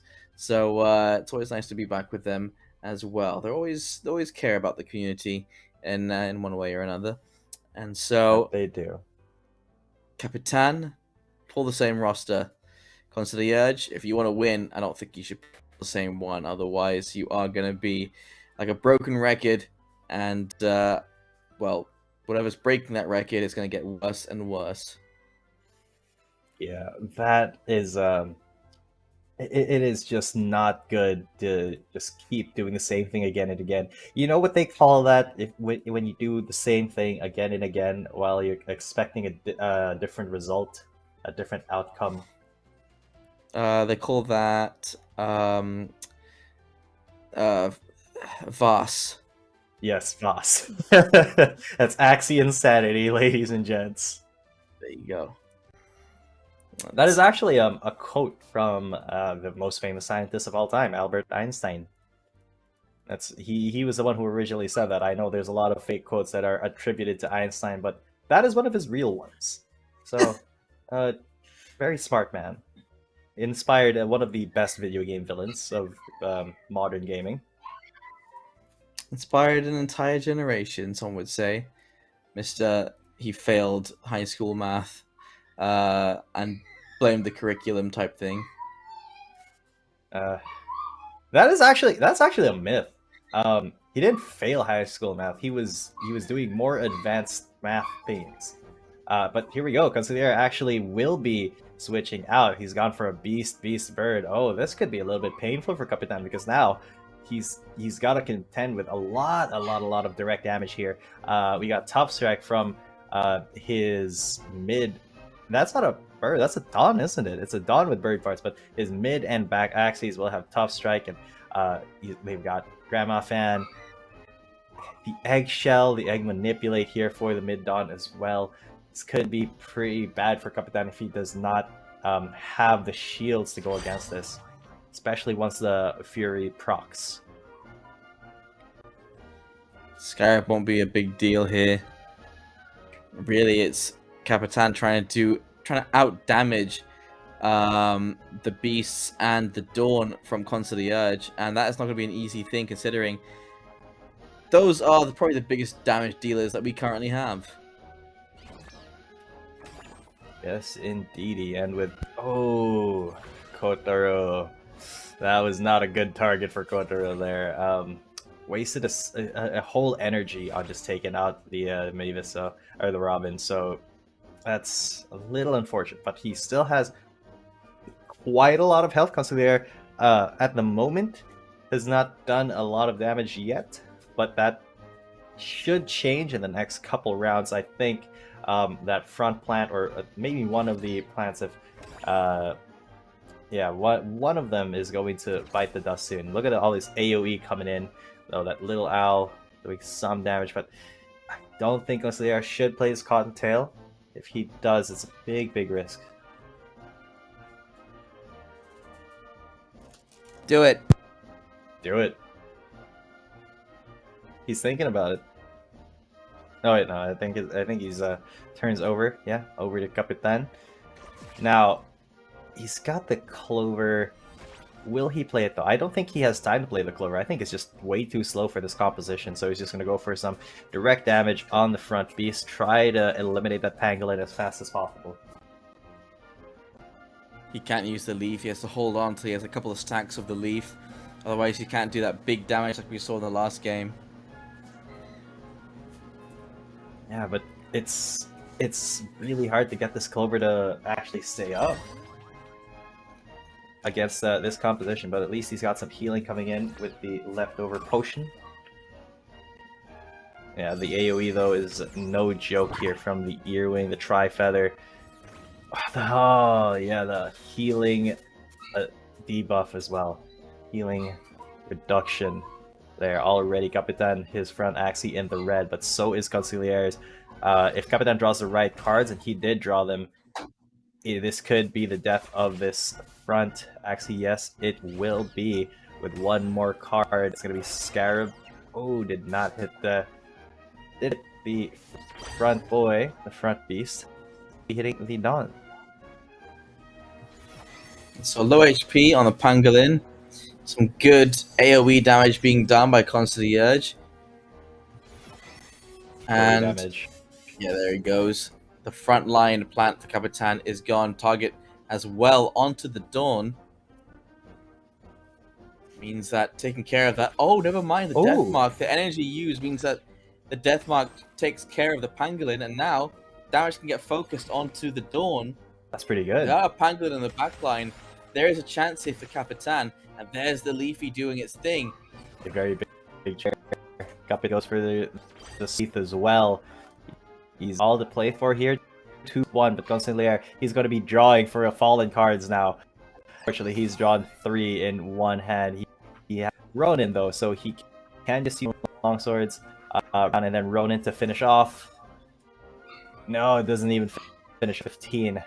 But Capitan does here is a big, pretty big chance that he suffers and then. So okay, Cactus brings him down to 85, but Consigliere, he's gonna have 3G, and if he draws a Ronin here, did not draw. He got the Chubby though. The Little Branch will take that one down, and Sword is not enough. I think Capitan has this Jaeger. Oh, it all depends. What does he pull? Yeah, there's the Leafy. He's done it. Yeah, even without Leafy, I think that with 3 fallen longswords, he could have got everything. He could have won.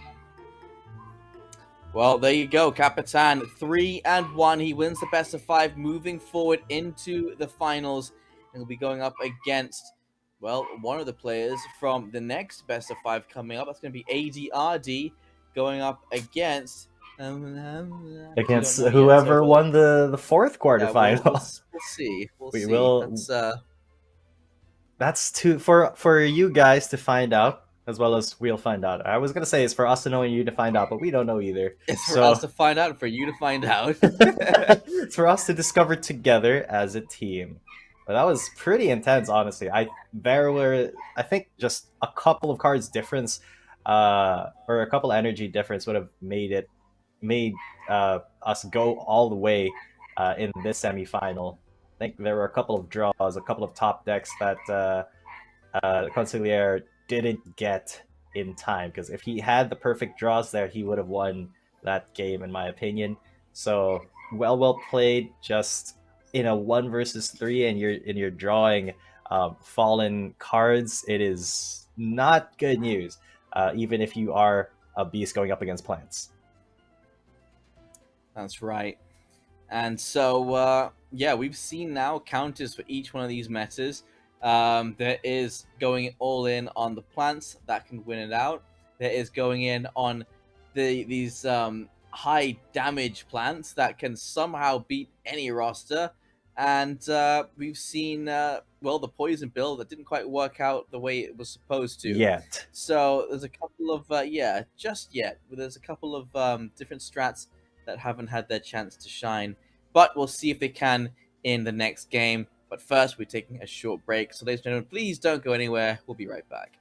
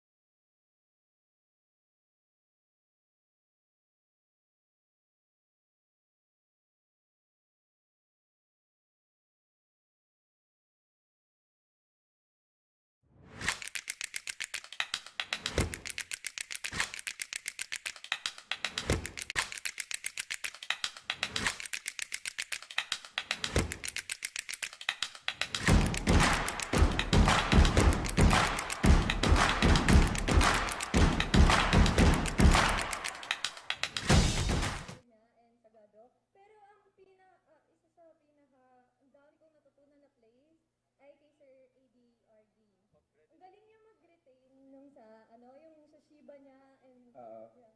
Actually, gusto ko lang din i-share. Kung sa mga hindi nakakaalam, nagkaroon din kami ng tournament before, sa Manila naman, sa QC, and si ADRD yung nag-champion doon sa Axie Origin Tournament noon. And we were actually super impressed kahit kami naglalaro kasi he was able to innovate a lot of Axies noong time na yun na parang akala namin okay na yung Wall Gecko, Reptile, ganyan-ganyan.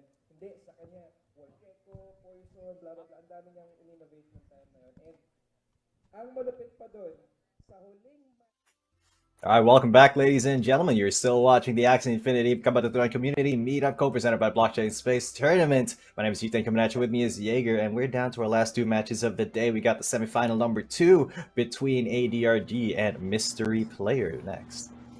Yeah, because like on our schedule it says finals 1 and finals 2. Was it wait? How are you gonna have 2 finals? What's that about? No, I think like I think Battle how for they're gonna Fair or do it something. is oh, you have a cat in your background. That's adorable. But I think how they're gonna do it is we're gonna have the first 3 games of the finals, and then we go for a little break, and then do the rest of them because it is a best of 7. There's gonna be at least 4 games. So let's go. We have I see. and 55-39 LSL Season 3 winner versus ADRD, the winner of the first Axie Infinity Origin Cup. Big pedigrees here on this stage, and they're both running Triple Beast.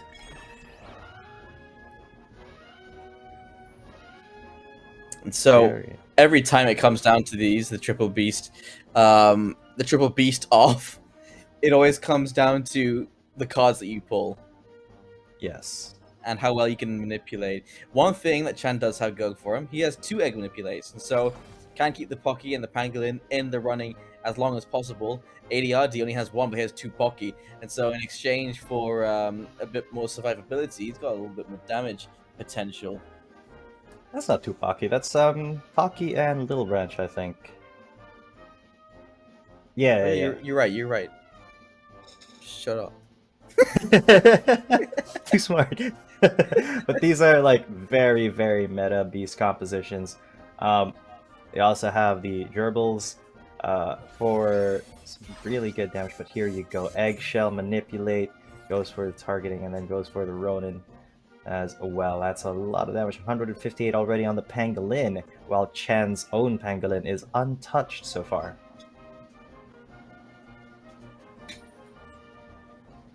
That is good news for Chan, I'd say, after these first couple of rounds.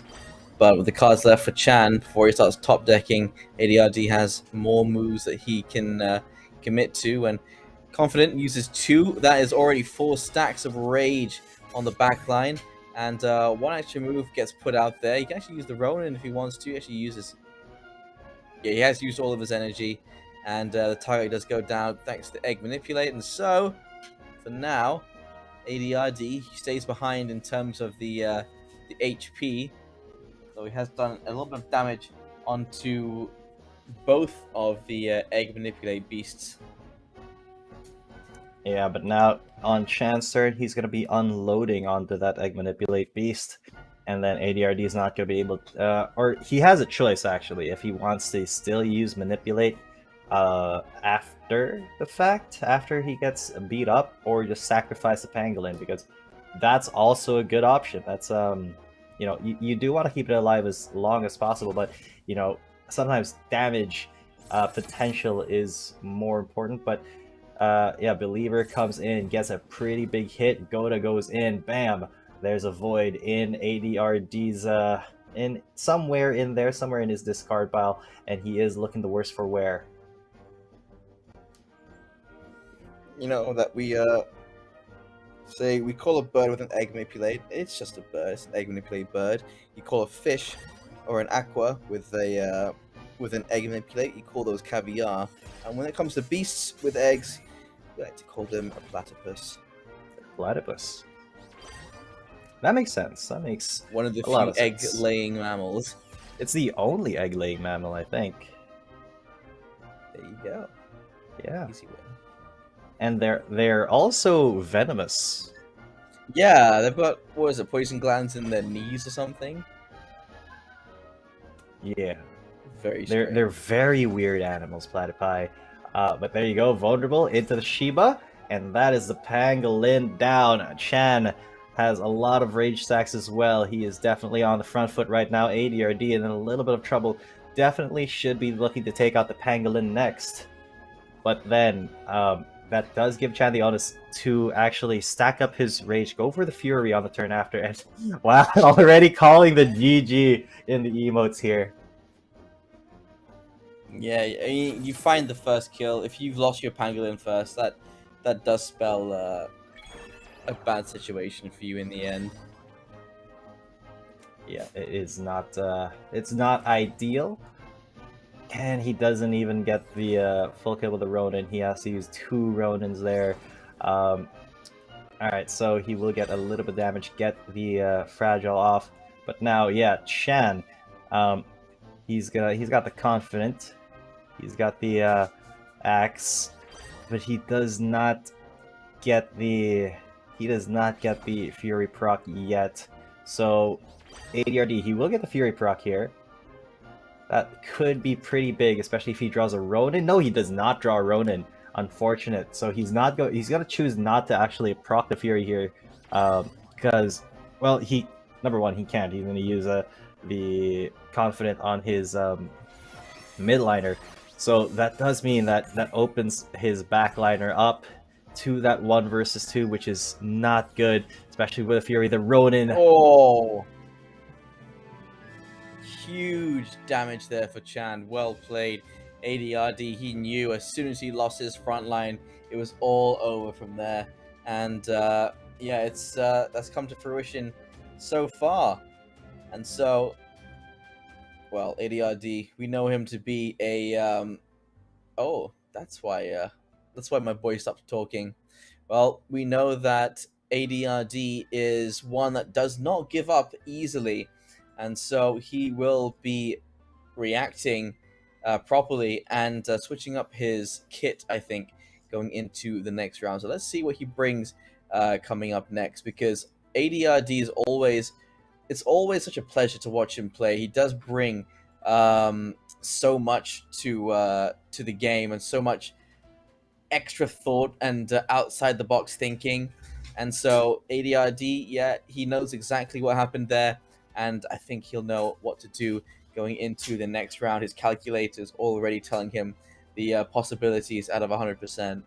Yeah, I mean, the Polish calculator is named that for a reason. He is one of the really, really smart players. He did win the inaugural Axie Infinity Origin Cup, beating out literally every single Filipino.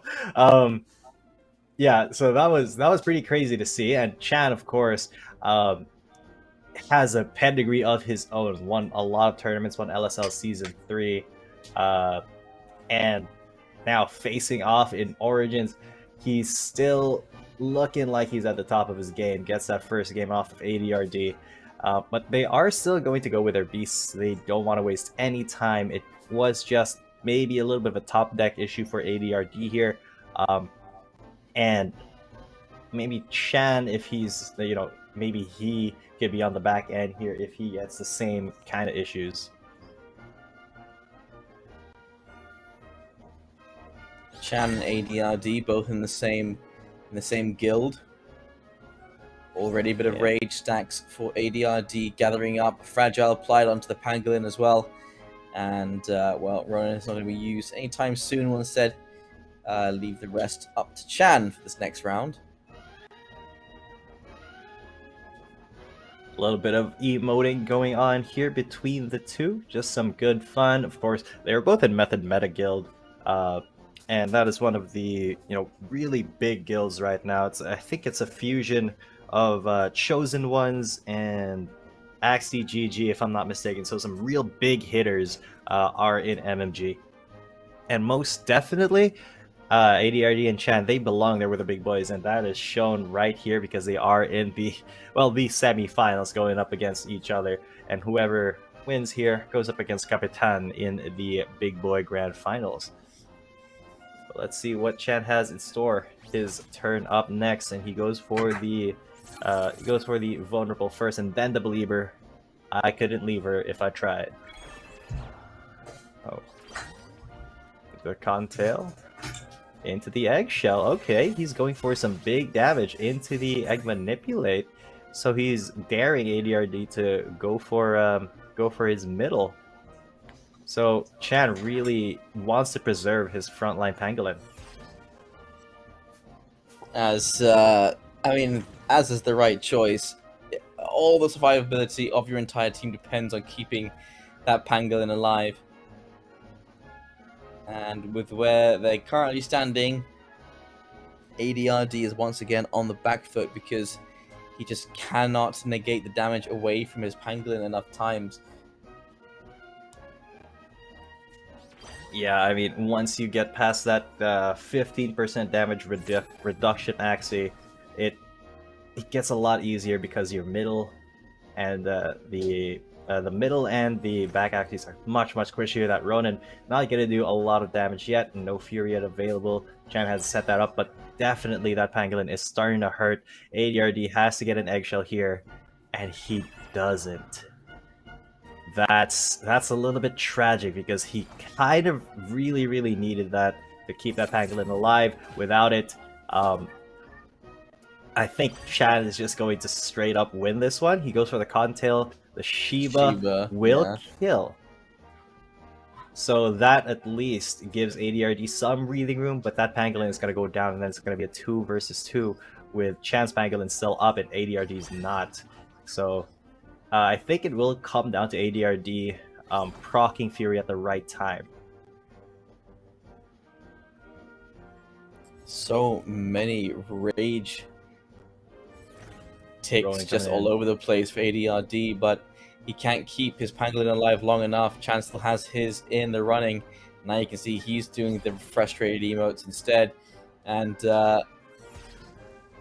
just no rage. Finally the Fury does proc, so Ronin's gonna hit. Out goes the pangolin.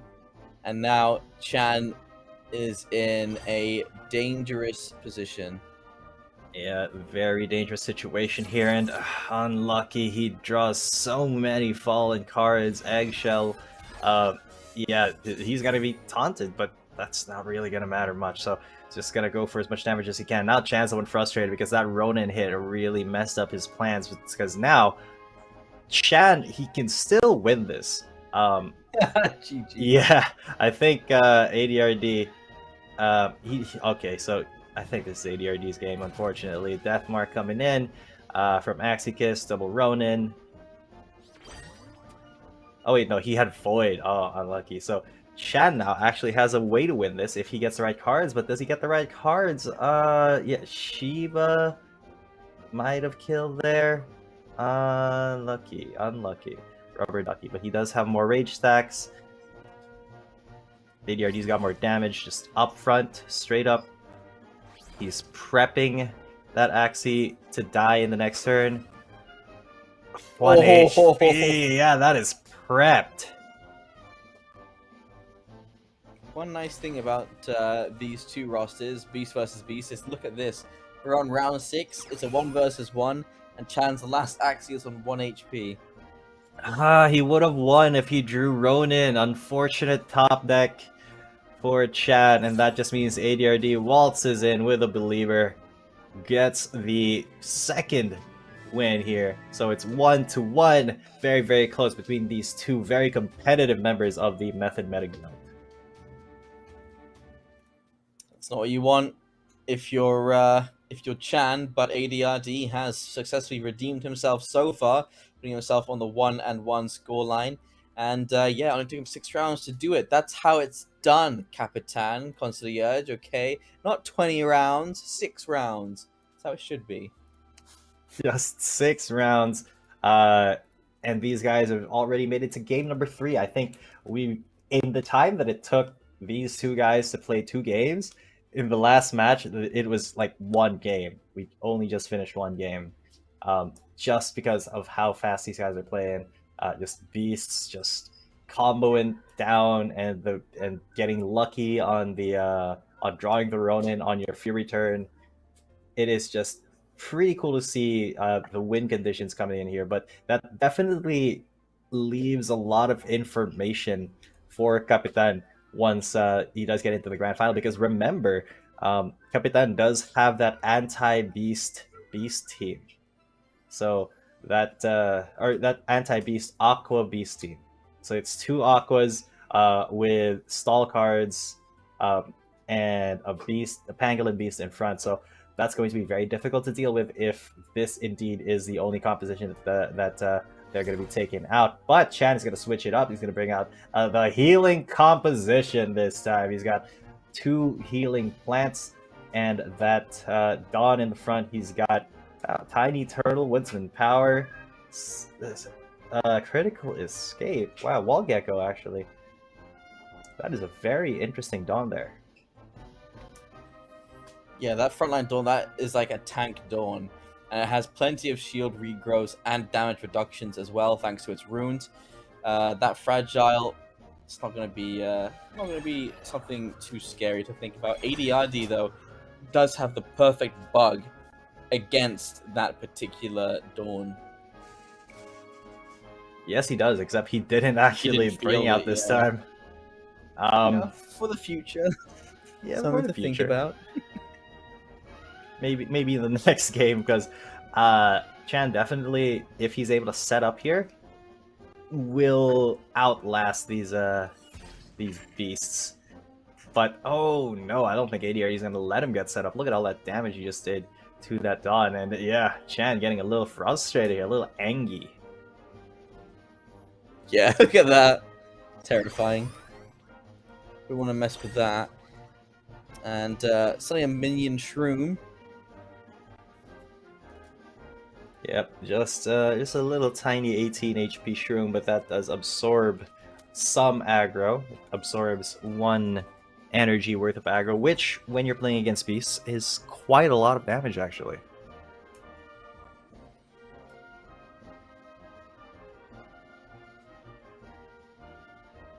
Yeah, if Chan can set up his plans for success here, I think that Dawn only has to survive until round 6, and then no, maybe round 7. Round 6 or round 7 is when it has to survive, and then the road to Blood Moon will be clear. So that's a challenge now for Chan to make it last that long. There's the taunt, keep them away from the pangolin for now. And Rage continues to build up for ADRD. He's been pulling all the right cards so far, I'd say. And, well, there is a Shiva available. That's going to be plenty of damage. Not going to be enough to get the kill. Doesn't have enough energy left to even attempt it. But has brought Chan right back to where he began from all of that healing. Yep, that is a lot of healing, and yeah, I think Chan really is he's under pressure here because ADRD, he is stacking up. He is preparing his own win condition here. He is going to rush them down. See, Chan just now put up the potted plant, the clover, and he's just now putting up the shields from his Dawn that is already in danger. So this could be a little bit iffy for Chan.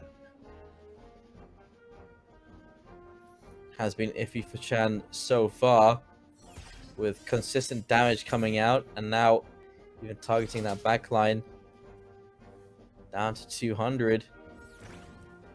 Make that 100 if he had another Ronin. If he had just one more energy, that Ronin would be enough to take down that second line, but it doesn't matter for now. It is round number 4, and ADRD is in no hurry. He's already gotten 2 of Chan's Axie down to 168 or less. That Axie sitting in the backline has to get hurt as well. Yeah, but the leaves are gonna start falling from the trees here. The Robin comes in, while Gecko as well gives him more defense. The heal coming in for the Dawn. I keep thinking it's a reptile, and I keep wanting to say reptile, but it's a Dawn. Which, you know, we've been asking for Dawns in competitive for a long time, and finally we've gotten our wish. They just are kind of weird in Axie Origin, but definitely some of the strongest runes in the game. And it is nice to see them, just because we saw so many Dusks in the OG game. 22 HP, that Ronin just getting rid of the Robin. Chan, if he draws the right cards here, he can heal quite a bit. But he has to draw his healing cards. And lo and behold, he gets a bunch. Silence Whispers coming in. The anti-poison. The anti-poison. Gecko as well should be able to heal this up to full if Chan so desires, but that is a lot of buff stacking up on that front Dawn. It's going to be a very meaty Axie for ADRD to get through.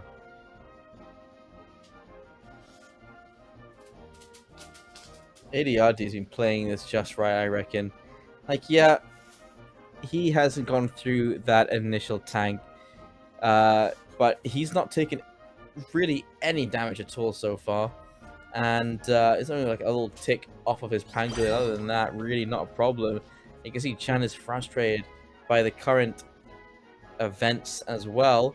A little more rage stacked up here for the front line, and a little bit extra damage done, but haven't cleared that shield yet. Yeah, well, I don't think Chan really has a lot of damage in his repertoire.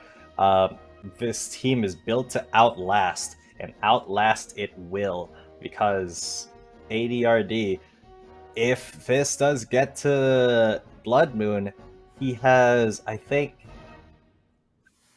4 or 5 rounds to try to kill Chan off before his own Axies expire, just from getting hit by lightning over and over again. They say lightning doesn't strike twice, but Axie Infinity has proved that wrong time and again. Look at the minions coming in for Chan. He's putting up the protective layers for ADRD to try to chew through, and that's going to be very difficult.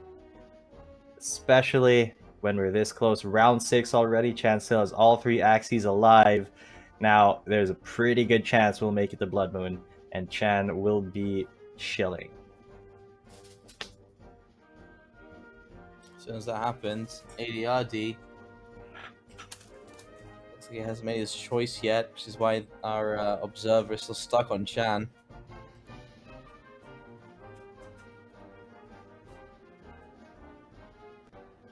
Yeah, it should be moving on over to ADRD soon. Yes, there you go. And now ADRD, he's gonna go. Is he gonna proc Fury here? No. Yeah, he's just gonna get rid of the potted plant. But with all of these stall tactics, we get closer and closer to Blood Moon, and we get closer and closer to Chan's endgame. Because he doesn't need to kill ADRD's beasts directly. That's the Blood Moon's job. But ADRD, he is on the brink of proccing Fury, and when he does, he better have a Ronin in hand, because that's the only way he's going to chew through all of the shields that this front Dawn has. 488 in total. Plenty to try and break through. As well as max stacks of arcane protection. Because look at all those buffs. So yeah, now ADRD is the one who's a little frustrated. Look at all these minions. Look at all the stall coming in from Chan. This is not good. Not at all. Because he needs to use energy to get past these minions. Even though it's 1 energy at a time, it still counts. He doesn't have zero cost cards that do damage. So, alright, so he's gonna go for the Pocky. He's at least going to take down the middle plant while still setting up for more rage. a better Fury proc, but we are going to be making it into Blood Moon, folks. And honestly, this still could be anyone's game depending on what ADRD top decks. Yeah. Top decks. Yes, some of the top decks in the game being used right now. Look at all this. My goodness, what's taking so long between the turns? All right, so you can see the Fury is built up so far here on the front and on the back. And it really is such a pain to get through all of these. I mean, that we should not be seeing a 10 HP mushroom with 140 shields. That's just not right. That's, yeah, no, Mikey, that's so not right. Chan, please. But it is kind of the way that he's built his team, and ADRD, he just was not able to get rid of a key Axie, or at least the mid Axie, in a timely fashion. It's turn 8 now, we're about to get into Blood Moon, and Chan, this is exactly what he wants. He wants to just slowly smother ADRD while he gets the heals on for himself. And yeah, ADRD, he's gonna have to waste a lot of energy here. The Eggshell Manipulate will be going on to his mid Axie, but I don't think that matters at all. ADRD can barely even get past this mushroom. He's not even gonna go for the Shiba there. And yeah, Chan, his Dawn is just chilling, almost taunting ADRD, knowing that it's near impossible for ADRD to actually even get onto it, because he just summons another plant in front of it and another mushroom. What is what is this? And then he puts his shield on the plant, so ADRD can't even kill that plant in one energy. He's gonna have to use two, and then only then will he be able to get to the Dawn. And then, yeah, this is the stall of the century, ladies and gentlemen. Chan is just going to outlast ADRD, even though it was looking pretty good for ADRD. Initially, it just is not working out. He did not get his thingy. He did not get his Ronin, but he did have Little Branch, so that does do a lot of damage along with Axie Kiss, but not enough to kill the Dawn. That's so unfortunate. Double Fury can't even take down the Dawn, and that Dawn might be fine in just a minute. All the shields going in, the heals going in. A lot of fallen cards though. Oh my god, 89. That is 216. Oh, sorry. No, now it's 212 health. Effectively, that ADRD has to get through. He does have Ronin, so it should be a kill. Still, no, he did have Ronin, my bad. But this should still be a death for Chan's front line. Once, yeah, he did not heal that. He did not get the cards to heal that. So he's just going to shield up on this plant. And now he's gonna have the heal train going. Unless ADRD can capitalize here. He does have a Ronin. He has Fury. This could be it. There's the Believer. And then he's gonna go double Ronin. There's one. How big is this hit? Is it not? Yeah, 246. So that's 105. Oh no, Chan though, he has to heal up. He needs to heal as much as he can. Well, there you go. And he does. He's done it. Chan has done it with 90 HP on the Blood Moon. He's healed up to 115. He has outlasted ADRD's Axies. And that is just the most frustrating game for ADRD. And that took twice as long as our last two games. But Chan at match point. There you go, 2-1. ADRD just didn't have the right roster to deal with that particular team, and he gave it his best shot. You can see all the damage that was coming out of him, but when it comes down to it, the biggest offense doesn't always break the best defense. You can't always have a lion clawing out a turtle in these situations. and that's just an insane shield to have to go through. And that Dawn, it just survived and survived and survived. It was just too difficult to get through that. So ADRD, he's brought it back once. Is he going to bring it back again? Let's see.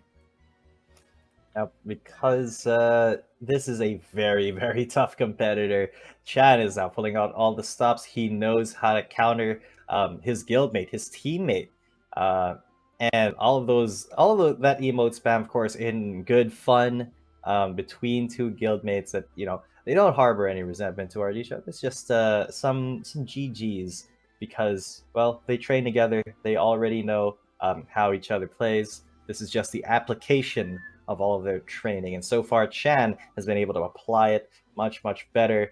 He's been able to mind game and, you know, correctly set up and play his team. But he's going to be switching back into the triple beast with 2 eggshells, while ADRD still not switching out, still keeping the same team.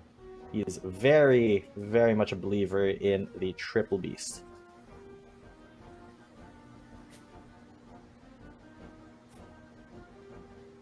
Triple beast indeed has been basically has provided all of his victories so far. I'm sorry for saying the last thing you said and then adding indeed to it, but wow, a self call out, that is very rare. 3 beasts versus 3 beasts. We've seen how this one dishes out, and with the double egg manipulate, it has worked out much better for Chan in every corner so far. Yeah, but keep in mind, it is a 50-50 still. It depends on how they set up the rage. It depends on how long that pangolin lasts. And if Chan is able to really defend that pangolin, because he has 2 eggshells, there's no reason why his pangolin should be going down first. But in game number 2, we did see ADRD, even though his pangolin went down first, he was able to actually do more damage to Chan's 2 back axes, so that the pangolin really didn't have all too much of an effect in the entirety of the game. So already though, 222 HP for ADRD's Pango, while 172 for Chan's, and the eggshell manipulate will be going onto the mid for ADRD. Chan should be drawing some eggshells himself now to get the taunt and take attention away from his pangolin.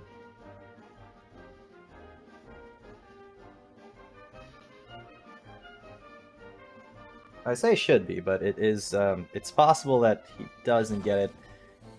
Yeah, he didn't get it. So will he go for the second call? Yes, he will, and that opens up the Ronin. That's a big Ronin, 143. Not as big as I thought. I thought it would be bigger, but me too, yeah. Well, proc the Fury early, get the Fury stacks on his other 2 Axies, but that does leave his Pangolin open to attack here. With 3 energy, I think ADRD should be able to get the kill.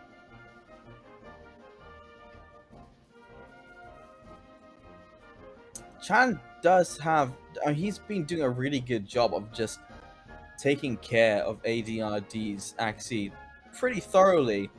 And ADRD, I just don't think he's got the right kit on his beasts to take him down, to take down Chan.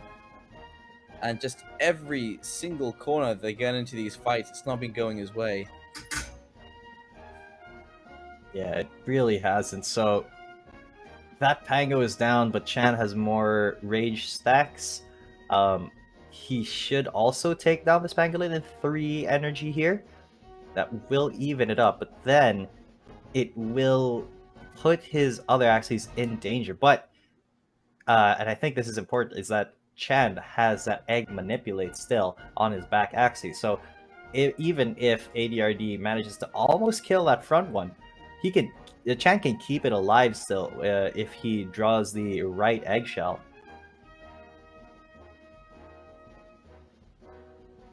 So we go up your sleeve, Chan. So here we go into his turn, and has actually some pretty decent AoE damage there. There's a stack of rage as well. Great hit onto the Pangolin. extra energy to work with, and well, doesn't have to use the Ronin, but he will anyway. And down goes the Pangolin, and look at the low HP on ADRD's second line as well. That's exactly what you're talking about. And he still has 4 and 6 stacks of Rage. Plenty to work with compared to ADRD's 3 on 1 of his beasts.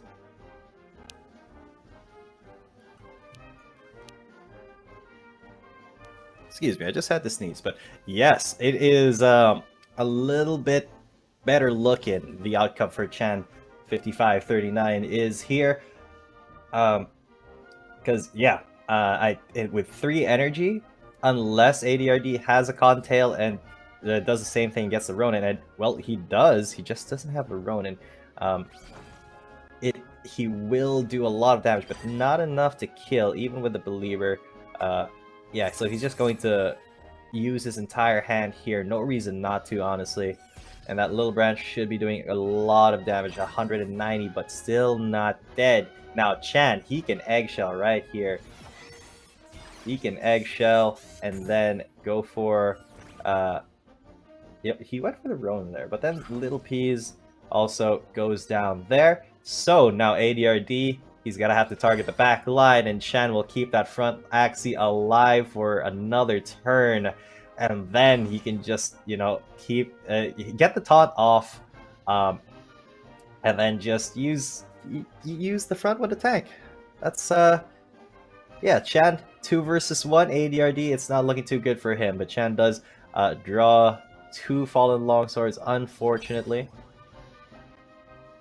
But that is still completely fine and dandy, because ADRD, he has no choice but to go for that kill. He's got the Shiba. He's not gonna use it. He's gonna use a fallen longsword, maybe? Oh, no, not even, just sacking his cards. But with 2 more sacks until Rage for both of them. Whoever gets Rage first wins the game, I think, and ADRD, he's now got the opportunity. How have neither of them pulled a Rage stack? Oh, but that is some There's good a Fury. damage, though. There it There is. it is. Well played. ADRD brings us to a 5th game. Yeah, very, very competitive set here between 2 guild members, 2 teammates in the Method Meta Guild. ADRD, the Polish Calculator, versus Chan 55-39, the Castle Conqueror of LSL Season 3. Man, it's going to be an explosive last game. I wonder if ADRD is going to keep sticking to his gun, because 4 games in a row, he's stuck with the Triple Beast composition. And Chan, he's switched it up a little bit. He has gone for the healing comp, which did wonders against the Beast composition. So I wonder if ADRD is going to keep that composition that he's so faithful to, or is he going to switch up to something, because maybe he thinks Chan is going to go for the plant composition again.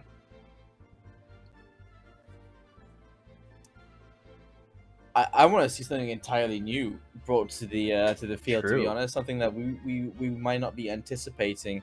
We have seen some Bird Dawn builds that have been pretty successful. Maybe a jumping poison build is possible as well. Obviously, I don't know what we're supposed to be seeing this screen. Like, we're seeing ADRD, we're seeing a couple of friends on this friends list. But you know, I don't mind. We can give our faces a I was about to say, we give our faces a rest. I was like sitting like this. But yeah, now I have to hold my jaw up like I always do. It's a difficult pain to deal with. But yeah, there you go. ADRD brings it back into the 2-2 scoreline. He's hoping to try and bring it back on the 3rd. That calculator has kept him from getting knocked out, but he has not been able to string together 2 games in a row. In fact, neither of them have. But the other thing for Chan is he's able to win that first game, and that's why if they keep going back and forth, ultimately Chan will be winning this. Otherwise, ADRD, he has to pull out something unexpected, because the way ADRD managed to steal away that game simply was luck. He just got better cards in that round and managed to do more damage. Otherwise, if the Fury had gone the way of Chan, it would have been his game. We would have been looking at a 3-1 scoreline. So yeah, instead of relying on the luck, I'd like to see something a little bit more strategic as a means to the end of their battle here. Yeah, I mean, just Chan drawing the fallen cards at the wrong time, not drawing his own, not drawing his Fury activator. It was just not good because he had the setup right. He had 8 rage already for like 3 turns in a row. That he had that he just wasn't able to proc it to actually get the kill. So eventually, it did move over to ADRD, and ADRD was able to get the proc instead of Chan, and then that was it. Just top decking the answer like Yugimoto. And now though, as I agree with what you said, I would like to see some more strategy. I would like to see a little bit more of a mind game here in terms of composition, because that's what Chan did in game number 3. That's how he won that with his strategic use of the tank Dawn and the plant, and the attack Dawn and double plant setup. That could be another option for Chan, but no, we're just going to see the same thing again. But this time, Chan, he's gonna switch out his back Axie. No more eggshell on this one. They're just going to play almost the exact same composition. I say almost because some of the cards are different, but the gameplay is pretty much the same. Yeah, it's like an exchange of a Pocky for the little branch, and Believer starts things off with a multi-hit. Tiny bit of damage there from ADRD to start things off, and a good amount of rage as well to start things off for us as well. ADRD did have a good start on the last round as well, so Chan, he'll have to turn this around as quickly as he can.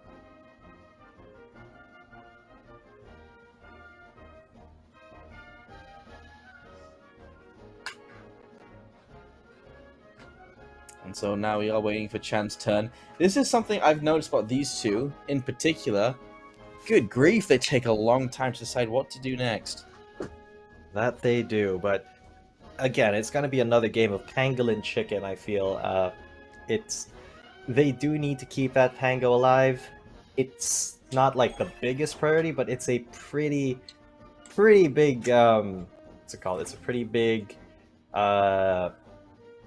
cornerstone of their team. So Chan's gonna get just a couple of hits in here on ADRD's Pango, but that shouldn't matter all too much if ADRD is able to draw the eggshell at the right time.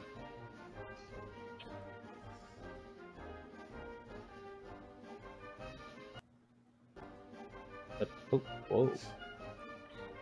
What was that anyway? I got distracted by a void appearing in my face. Black Fox of Death.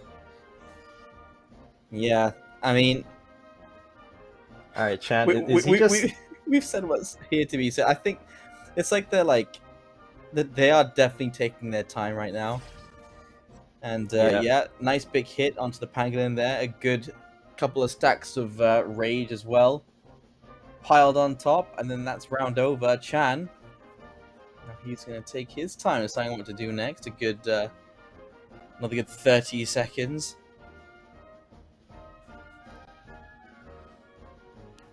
And it wasn't 30 seconds. Alright, so it looks like he's just gonna go with a big Shiba hit.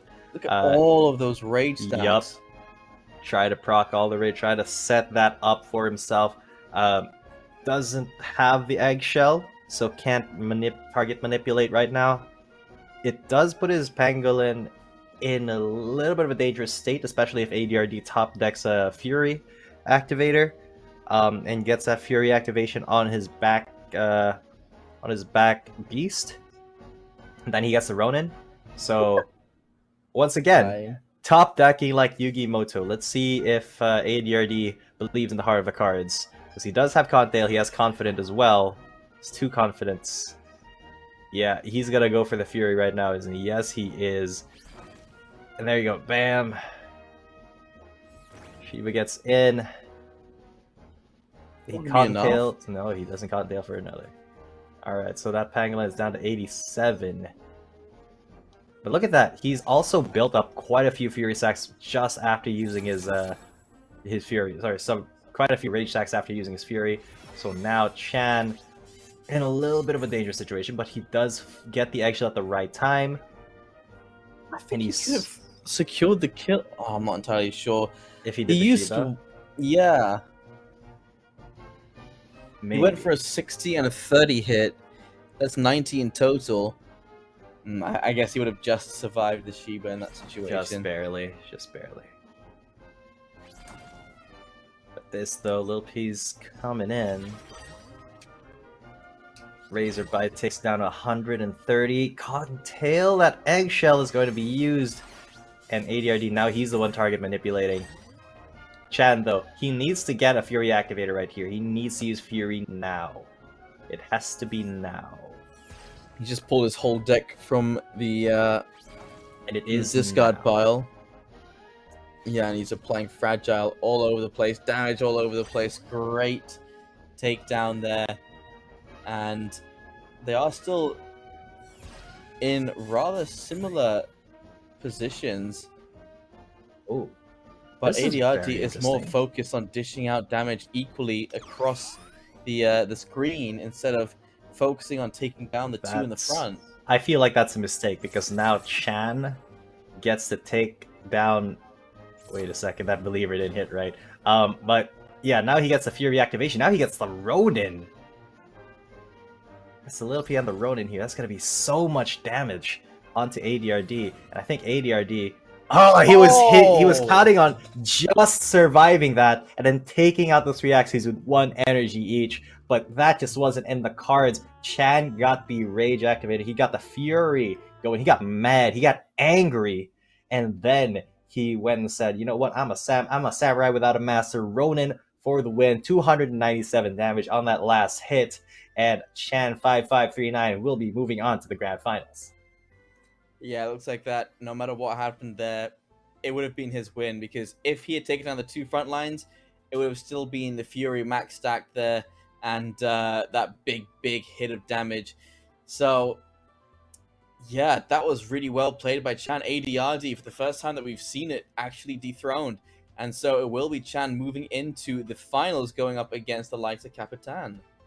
Yeah, so that is going to be a very interesting match. Capitan with his anti-beast deck, his beast Aqua with a lot of annoying cards to put into your deck versus Chan, who has a couple of win conditions, right? He's got his own beast composition. He's got the plants to heal himself to Blood Moon, and who knows what else he's got, because MMG has a very, very deep reserve of Axies.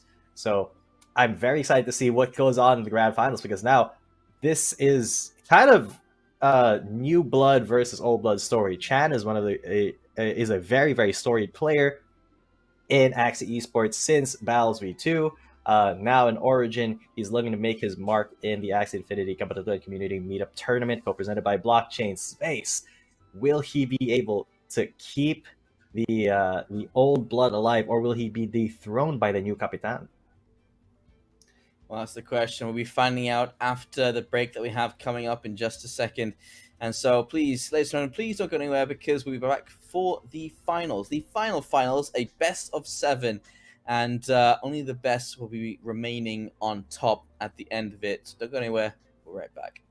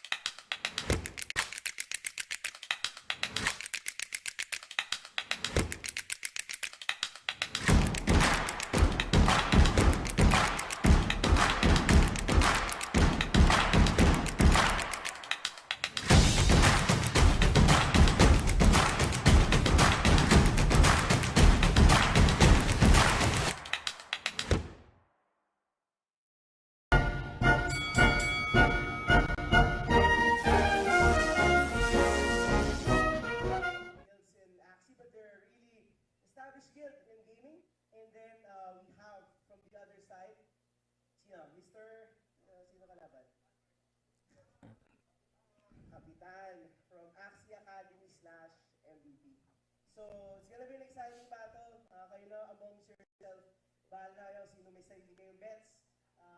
Keep it yourself or pwede kayong makipag-wager sa katabi nyo. Kayo na yan.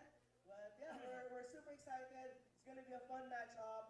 Let's support them. Win or lose, whatever happens, let's support them. And may very special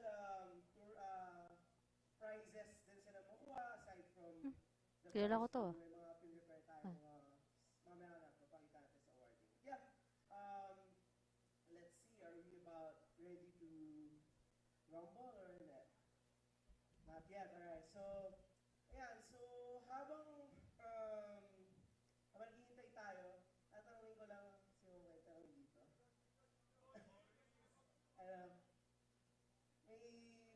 May tanong ka? Wala.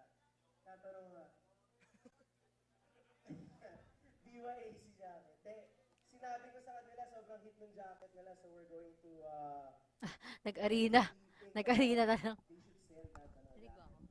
Yeah, I'm excited. Magandang maging match-up na to.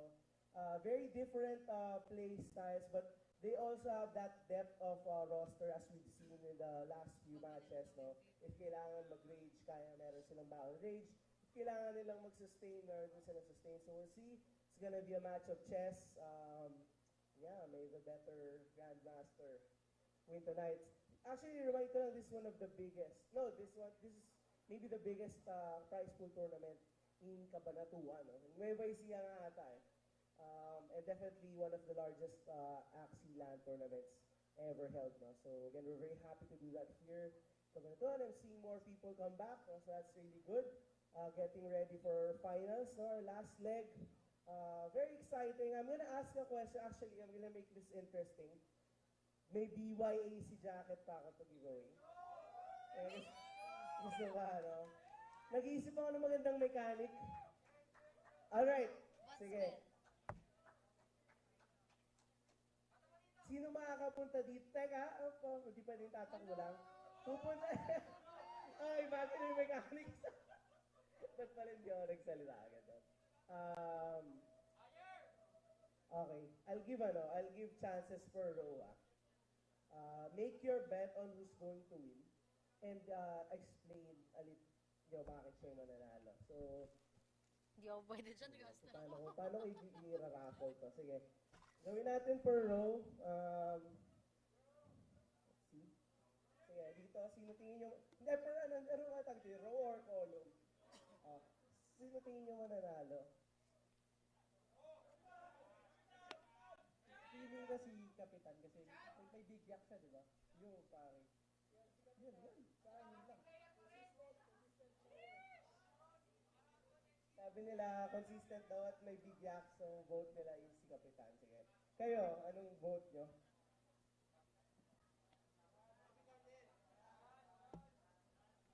Kapitan. Bakit si Kapitan? Marami daw pang counter. Sino yung nagsabing chance? Chan? Chan, okay. So, ito, Kapitan, Chan. So, ang gagawin natin, kung sino yung mananalo sa kanila, dun mapupunta yung paglalabanan ko, yung mapupunta yung jacket, okay? Kapitan, Chan.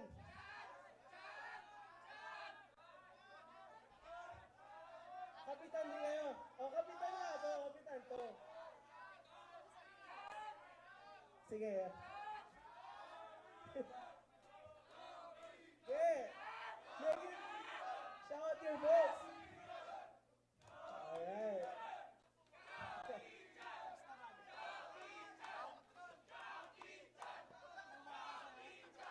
Kapitan? Ba't nag-breathe? We're ready? Alright, I'm gonna throw it to our casters. We're about ready. Let's go, Grand Finals! Here we go. Out of 143 players, we are now down to the final two Grandmasters. Kapitan from MVP versus Chan from MMG. And napakaganda.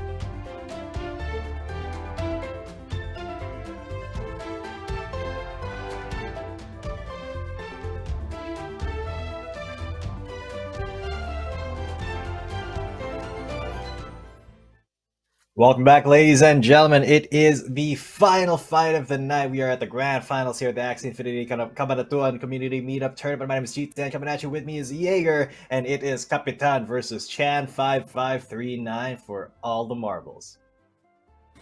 That's right, a best of 7 coming your way. We're straight into it. Chan versus Capitan. It shouldn't rhyme, but it does. Double Aqua, double Beast. Well, double Beast across the field, not 4 Aquas and 2 Beasts in total is what I'm trying to say here. It is Pangolins, and it is looking for some extra damage on those Aquas as well. As we start things off with a little Sleepless, a little bit of damage onto both the Pangolins. We're already into round 2, and all the energy being used just to dunk as close to the damage that was done here by Capitan from Chan over to Capitan as well. And so, at the moment, 22 HP separates them. The Aquas are looking similar in terms of HP, except for that backline for Capitan that does have a little bit more, has a couple more Aqua pieces, and so it does proportionately have a little bit more HP to work with as well.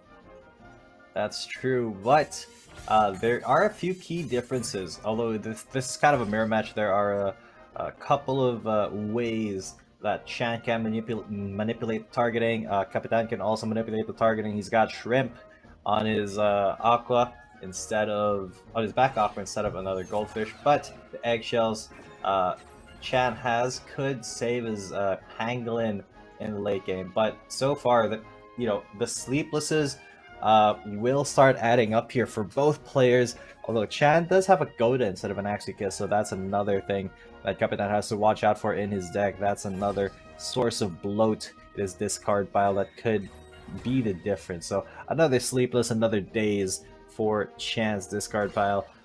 And they're just piling on the damage. Risky Fish comes in, and it's down to 62. There's a Contail. Babylonia could take the first Axie out in this game. And it does! 66 damage, and Chan is down an Axie, and it's only round 3.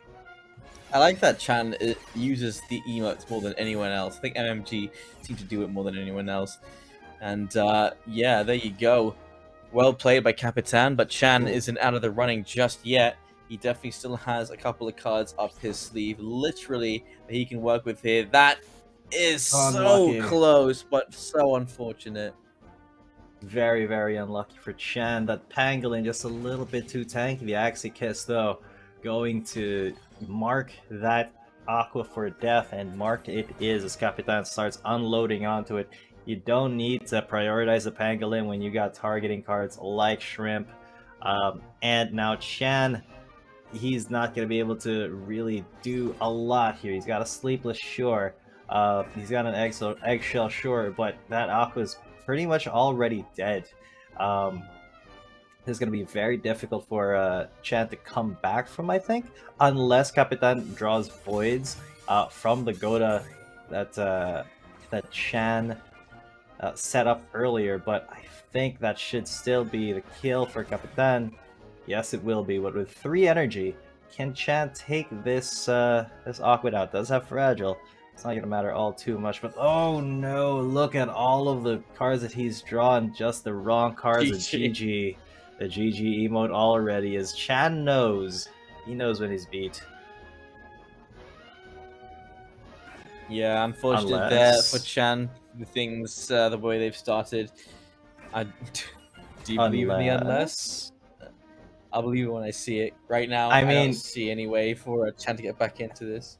Okay, hear me out. He's got Godas, right? He's goaded it already. He's got the Zen. He can heal a little bit if he so chooses. But yeah, he does get the Fallen Axe. Okay, so if Capitan draws 1 or more Voids, and he draws a Void and a Jinx, Babylonia plus Fallen Longsword should not be enough. Yeah, it's not. Chan has an opportunity here. He has to draw the right cards. He can't draw anything like a Daze, and he, oh no, his own Void! And the Fallen Longsword, very unlucky. So unfortunate. Very, very unlucky for Chan to draw all the wrong cards at the wrong time here. 5 HP to 17 HP, and Capitan will seal the first game 1-0 versus Chan. That was a closer game than I was anticipating. 17 HP was I told you, all there was that a chance. left. No, There there was a wasn't. chance. I knew. I'm a professional caster. There was a Chan. There was definitely a Chan. And, well, unfortunately, his Chans failed. And so we'll see how he does in the next round, because he does have plenty of opportunities to redeem himself. This is, of course, the longest game of the day. And so there's plenty of opportunities to bounce back from a 1 out of the 4 necessary to get the absolute victory at the end of the day. That's right. I mean, it is a very long road, this best of 7, and Chan has every opportunity to come back. He's proved time and again that he is a player who fights tooth and nail for wins. But this is the same guy who took like 5 tries to win an LSL qualifier. He did end up eventually winning the entire thing, but a couple of mistakes here and there could be the difference maker here. But I mean, they're still gonna go with the mirror match, the double Aqua Beast, and I think it's gonna be up to Chan to try to set up those annoy cards a little bit quicker maybe, or a little bit better. I just think that Capitan has too much targeting priority for Chan to really make an efficient eggshell defense.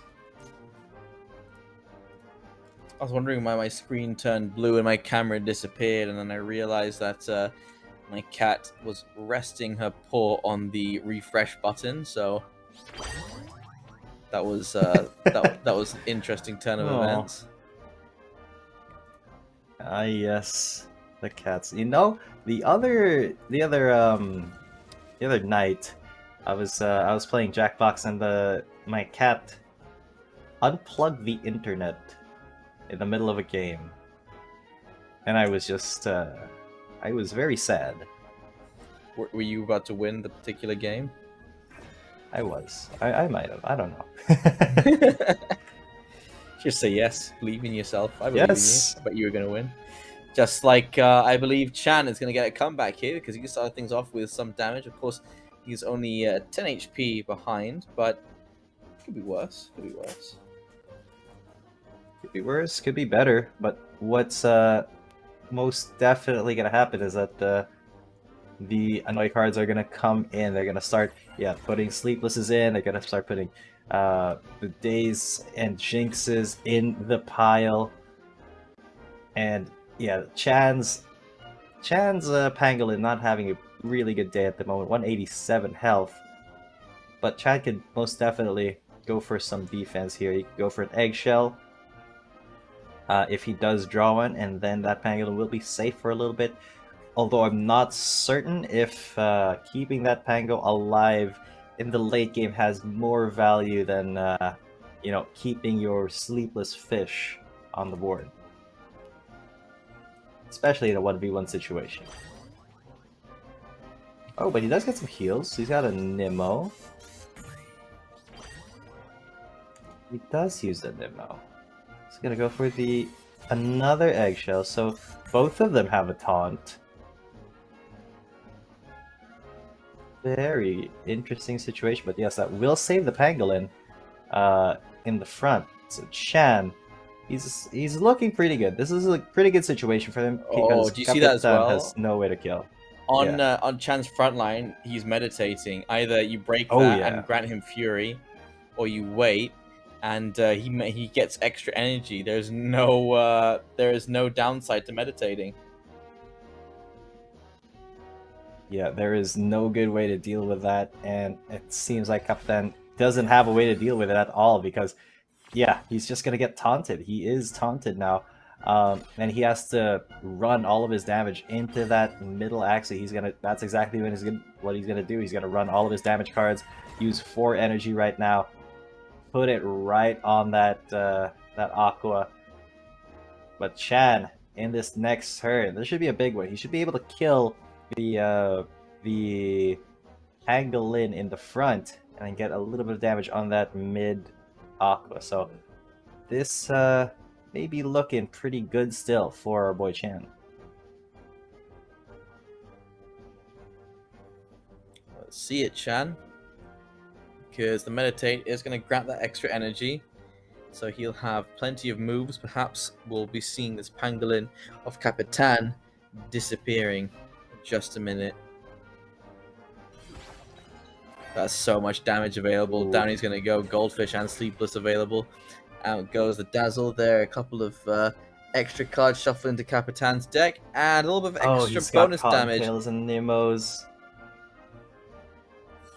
There's an Arco in there as well. He's trying to even out this these numbers. Yeah, the win numbers here being even out by Chan and Capitan. He will be able to get that kill 100%, but he won't have enough energy to kill this pangolin, and that pangolin is going to soak up quite a bit of damage once they get to this 2v2, 206, and you take 15% less. But now Chan, he's gonna go for the big damage turn. There you go, little piece as well. Goldfish will not kill, so he's just gonna go for the Goda instead. There's the Void getting shuffled in.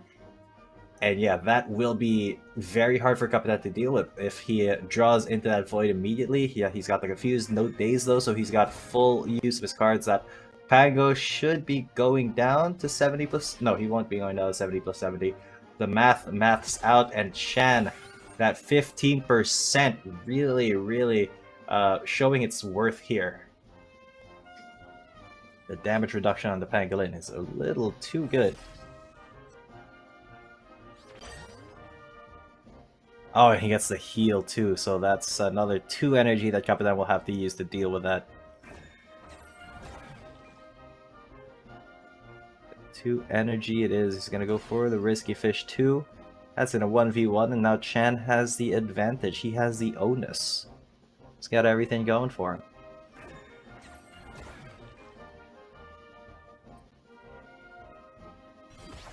This is an HP advantage that was desperately needed, but it may come down to the cards once again, depending on what comes out next for Capitan. Shrimp and Goldfish, and a Fallen Axe as well. Not gonna be able to use that. Does get another Sleepless, and so HP does get a little bit closer. Chan's gonna be hoping he can take care of this last Aqua on this next round. Oh, but even if he doesn't, crucially, and I don't think he does. Oh, he 100% does. Look at this. This Eggshell is gonna do hella deeps, 82, and Chan evens it up 1-1. Well played by Chan. And straight back into this, we are now on a 1-1 scoreline between Capitan and Chan. And yeah, neither of them want to change their rosters. We've seen some pretty stubborn players today so far. We've seen Plants versus Plants. We've seen the Beasts versus Beasts. Now we're seeing the Aqua Beast versus the Aqua Beast. And neither of them want to switch out anytime soon. They're set in their ways for now. And I suppose it's the best way to deal with one another. With those particular rosters, I would like to see some of the Axie that we saw earlier today go up against these Aquas and Beasts, because I think it could be a different story. But for now, it looks like they are going to stick to what they have here. So 1-1, and it is still the journey getting to the 4 points they need to win this tournament, this game.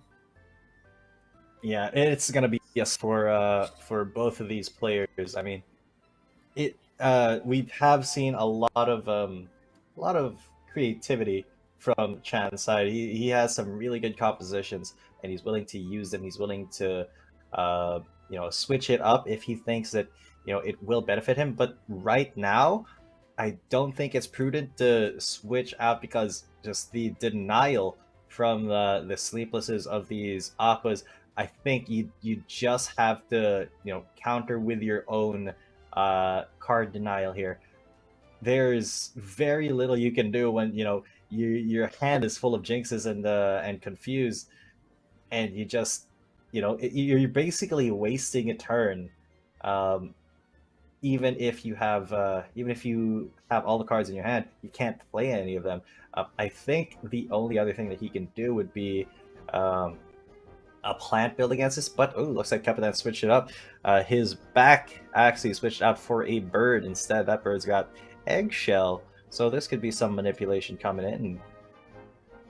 They actually both put their egg manipulates on the back lines, and I mean identical fish on the middle lines there. And well, the Arco in exchange for the Poke Me. Yep, and here we go.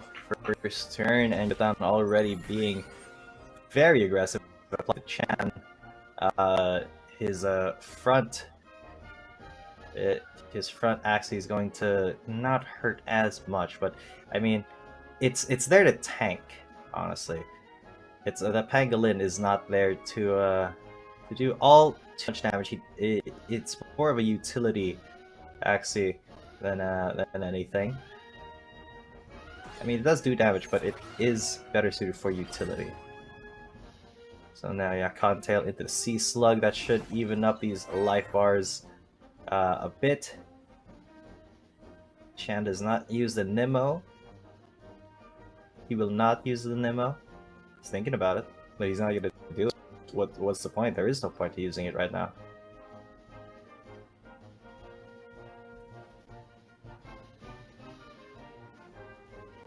That's true. Yeah, just hold on to the Nemo for your future use. We'll be in that first draw on the next discard pull.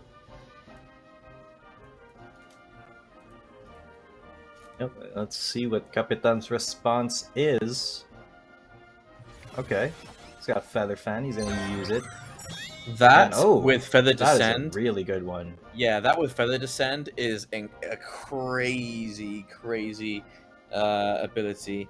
Having that card and having Feather Descend, it means that you get all these extra feathers going on, and then you hit with one of those, you just deal this huge damage boost after the fact. And I've seen, for example, Zero. I've seen him go through plant teams, aqua teams, beast teams with the Feather Descent, no problem. Yeah, Feather Descent, pretty decent, but it is not gonna be shown here. Yeah, sad tournament, unfortunately. I mean, it is a very powerful card, but I think the priority here for these players is making sure that their front lines are as tanky as they can be, just because you know, shielding and healing work a little bit differently in Origins than it did in V2. So the targeting now on the back of Chan, that Aqua will not die, not quite yet, will not get the kill, but this opens up that front line for Capitan to be taken away in 1, maybe 2 energy. I think 2 energy, because it is 73 and he has 50% damage reduction. So unless Chan gets a big damage card here, like a 90, I don't think it's going to be a one-shot.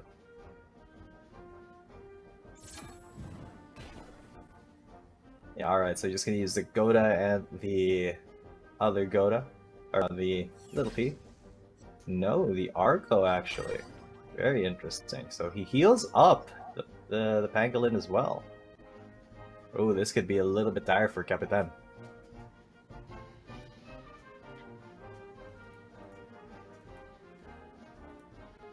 I mean, it is most definitely going to be an uphill battle from now on. It's not unwinnable, but it is going to be difficult. Although, that makes it a lot easier now. Having a Mavis up there makes it so that Chan has to waste on 1 energy just getting rid of it. Oh, unless, yeah, no, he just goes for the back. He goes for the target. I didn't see that the eggshell was there anyway. So that bird is taking a lot of damage. He even goes for the Babylonia here. That's actually really good, because now Capitan's bird is weak. That's one of his primary damage sources. Or, I mean, that is his primary damage source. Well, you cut that off, you make things a lot more awkward. And as Capitan is standing right now, this bird choice, I don't know if this has really worked out quite like he's wanted it to. because they are sitting on the same foot. But when it comes to a beast versus, a beast aqua versus a bird aqua, I always lean towards the beast aqua because it's got a bit more survivability and around the same amount of damage available as well. If Capitan can pull another one of those feather machine guns, could do some serious damage on both sides and let the aqua finish things off. A neg manipulate wouldn't be necessary there, and more damage would be available for Capitan. Let's see what gets pulled. It is going to be a goldfish. We're going to be saying goodbye to this beast for now, and it's down to Chan to try and salvage the situation. It's not looking too good for Chan. Unless he can get the target off. Oh, that's really not looking too good for Chan. What a horrible, horrible draw. Just every single wrong card in the game for him. Not unwinnable, because he does have some surprises for Capitan in his own hand, but looks like Capitan was able to get the right cards this time. There it is. 1, 2, 3, Oh, 4. Feather Fan! Too much damage. That's what I was waiting for. The machine gun, just devastating damage. And Capitan will be taking the third round, 2-1 at the moment. And Capitan 2 rounds away from winning things out against Chan. Chan maybe miscalculated towards the end there, going up against that bird. Wasn't anticipating so much damage coming his way. And so the adjustments made for the next round, well, there's plenty of ways to counter a bird. You may want to pull that shrimp for himself and try and do the damage onto that backline. Yeah, I mean, you've heard of Machine Gun Kelly. Have you heard of Machine Gun Birdie? Because that's what was up there. That's what happened to Chan in that. So he's no stranger though to playing from behind. He's very, very good actually at playing from behind. It's just a little bit more pressure if it does get to match point. But I do think that with the Axies in his repertoire, I think Chan can come up with a solution to that. He just got a little bit unlucky on that last draw there. I think he could have top decked the solution there if it weren't for all of the falling cards. So once again, luck is a little bit fickle.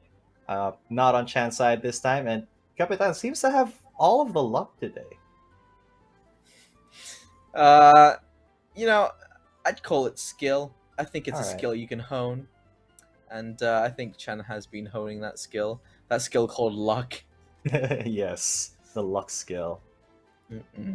If you can train that up, you'll want for nothing, especially in card games like this. Yeah, I mean, it's always been up to RNG, and it's no exception these days that Origin also caters to RNG, much like its predecessor.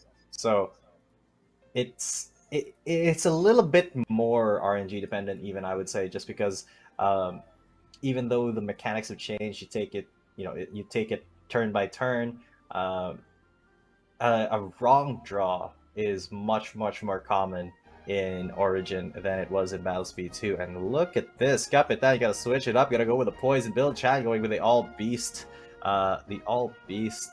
composition. As Pangolin has an eggshell on it. Although I think this is actually this was a good comp choice by Capitan, because if Chad is not able to rush down these reptiles, and it's gonna be very hard to rush down these reptiles, then the poison is just going to keep ticking and ticking and ticking. And we saw how painful that poison could be in one of Chan's earlier games, except that he went up against a healing composition. So now that he's on the receiving end, it's not gonna feel good when his squishy beasts are getting bullied by the poison snakes. God, this brings me back. This feels like when we started, to be honest. Yes, it does. It's just the graphics have updated and the gameplay is updated. Yeah, but really the recipe is the same. Let's see if we're gonna end up with max stacks once again. Chan he's going to hope to do his best to burn through these reptiles as quickly as possible. Not an easy feat, especially not getting through that first reptile for Capitan. That delayed protection is such an annoyance. Yeah, especially against Chan's team, because that delayed protection just gets so much value the more you hit him. And look at that, already up to 10 stacks. It's only round 2, and Capitan is already he's already the captain of the poison train. He's the conductor. He's saying choo choo, off to Venomland we go. Because that is a third of the max poison stacks, and that ticks for so much. Look, 24, 30, 24. It might not look like much now, but it's going to, you know, add up later on.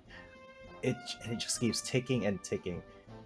So with that being said, Chan did get a bit of damage onto that that front reptile.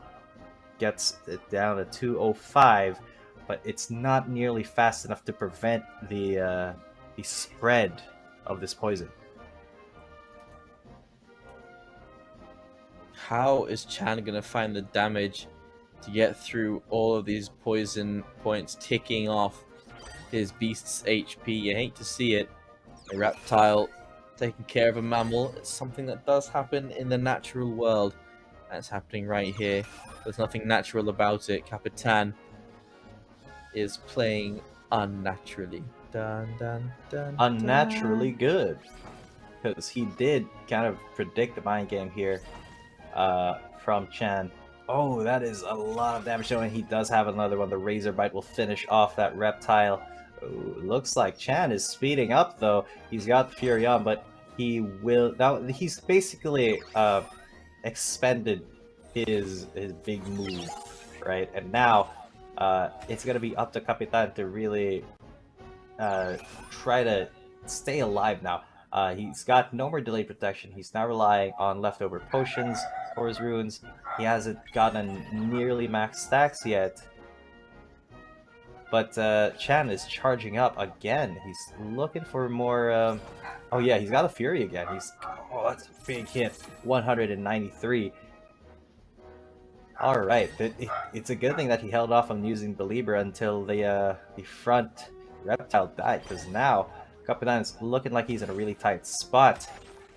He's not got a lot of sustain. He's got a Silence Whisper. Is he going to use that? No, he's just got a shield up. It's effectively the same. Or survivability, but yeah, I was about to say survivability. No, not anytime soon. And there's another still one. that is a huge hit. This poison is just not enough, and this is the thing when you're going up against beasts. That damage is just too much to deal with. I was going to see Capitan pull something out, something different on the next round, but as it stands, this is not the round for Chan. Yeah, I mean, the theory was sound. It's just that he wasn't able to stack up the poison quickly enough to really make Chan suffer as much as he wanted him, because Chan was just able to, you know, proc his Fury again and again and again. And now, the final bite coming in from his backline Axie means that Chan once again ties up the series 2-2. Very well done. As I said, he has no problems playing from behind. Sometimes he even prefers it.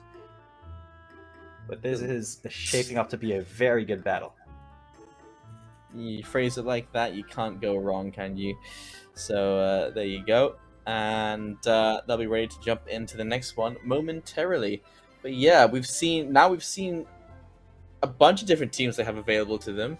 So we've seen the Triple Beast, we've seen the Aqua Beast, we've seen the Aqua Beast Bird, and now we've seen the Poison team as well. And what else do we have available? Are we gonna see some crazy play come in from Chan where he pulls out a cleanse build or something, gets rid of all that poison, the anti-poison build?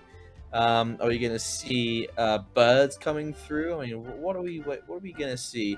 Here we are into the next game, straight into it. Oh. And Capitan, he has lost faith in the Poison team, but his faith is renewed in this Aqua Beast team. Yeah, I think Capitan counterpicked here really hard. Yeah, Chan just went straight up for the big damage Fury build that he used in the last game.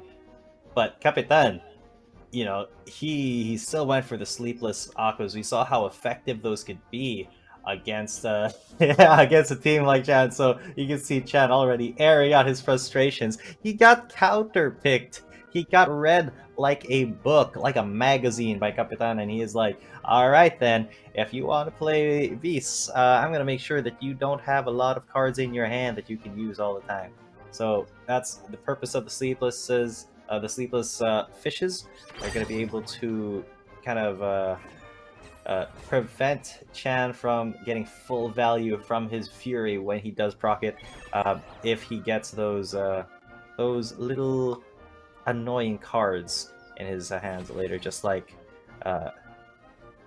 Dazed and Confused. Well, Dazed and Confused is the same thing, but I mean Jinx and Confused.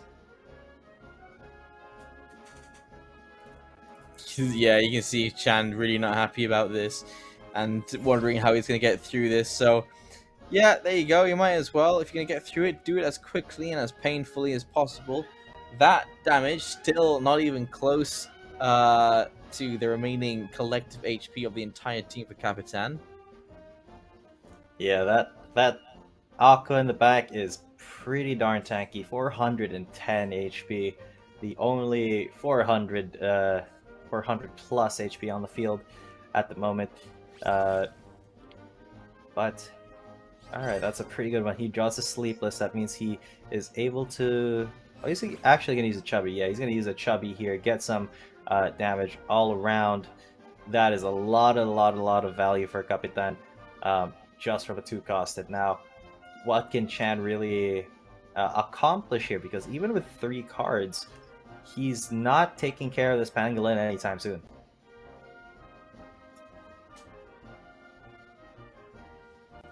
Once He's again, gonna try anyway. Yeah, he just wants to build up the Fury as much as possible.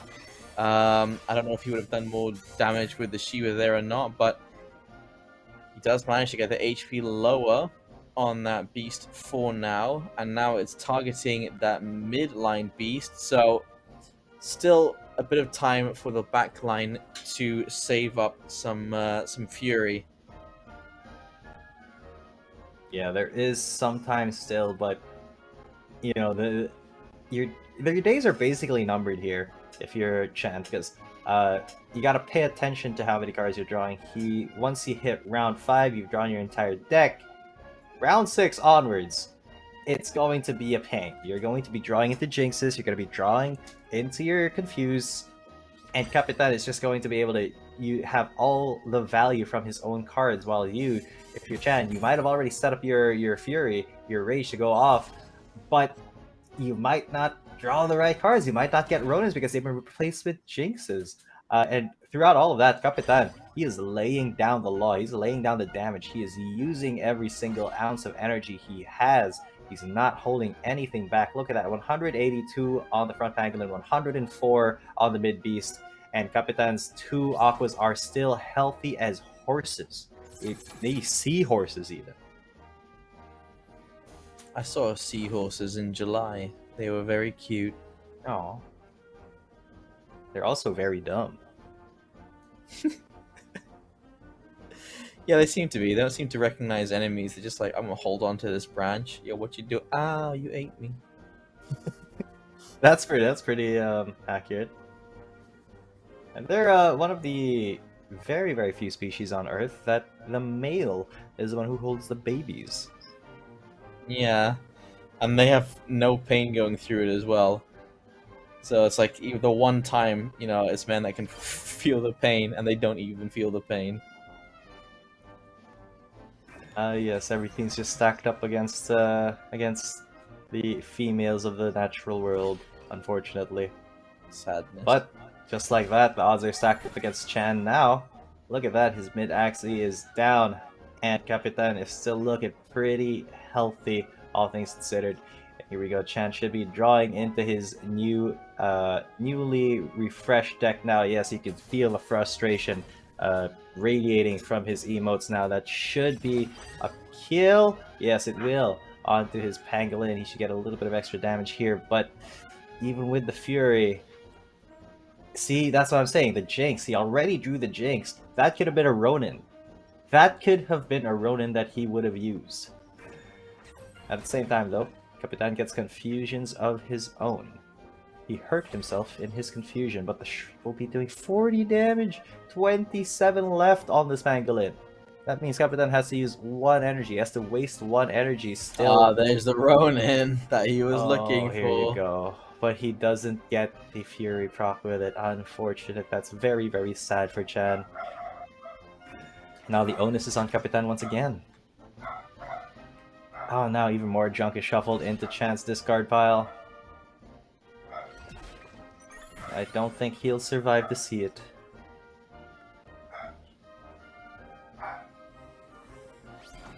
Nice big hit there, but still not going to be enough, as that distribution just not right there again. The Fury proc for Chan. Hold on, because Capitan, he is looking a little low, and he's looking like he's not getting the cards that he needs. All right, Sleepless Goldfish into a Fallen Longsword. No, into a Risky Fish. The Risky Fish is enough. He got the perfect draw. Just barely edged it through. If he did not draw that Risky Fish, it would have been Chan's chance to even to get ahead in this best of 7, because it is now match point for Capitan, ladies and gents. Yeah, that could have been a really unfortunate situation there, but it's gonna work out. It's gonna do its thing for Capitan, and Chan, he doesn't really have any chances left. If Capitan wins another one, that is going to be it for him. Chan will be able to fight his way back into this, so his next Axie picks need to be the correct ones. Otherwise, he is going to be in a world of hurt. Yeah, it's definitely going to be a very tough decision for Chan. What composition will he be taking into what might be the final round of the finals here, ladies and gents? There's a lot on the line here. I believe the total prize pool is more than 2 million pesos, if I'm reading that correctly. So, yeah, almost, just about 2 million pesos prize pool, and I'm pretty sure a lion's share of that will be going to the champion here. So, with all of that on the line, Chan, it's all on him, because Capitan has been playing very consistently, very safely. Chan has been taking a lot more risks. Is the LSL Season 3 winner going to fall to Capitan, a new blood from Axie Origin?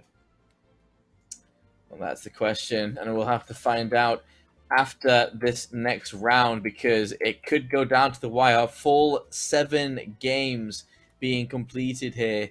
It doesn't happen too often in any tournament format, unless you're playing Jumping Poison and you both die at the same time to the Blood Moons. You have to replay the same game 3 times in a row. Happened to us once. We actually ended up playing 6 games, so that's still not the full 7 games. So we'll have to see if that happens. That's right, because it is very, very possible, and it would be the hypest tournament ending if we did get to the full 7 games. But I mean, just the consistency from Capitan, he knows how to play his composition to a T, and he's just been a little bit faster on the trigger than Chan has been. So we'll see, because once they get back to this game, Chan is going to emote so hard if he thinks that he's going to lose. That's what are the possibilities here? Chan has a poison build for himself.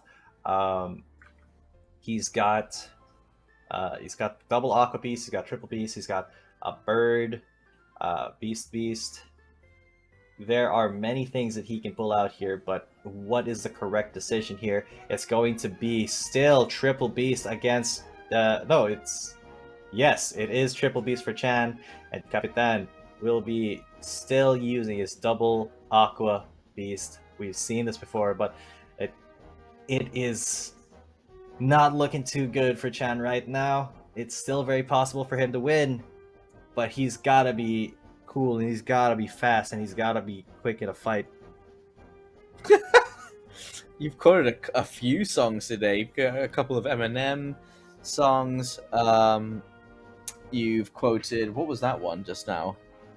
And he's gotta be strong, and he's gotta be fast. The Shrek 2 song. Hero. Yeah. Yeah. And That's what he needs, though. as well. You're not That's wrong. what Chan needs. Chan, I don't know. He's stuck with this.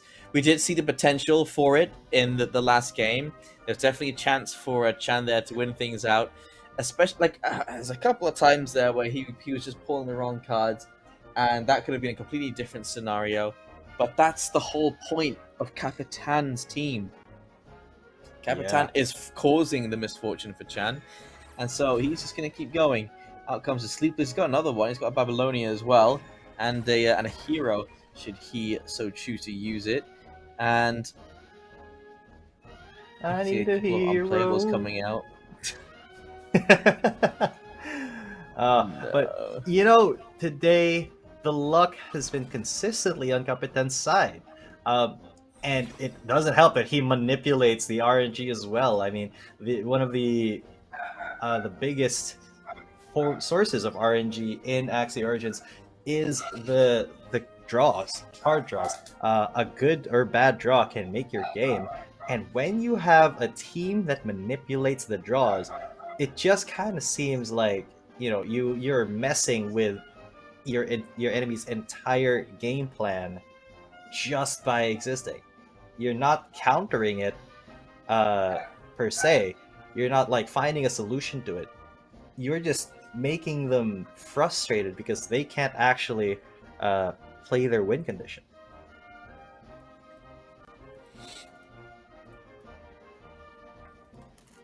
What if Capitan cried? Capitan cries, Capitan cries. I don't think he's gonna be crying here though, because he is just rushing down these Axies. Look at that, 215 already on the mid Axie. Doesn't even. Yeah, I don't even know if he needs a hero or not anymore. At this point, Capitan, he's playing his cards right. Chan, he can pull all the damage in the world, but he doesn't even have any Fury stacks right now. This is really an unfortunate situation. A little bit of good damage dished out there. Finally a stack of Rage has been put on. Good little hit there onto the backline as well. Contail into the Ronin, that's going to do a lot of damage actually. Yeah, 100 damage for Chan there. Because it did add up. The energy did add up. So did the Rage. 103 left on this back Aqua. But that doesn't mean that, you know, this game's over. It is far from over. Look at this. Capitan, he does have a lot of damage, and he doesn't have to be targeted. He doesn't have to have that back Aqua targeted at all. And having a low health Pangolin is much better than having a low health backliner. Or I mean, getting your opponent to your opponent's Pangolin to low health is much better than having their backliner low health. But Chan with his own Contail will be securing the first Axie kill of this round. Capitan, he's not looking all too good. His backline is looking kind of scuffed at the moment. You can see every single Jinx being shuffled in. It's getting more and more dangerous for Chan. Chan's doing the right thing. He's trying to get all the damage done in the first 4 turns. He has managed to find 1. He's nearly found 2 with his backline Aqua. Oh, but look at this. Yeah, he's going to start pulling some bad cards. But that's a good... I wouldn't say that's a bad draw at all for Chan. That's a good draw. That's a pretty good draw considering the amount of junk in his draw pile at the moment. Yeah, getting a ton of value from that damage. Getting some pretty good value, honestly, from his leftover potion. Capitan needs to kill here. He needs to get this kill here and now in order to, you know, dilute the pool even more. He's got it.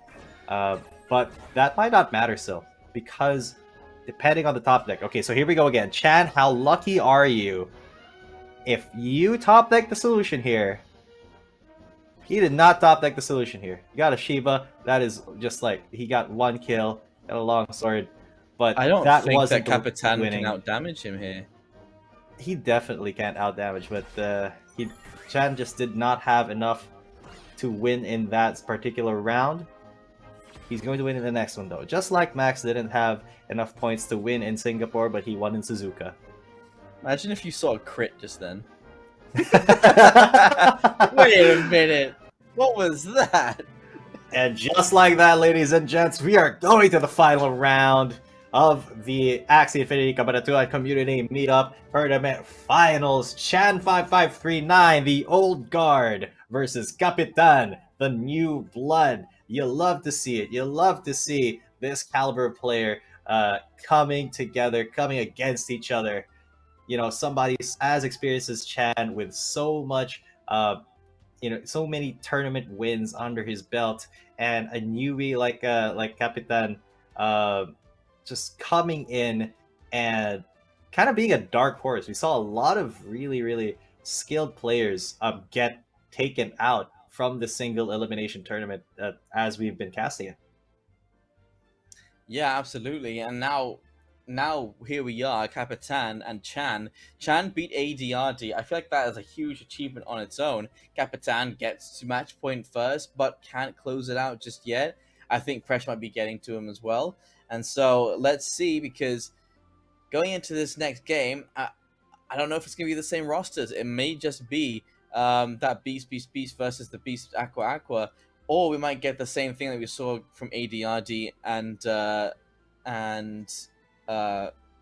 Chan, which was the Beast Aqua on both their sides.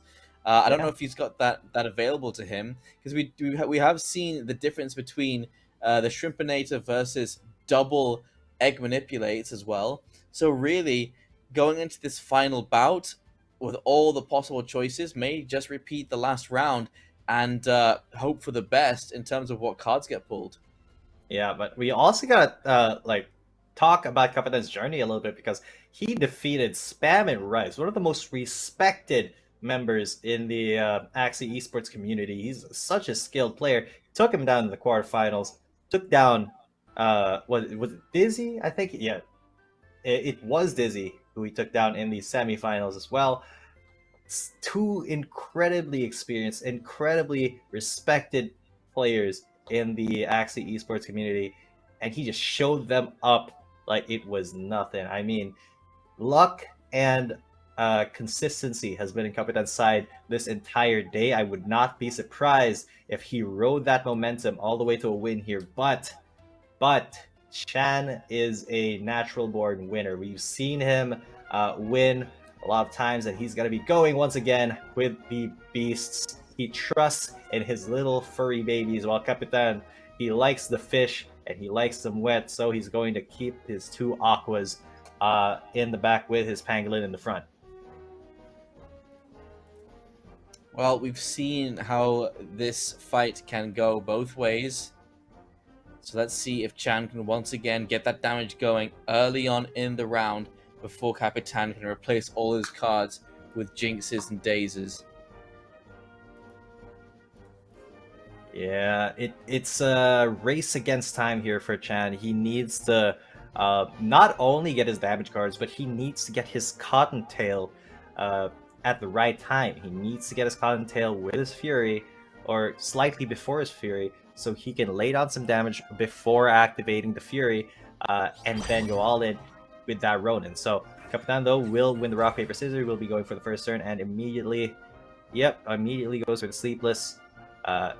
And Chan, it's the onus is on him. He's gonna, I wonder what he draws, because depending on the first draw, this can go a lot of different ways. Gets triple Ronin. What is that? Triple Ronin in his first draw, and that's, he gets a Cottontail, he gets another, he uses it now, it gets the Ronin. Again, it's just slugging it out with this pangolin in the front. Yeah, Kapitan has taken a few big hits here.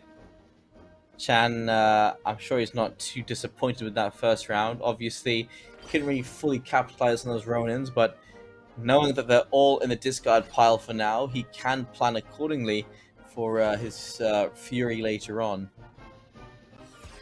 Yeah, this Pocky, though, will target the mid beast. So Capitan is leading in terms of damage by a little bit, but that could change very, very quickly. Little Peas comes out. Confident Cottontail are available, so he can Cottontail into Shiba, and that is going to be some big rage gains for Chan. Yeah, 4, 4, and 6. He's setting up the rage. He's gotten that Pangolin down to 54. One card will do it in the next turn for Chan. So what can Capitan do here? With 3 energy, I think he can finish off this this Pangolin, but Chan does have a taunt up on his mid Axie. Oh wait, sorry, that taunt was applied by Capitan. What am I thinking? It's gone now. So yeah, with 3 energy, should be able to... No, he won't be able to, because Pangolin is just a bit too strong. That 15% really counts. It really matters. Look at that, 25 HP left on that front beast. And Chan, this could be the time to seize. This could be it for him. He can seize the moment here and own it. Puts Vulnerable down on that mid Aqua to 2 versus 3. And this is getting spicy, Jaeger. It is. At this point, it could be anyone's game. Chan can continuously dish out consistent damage until the wrong cards get pulled. And Capitan, he can deal little damage, but if he can survive long enough, he won't have to worry about the damage coming his way, because not being able to move is worse than being unable to beat shields.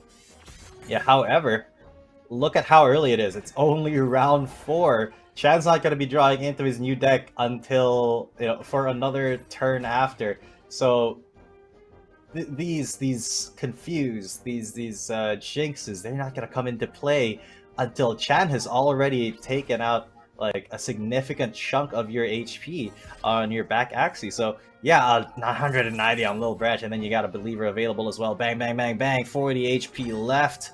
The fury of the beasts are in it for Chan. Look at this. It's not looking all too good for Cabanatuan. It's still very winnable. Goes for the Goldfish, gets the kill as another one. The Risky Fish will kill here. But now it's a 1 versus 2. 3 energy on Chan. He's drawing from the pile. He gets 3 energy worth of cards. Some really good cards here. Will be able to finish off that kill with Ronin.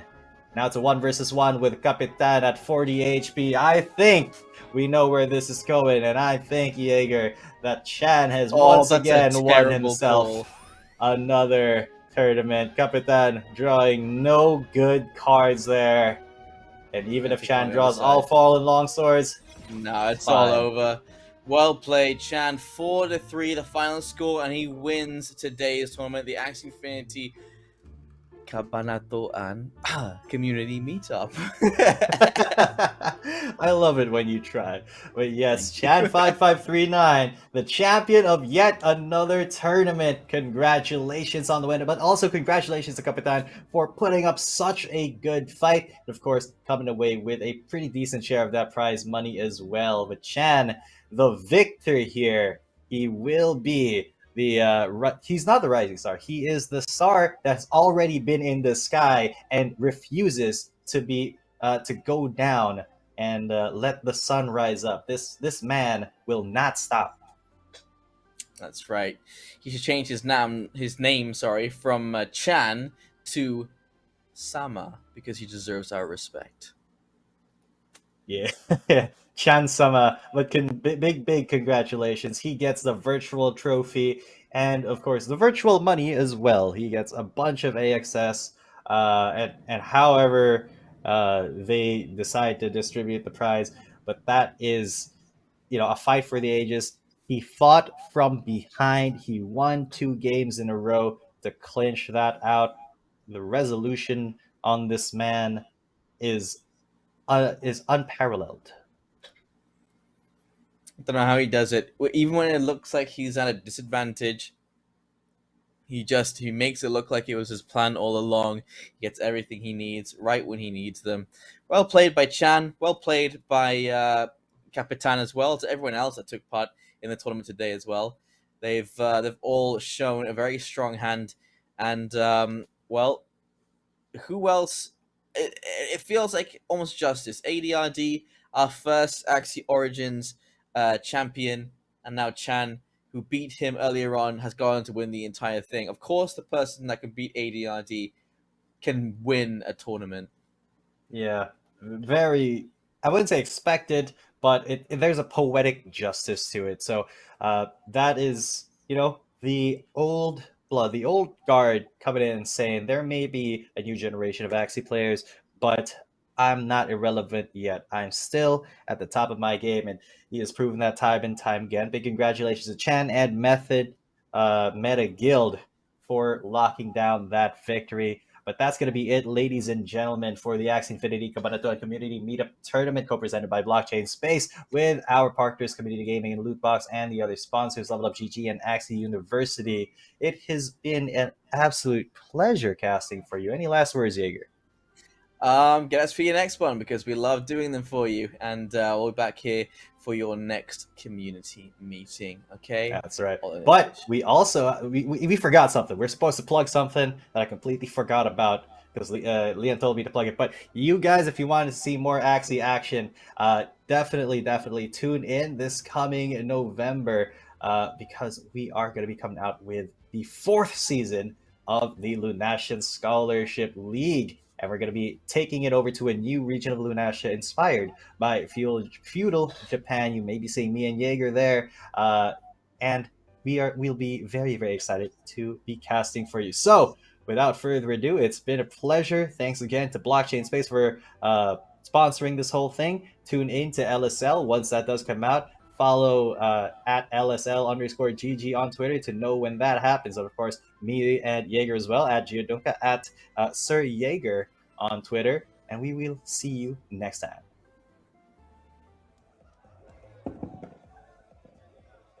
Okay, magpatayan. Isa pa? Titingnan ko kung may laman. Ate.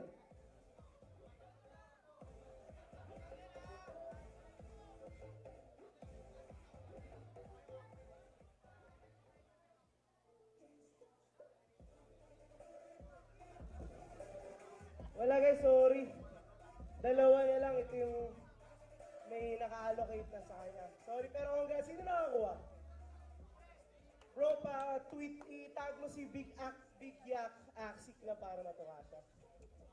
Alright.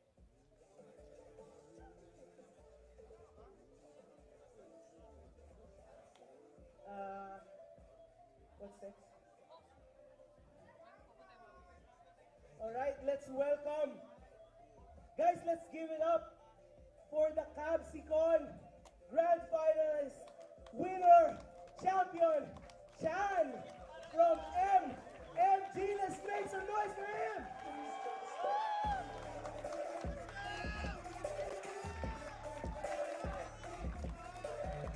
Grabe.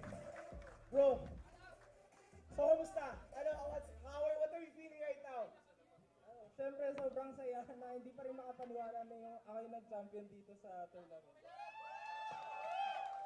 Bro, so, ano yung pumasok sa utak mo nung nag-ahabol ka?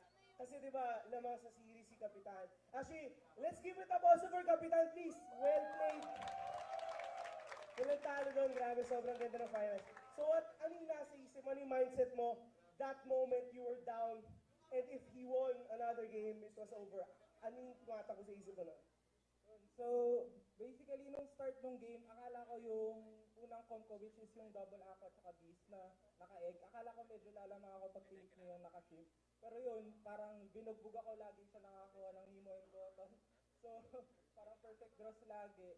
Yun, so, trinay ko na lang umisip ng ibang team comp na possible maka-handle nung, kasi very limited lang rin naman yung ginamit niya. Parang Poison, Shrimp, Aqua, tapos yung isa pang comp.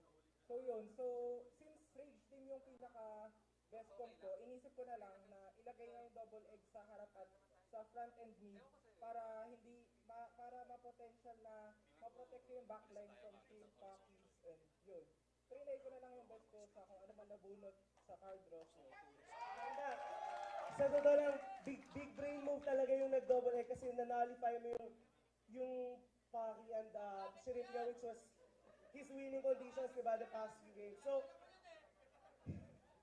gusto ko naman yung Game 7. No, let's ask a little bit about Game 7 because that's a different thing eh. Nag-adjust kaya like, pwede naman mag-adjust din si Kapitan eh. So bakit you stuck with that, pinanindigan mo yung nagdala sa'yo dun sa decisive Game 7? Ano yung gut feel lang or talagang sumugal ka or talagang sinabi mo na do or die, yun yung comp na gagamitin mo kasi siya yung nagdala sa'yo doon?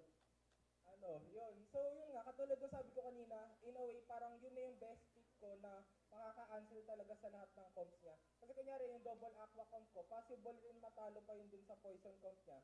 Pero sa tingin ko, malaki naman yung chance ko nga rin dun sa shrimp paki tsaka sa iba pa niyang comp. So, doon na lang hanggang dulo, yun na talaga yung nasa isip ko na gagamitin kong comp.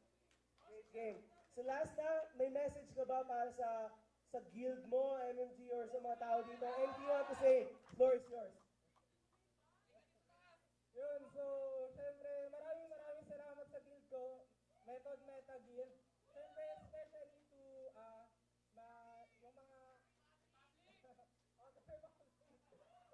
so, sa mga ka-esports roster ko na nakipag-stream sa akin, especially rin sa manager namin, kay Manager ADRD na nag-provide nung mga Axies na nire-request ko, binili niya talaga kahit yung iba mahal.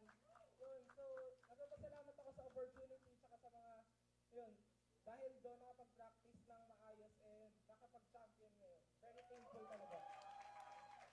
Guys, last one. Let's give it up. Champ, Capsicon, first Capsicon Axie Origins Tournament, the biggest LAN tournament in the Philippines. Guys, isang pinakamalakas na palakpak.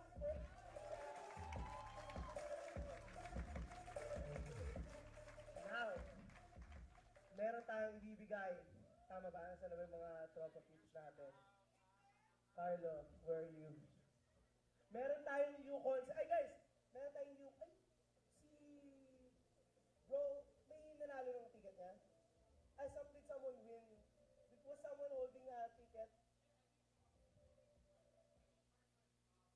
Alright, so remember at the start of the tournament we said that there's a chance that whoever was holding loot box tickets with child's name will also win the prize. So, very lucky person or people, whoever has this ticket. We'll figure that out, but congrats to if you're watching on stream.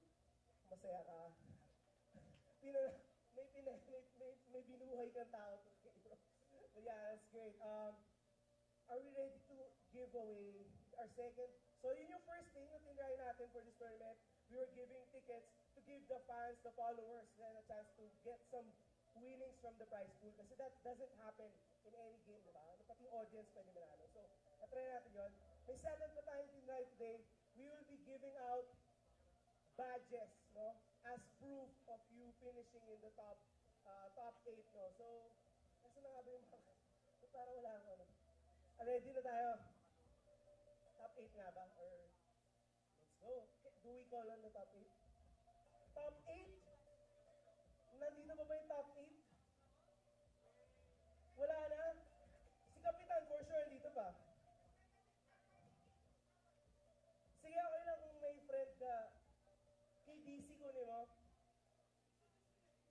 Ayun pala eh, ba't ito? Fake news. Top 8, I think Spams left the building. Help me out, sino ba yung top 8? ADRT. Who else? Ace of MMG also. Alam niyo yung daming Ace Axie Infinity, no? Hindi ko na alam. Ace MVP, Ace Vivo, Ace lahat naman ko Ace. It's the real Ace. Who else? Alright, let's go. Let's go up on stage. We're going to give out, pakita natin sa, pwede natin pakita sa fans. Ayan.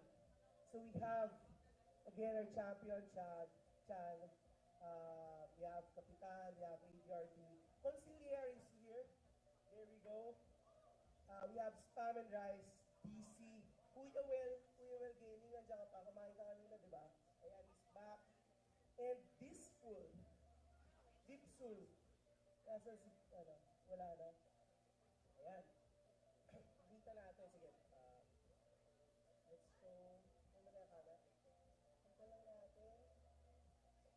sila. Familiar ba? Find natin sa ano. This is an exclusive badge. It's a proof of conquering today's Capsicon. Each one of you will receive this tournament. So ito yung ano, this is the logo or the icon that we use in game. So this is the exact file. So top 8, top 5 to 8, right?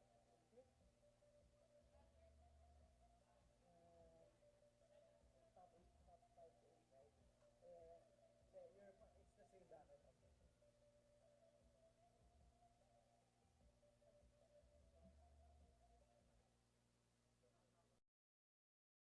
Okay.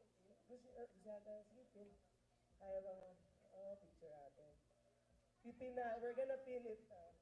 Ten, ten, ten, ten, ten, ten. Ito yung box yan.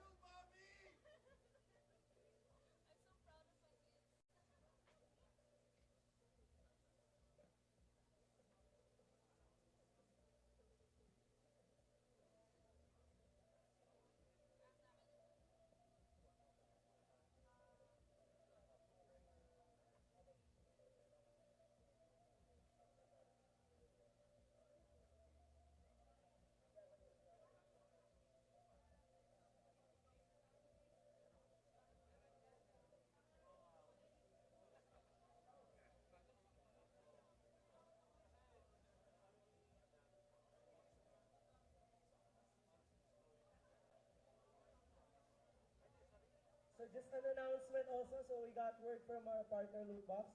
So all ticket holders of anyone from the top 8 actually will be winning. For the top 1, they will be getting 500 pesos per ticket that they have. For the top 2 to 8, they will be getting 100 pesos. So thousands of pesos going to the audience for the first time in Axie Esports history, guys. Let's clap for that.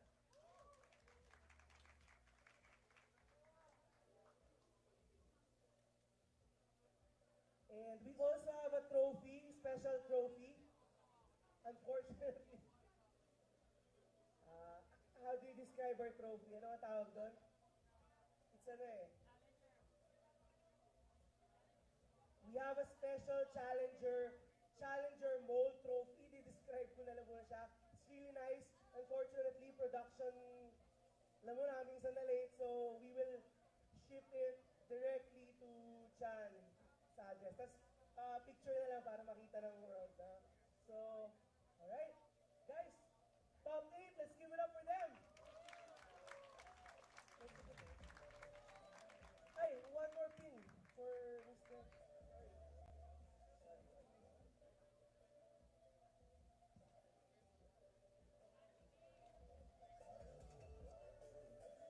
75, so spam is that here, top 8.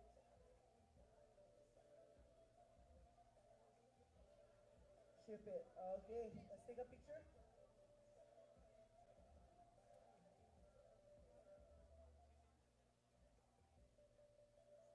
Let's do it.